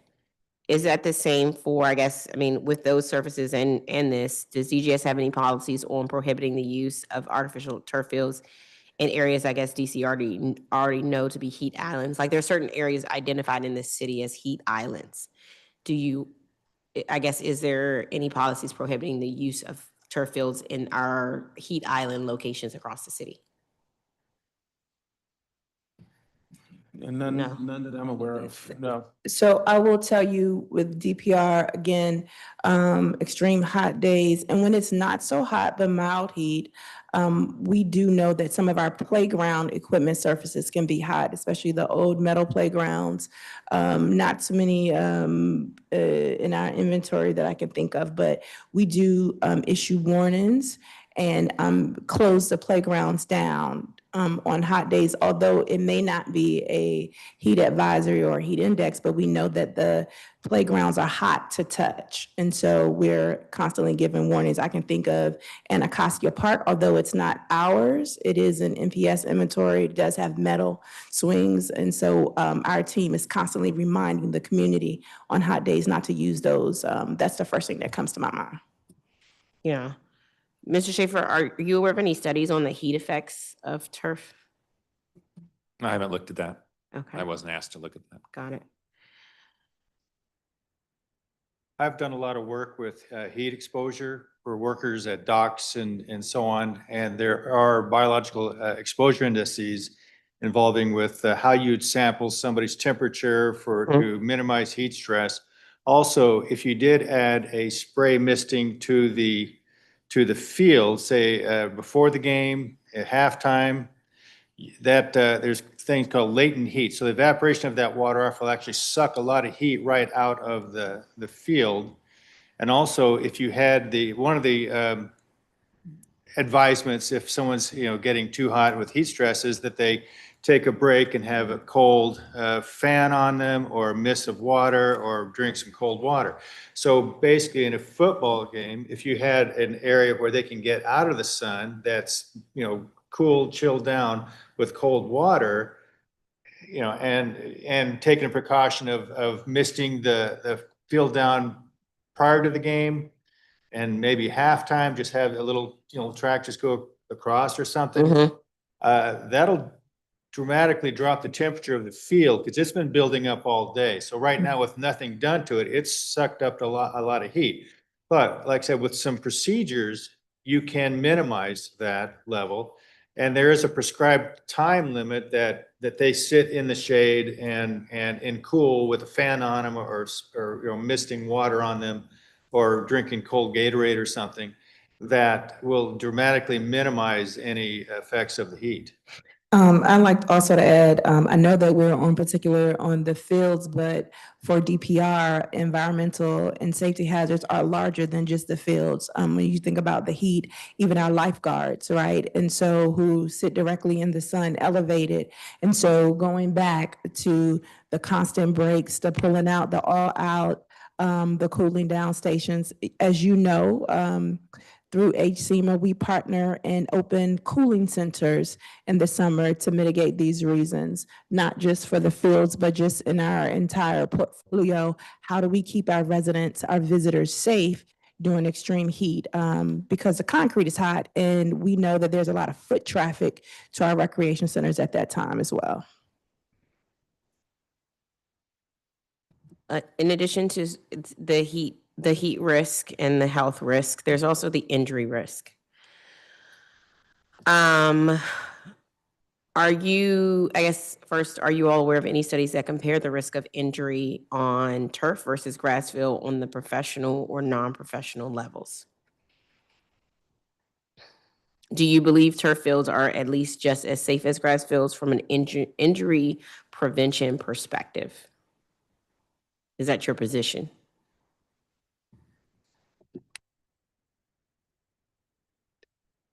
The question, do we believe that turf fields are just as safe as grass fields from an injury Prevention perspective.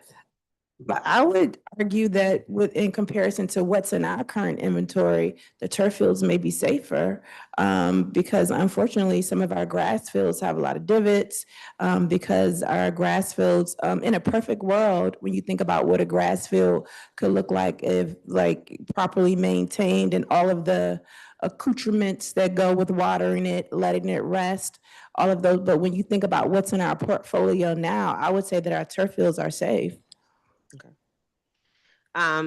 Do you all know if I guess DPR, DCPS, or the Deputy Mayor for Education, or even the Office of Risk Management tracks the number of injuries that occur on district property fields? I think doing so is worth exploring from a safety and liability perspective. We absolutely do. You do? Okay. We track all of our injuries that have been reported. And so there are minimal. Okay. I just want to say, because that might be a way for us to compare grass and turf and see if there's any notion, if that's based in, what we've heard is that professional teams all now use grass because what they have found is that turf fields present a liability to professional sports teams. And so I guess the question is if they're a liability to professional sports teams because of the injury risk, are they a liability to our young people who are playing sports? And that's one of the things that have come up as parents have said are another reasons where the safety risk of using artificial turf as it relates to physical injuries.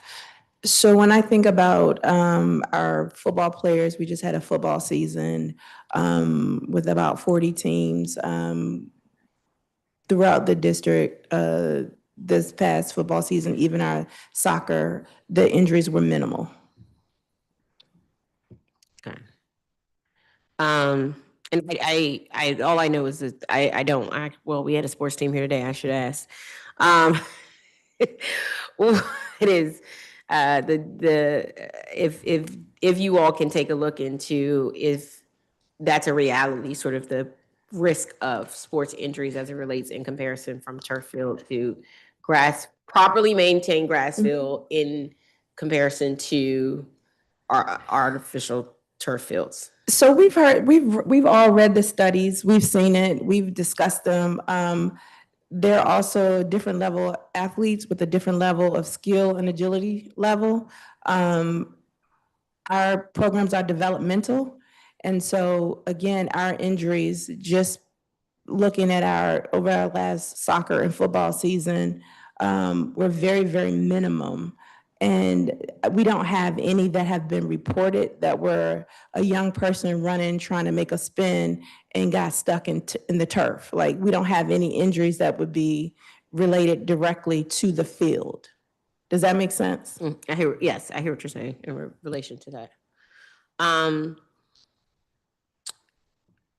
One thing I wanted to talk about is what we heard. I was like, when you were giving your testimony, I was like, this is the opposite of everything we've heard as you were going down your list. One of the things you said was sort of, it's cheaper. And everybody was like, all I've heard is that natural grass is cheaper than artificial turf. I guess you all's position is that grass or artificial fields are more expensive overall over the same period of time. I guess, is it DJ's position that grass or artificial fields are more expensive overall over the same period of time? I guess, let's say like 10 years, 15 years. Yes, I mean, our experience is that the upfront cost, obviously, to install artificial turf is more than grass. However, looking at the year-over-year maintenance costs of natural turf versus artificial, for us, our experience has been that the natural turf or natural grass fields rather have been more expensive. And that is, due to, number of cuts per year. And these are the athletic fields, that is, they're on a more robust frequency of cutting, of aerating, of fertilizing, of watering, et cetera. And it's much more expensive, as we've seen with our facilities department, as opposed to the raking and or the frequent replenishing of the infill. It's been proven to be much more cost effective for us. In preparation for this hearing, I reached out to my counterparts nationally who are members of the National Recreation and Park Association. And the responses from the industry is that grass is just it costs more to maintain grass athletic fields. That's California, Denver, North Dakota, South Dakota. I had over 250 responses to this when I threw the inquiry out, and they all spoke to how grass fields cost more. Of course, turf is a larger cost in the beginning, but overall the maintaining, and you get less community use out of it. So even in communities where they advocated for grass, once they didn't get the usage that they thought that they were going to get, they began to advocate for turf. Okay. What is that number? I guess it's hard to compare the number. The initial investment of artificial, what's the life cycle on our current turf fields? 8 to 10 years? Yes, for artificial 8 to 10 years. I guess so. My question is, we will have to replace it, and what's the cost of us each time we replace it? So for currently, the cost to replace an artificial is, 1.5 to 2 million.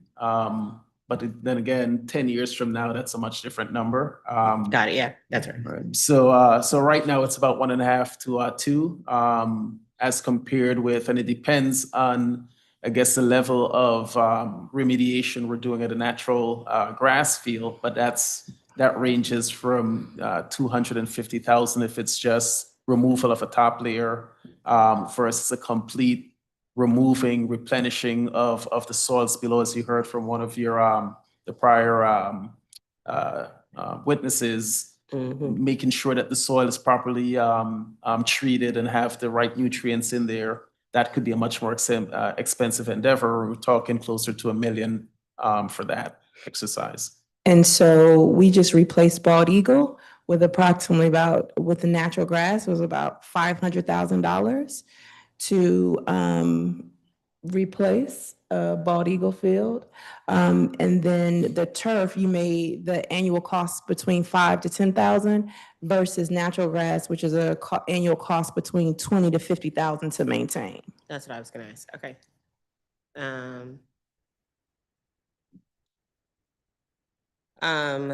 You've heard testimony, I guess, partners in Montgomery County, et cetera, have done work around maintaining their fields and having professionals sort of making sure they have the right soil, the right things in place to make a field have more life usage for longer. Is that something that you all have explored, both, I guess, DPR and DGS as? So one of the things that many of the surrounding jurisdictions, our neighboring jurisdictions in Montgomery County, they have a cost recovery model. So those fields are like $350 upwards to $350 an hour to rent. Again, there's a public-private partnership that they have with those fields that you referenced. So some of those, they anticipate recouping some of the cost that they spend, but through permitting and rental through too many organizations. That's simply not the case in our city. It costs $5 to $7 that is legislated to rent our fields. And so we don't have a cost recovery model. We want to keep our costs at a minimum to make our fields more accessible and available to the community. And so I say that because some communities can recoup some of the dollars that they spend by charging the community. That's just not what we do. Got it. How is DPR and DGS, how are you all engaging with residents, especially in wards with environmental justice concerns regarding the risk posed by PFAS? Sort of what outreach or public education has DGS provided to parents and caregivers about PFAS-related risk on DPR properties? I think I'd go back to what we spoke about PFAS being in everything, and we at this time don't believe that there is a public campaign about PFAS on our properties. At this time, we don't see that there's a need. Got it. Well, given that we've been in an ongoing back and forth, myself and the executive, regarding turf field at Lafayette Elementary and other places, I think we are at that space because now more families are saying, oh, wait, Lafayette community, Chevy Chase community are saying this field is harmful to us. And then now other communities are saying, wait, is this harmful? And you all aren't saying, you get what I'm saying? Like, no, now Chevy Chase, Hawthorne, Barnaby Woods now has Brightwood questioning whether their field is safe. Now has Riggs Park questioning if their artificial turf field that they want is safe. And are we behind? And sort of that's the equity question an equity question that comes in when they're wondering, wait a minute, are we putting harmful fields in neighborhoods and certain neighborhoods able to advocate versus other neighborhoods not able to advocate? So now I think it is a public question because it now turns into an equity question where but it's not an equity question though, right? I think that's the framing that if the science says that it's in everything, I think to suggest that we are putting something dangerous in one community that we wouldn't do in another. There's always an opportunity to educate the community. There's always an opportunity to speak to what's best for the community. That's always the case. I think from the framing of what I understood your question to be, assumes that we are intentionally putting risk in the community. And I have to push back and counter that when the science is saying this is everything, this is everywhere, to just reduce it to say it's only in your playing fields, it's only in the turf that's coming to your community, I think is, I don't think that that's a fair comparison. And so, sure, we'll gladly have community meetings. We have community outreach. We'll get together with all of the departments, health, environment, DGS, DPR, to make sure, if these are the questions, but I want to make sure that it's not reduced to only here at DPR in the city will you be experienced or Yeah. exposed to this one thing? Does that make sense? I hear what you're saying. I want to give you an, so one of the testimonies that we were submitted by a district parent said, for example, he said, when I heard my 7-year-old wanted to start playing goalie in soccer, my heart sank. Not because it's a hard position, but because I have read NPR reporting last year on the potential cancer cluster among young goalies. The article cites University of Washington goalie coach Amy Griffin, who has collected a list of more than 300 former goalies and other athletes with cancer. Goalies being more exposed to chemicals and artificial given their time on the ground. They said there is clear evidence these fields contain PFAS and lead. There's no way to make that correlation, this is direct correlation, but I think it's because they're hearing and seeing studies. And then another person said, a child coming home from a practice on a DPR field comes home with crumb rubber or green turf, then that gets all over our homes, in our hair, and in our bodies. I understand the appeal of artificial turf. It should, in theory, be more resilient to weather swings, but I and many others would gladly exchange a muddy field for the peace of mind knowing our children's health isn't at risk. So I think now the question is becoming more prevalent of, I think there's an opportunity to have is this healthy? Yeah, I think that there's an opportunity to have an education campaign.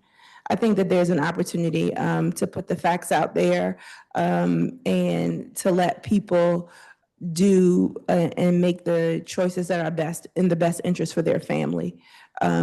Again, I'm looking at the entire scope when you talk about environmental and safety hazards, whether inhaling chlorine at a pool, at an indoor pool, so, and not to minimize one's thoughts. However, I can understand and respect a concern that one family may have for their particular family. However, the science says that this is in everything. And so everywhere. And so I just want to make sure that we're continuing to go back to this is in everything, everywhere, and not reduced and isolated to DPR fields only. Yeah. And it's just that I understand that point. I think the issue is that sort of just because it's in everything doesn't make it fine. I know it's not only turf. I know it is PFAS is in everything. I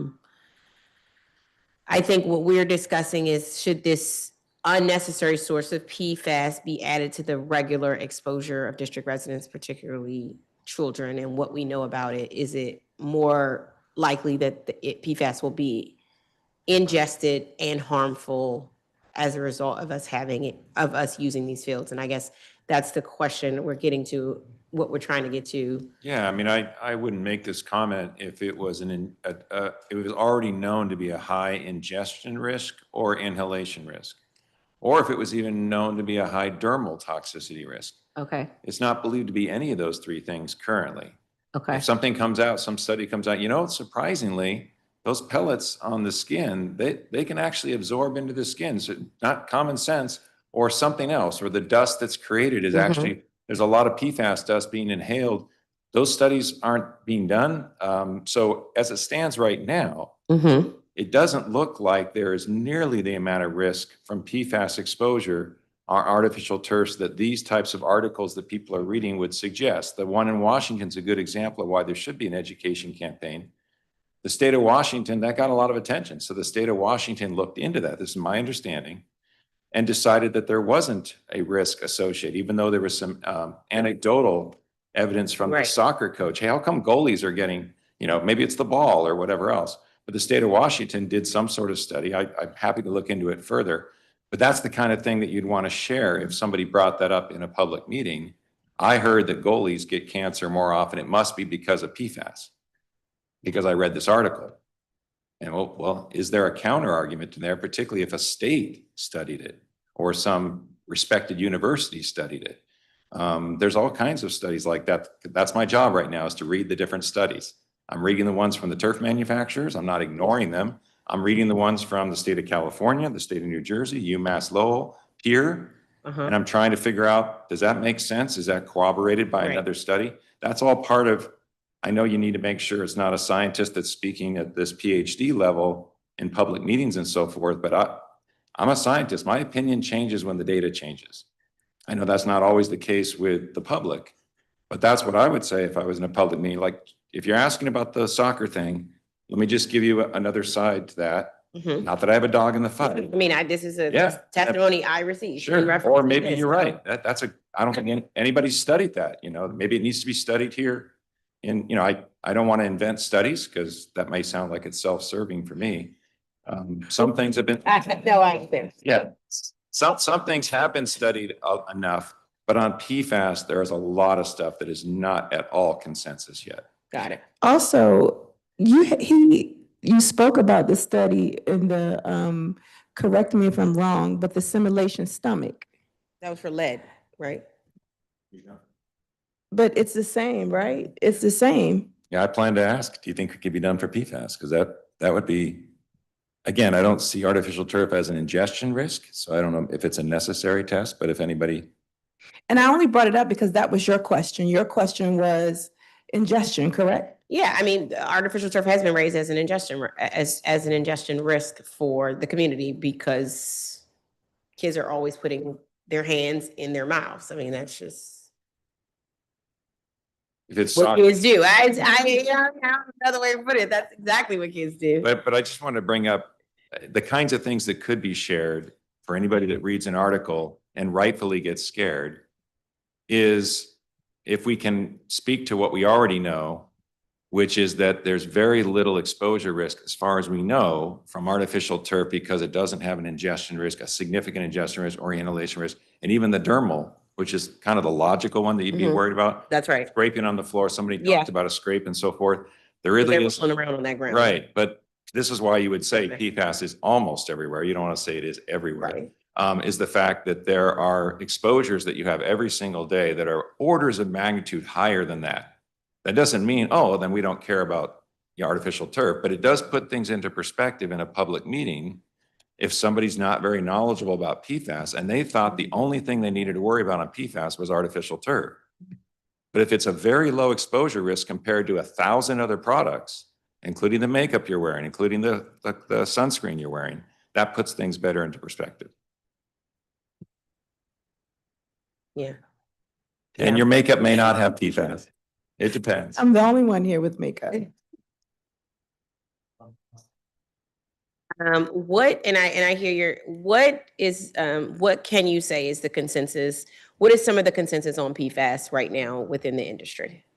The consensus is on drinking water. We know that there are 6 compounds that we need to have, parts per trillion concentration limits on, just 6 out of the 50 that have been well studied.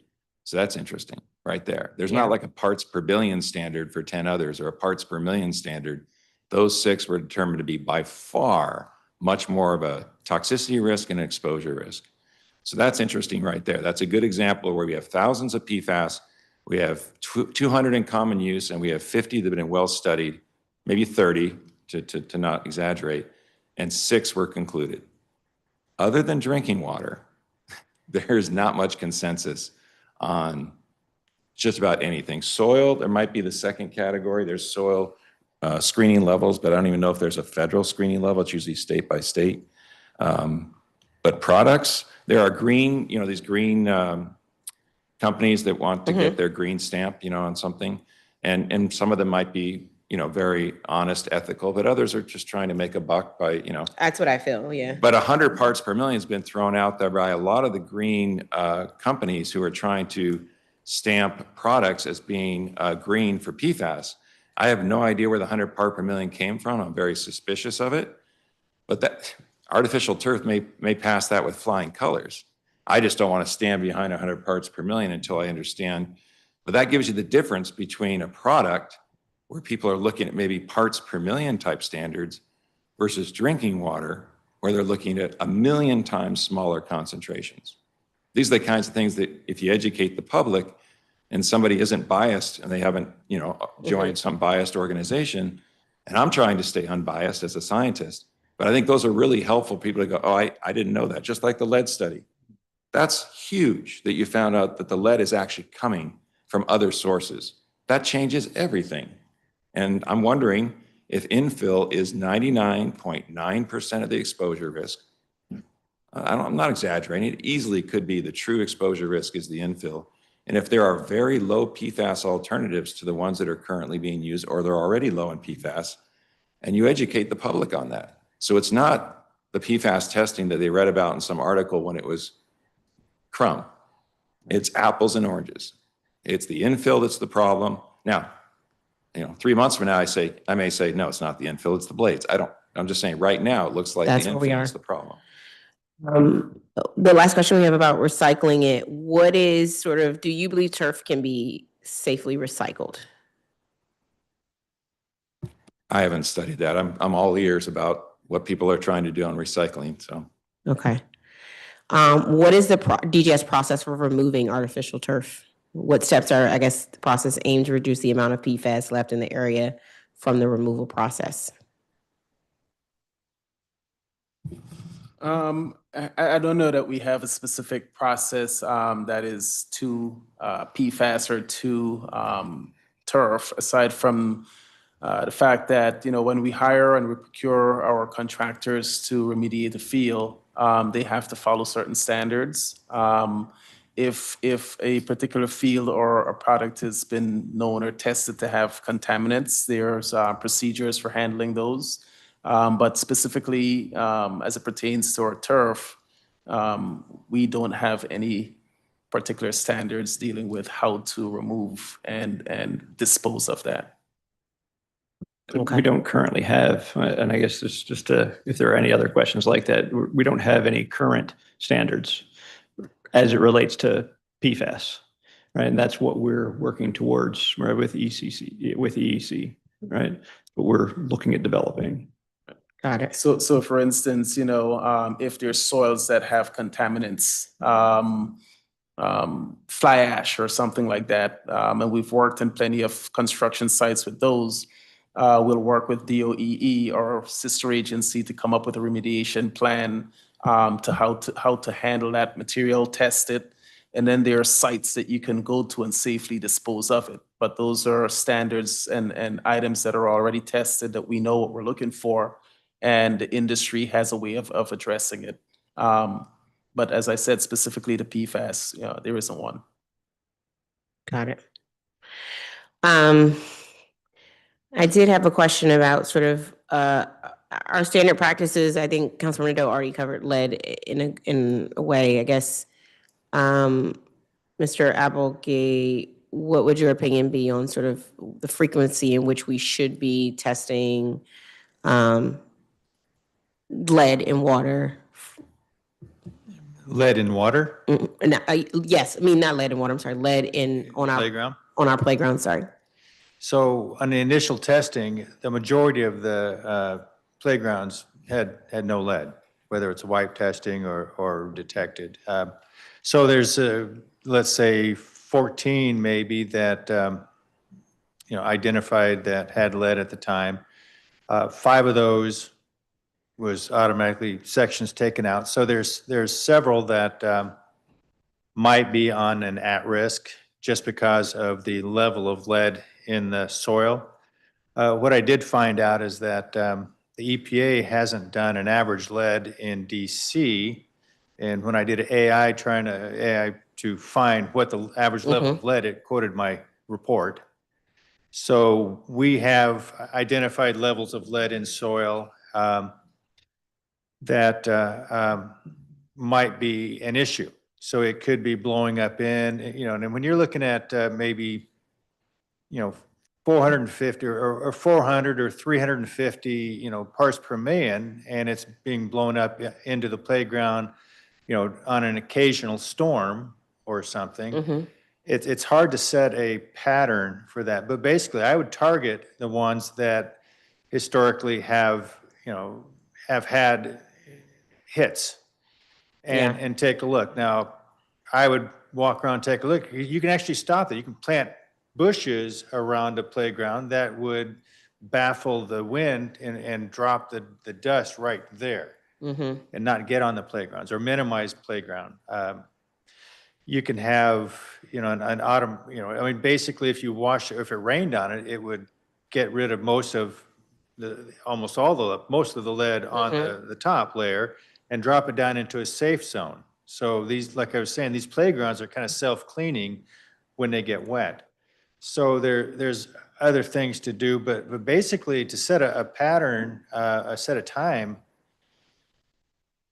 like I said, a rainstorm will clean it. So you don't want to go right after a rainstorm, 2 days after a rainstorm, maybe when you have a heat and low humidity. Yep. Because high humidity is going to minimize dust in the air. Low humidity is going to increase dust in the air. So it might be triggered more on the meteorological data, and maybe set, 3 potential sampling periods, real quick, in a year. Yeah. For just targets. The other ones, they didn't hit in the beginning and they haven't hit since. Okay. So it'd be kind of, if you're being conservative on budget, that might be kind of wouldn't where I would put the budget. I would just put it on the ones that had just a hit. And from what I read on those is that they were very low, minimally above the very strict action limits that we've applied for those. Mr. Killian and Mr. Headley, based on what he said, can we adjust ourselves accordingly as an agency? I know Brian had some thoughts on it, but I must say that we do have a pretty robust protocol for testing upwards of 17 contaminants already that are known that have protocols in place and remediation protocols in place that we follow. I think, Show Brienne since 2016. Well, was that? you told Councilmember Doe since 2016. That ain't robust. 17, I mean, and these are like, what's known and what we've like developed studies for and developed protocols for. Lead, is one of them, and PFAS isn't currently. But as the science evolves, I'm sure, we'll also, with Brian's team, come up with ways to remediate. I mean, you pretty much said everything. I don't really. I thought you were gonna have a better answer, like, yes, we will get to it and we well, will I mean- create a list. I thought you were gonna say we're gonna create a list of potentially. No, and I'm not. I thought you were gonna create a hit list of potential areas that we might need. By the way, just in case it matters, PFAS analysis is very expensive on every single sample. Much more. Child, this whole city, everything is expensive in the city. We know of at least 6. Yeah. Yeah. To start with, so. Okay. Okay. I think, I do have one more question for Ms. Killian. I think, Mr. Killian, while environmental and health hazards such as lead, mold, asbestos, PFAS are often discussed, I think, as specific incidents, I think they occur simultaneously across DGS's large portfolio. And I guess I wanted to understand from you in looking at this as a whole, how does environmental health and safety, or EHS, prioritize hazards across DPR properties? Are some considered more severe and require closing off access, while others allow for the space to be continued to be used while remediation occurs? No, they're all treated, I mean, we treat all agencies and everything that we do equally, right? We don't pick on, DCPS doesn't have a higher priority than DPR or vice versa, right? No, I mean, everyone gets the same rapid response that we would provide to anyone. We don't discriminate. I always think that DPR does deserve priority. DCPS would think they do. DCPS, no, I'm just saying, DPR is my portfolio. What I do think is the priority is safety. And so I think that DGS does a great job of helping us to remain safe. And again, we mitigate issues as soon as we know about them. And, and I hear you. And of course, I want DPR to be priority, but I believe we are. There's never been a time where I felt that we were not properly notified or weren't a part of the decision-making process. And so because of that, because, you know, we all know that safety, environment and safety first on all of our properties and facilities. And then many of our properties are also co-located DCPS sites. Oh, yeah, So we work, absolutely, yeah, so we work very close with the chancellor as well. What I'm getting is, I guess, I'm wondering, how many staff are in EHS? So the number of staff is 6, including myself for environmental. Right, Okay. and we're supplemented though by our consultants. All right, so we also we transfer a lot to you know, and we depend a lot on, you know, our contractors such as Salute. Does the EHS have a specific budget line within DGS? I'm sorry? Do you have a specific budget line within DGS? Environmental, yes. Okay. And well, when you say specific budget line, no, Do you it's made up as part of FMD's budget. Okay. So no, there's not a breakout just for environmental. And how does DGS report environmental safety performance metrics related to capital construction projects? Capital construction, the capital construction projects, actually, they're reported by capital construction. We will in EHS provide assistance, but we don't, a lot of that, I'd have to go back to OSA on that one to see because that reporting is from capital construction. They manage their projects from the beginning to the end, and then they turn them over. And when they're turned over, that's pretty much when EHS takes over. Now, there are certain things like asbestos and asbestos management with schools where EHS does maintain all of those records, and we'll share that information with Capital Construction Division. So we'll share the information that we have in the history, and we expect this, you know, and they do the same with us as they go through those the turnover of new buildings. And last question, how does DGS determine hazardous material standards in light of evolving federal guidance? And how often are DGS standards reviewed and updated? So we look at it. We do look at them constantly. To say that we do it every year would probably not be necessarily true, but we're always looking at updating something. The last time we updated all of them at the same time was in 2017 was the last update to ours, but we're constantly evolving. So we're making edits, and most recently, again, I think our most recent one was literally just done this past October. So again, we're looking at all of them. And those 17, basically it's those 17 environmental factors that we tasked for. Those are kind of those would be the, I guess, the foundation of the work. Got it. As we close out, I want to just reiterate, I think I want to end on sort of,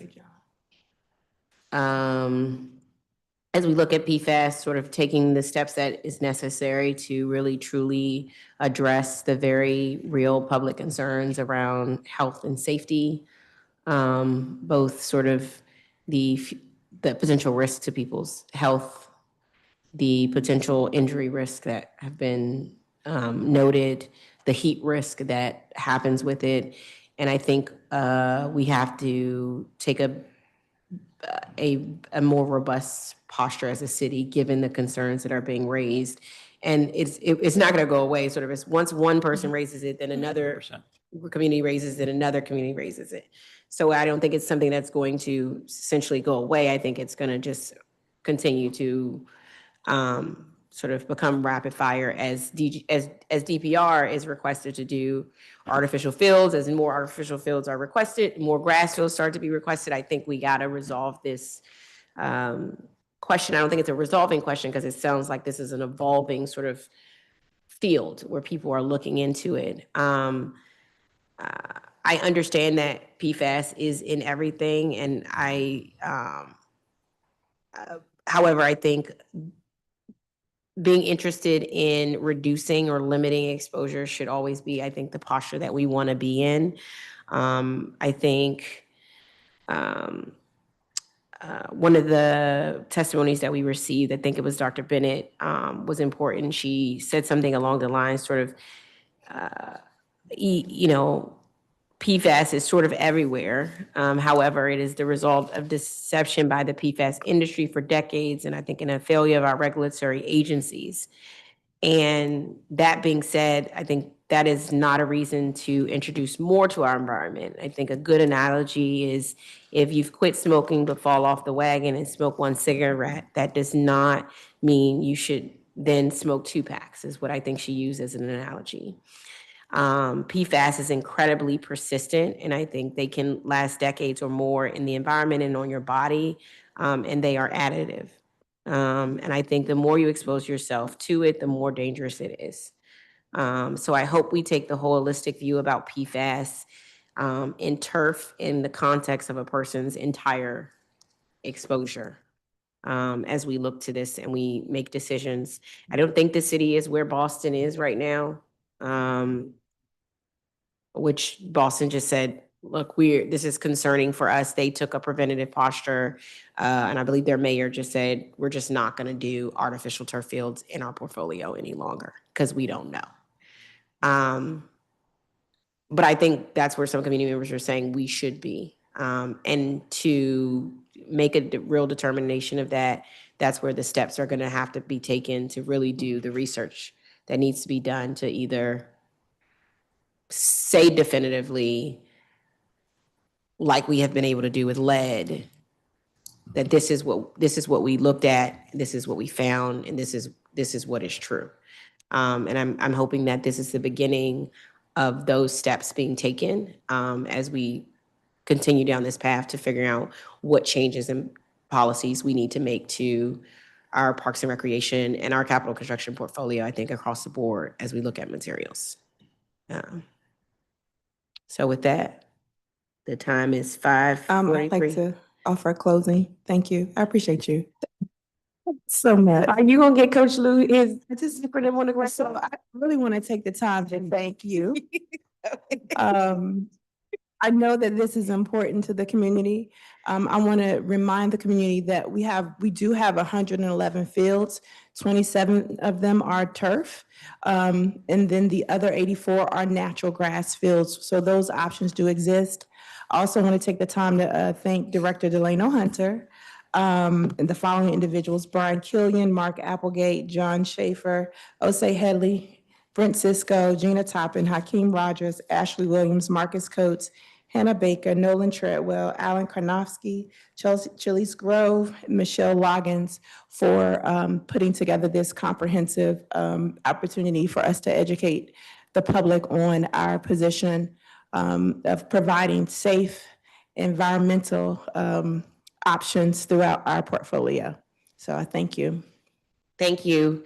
Thank you to the entire DPR team. Thank you to Director Thady Freeman, who made it here today. She wasn't even supposed to be scheduled to be here. She rearranged her schedule. Thank you for rearranging your schedule to be here. And thank you to Director Hunter, who did send an outstanding team who really did a phenomenal job answering the questions and getting the information on the record. So I'm really grateful. And honestly, I think you all turned out to be a good addition to the roundtable. I was a little at first I was like, I don't know, but you all really did.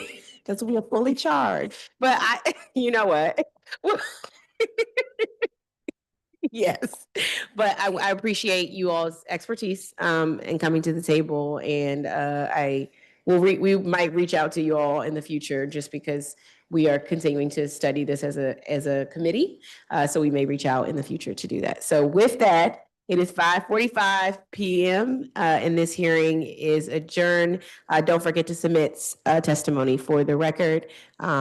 Monday is by 5 p.m. Next Monday by 5 p.m. Thank you. Thank you. Bye. Thank you all.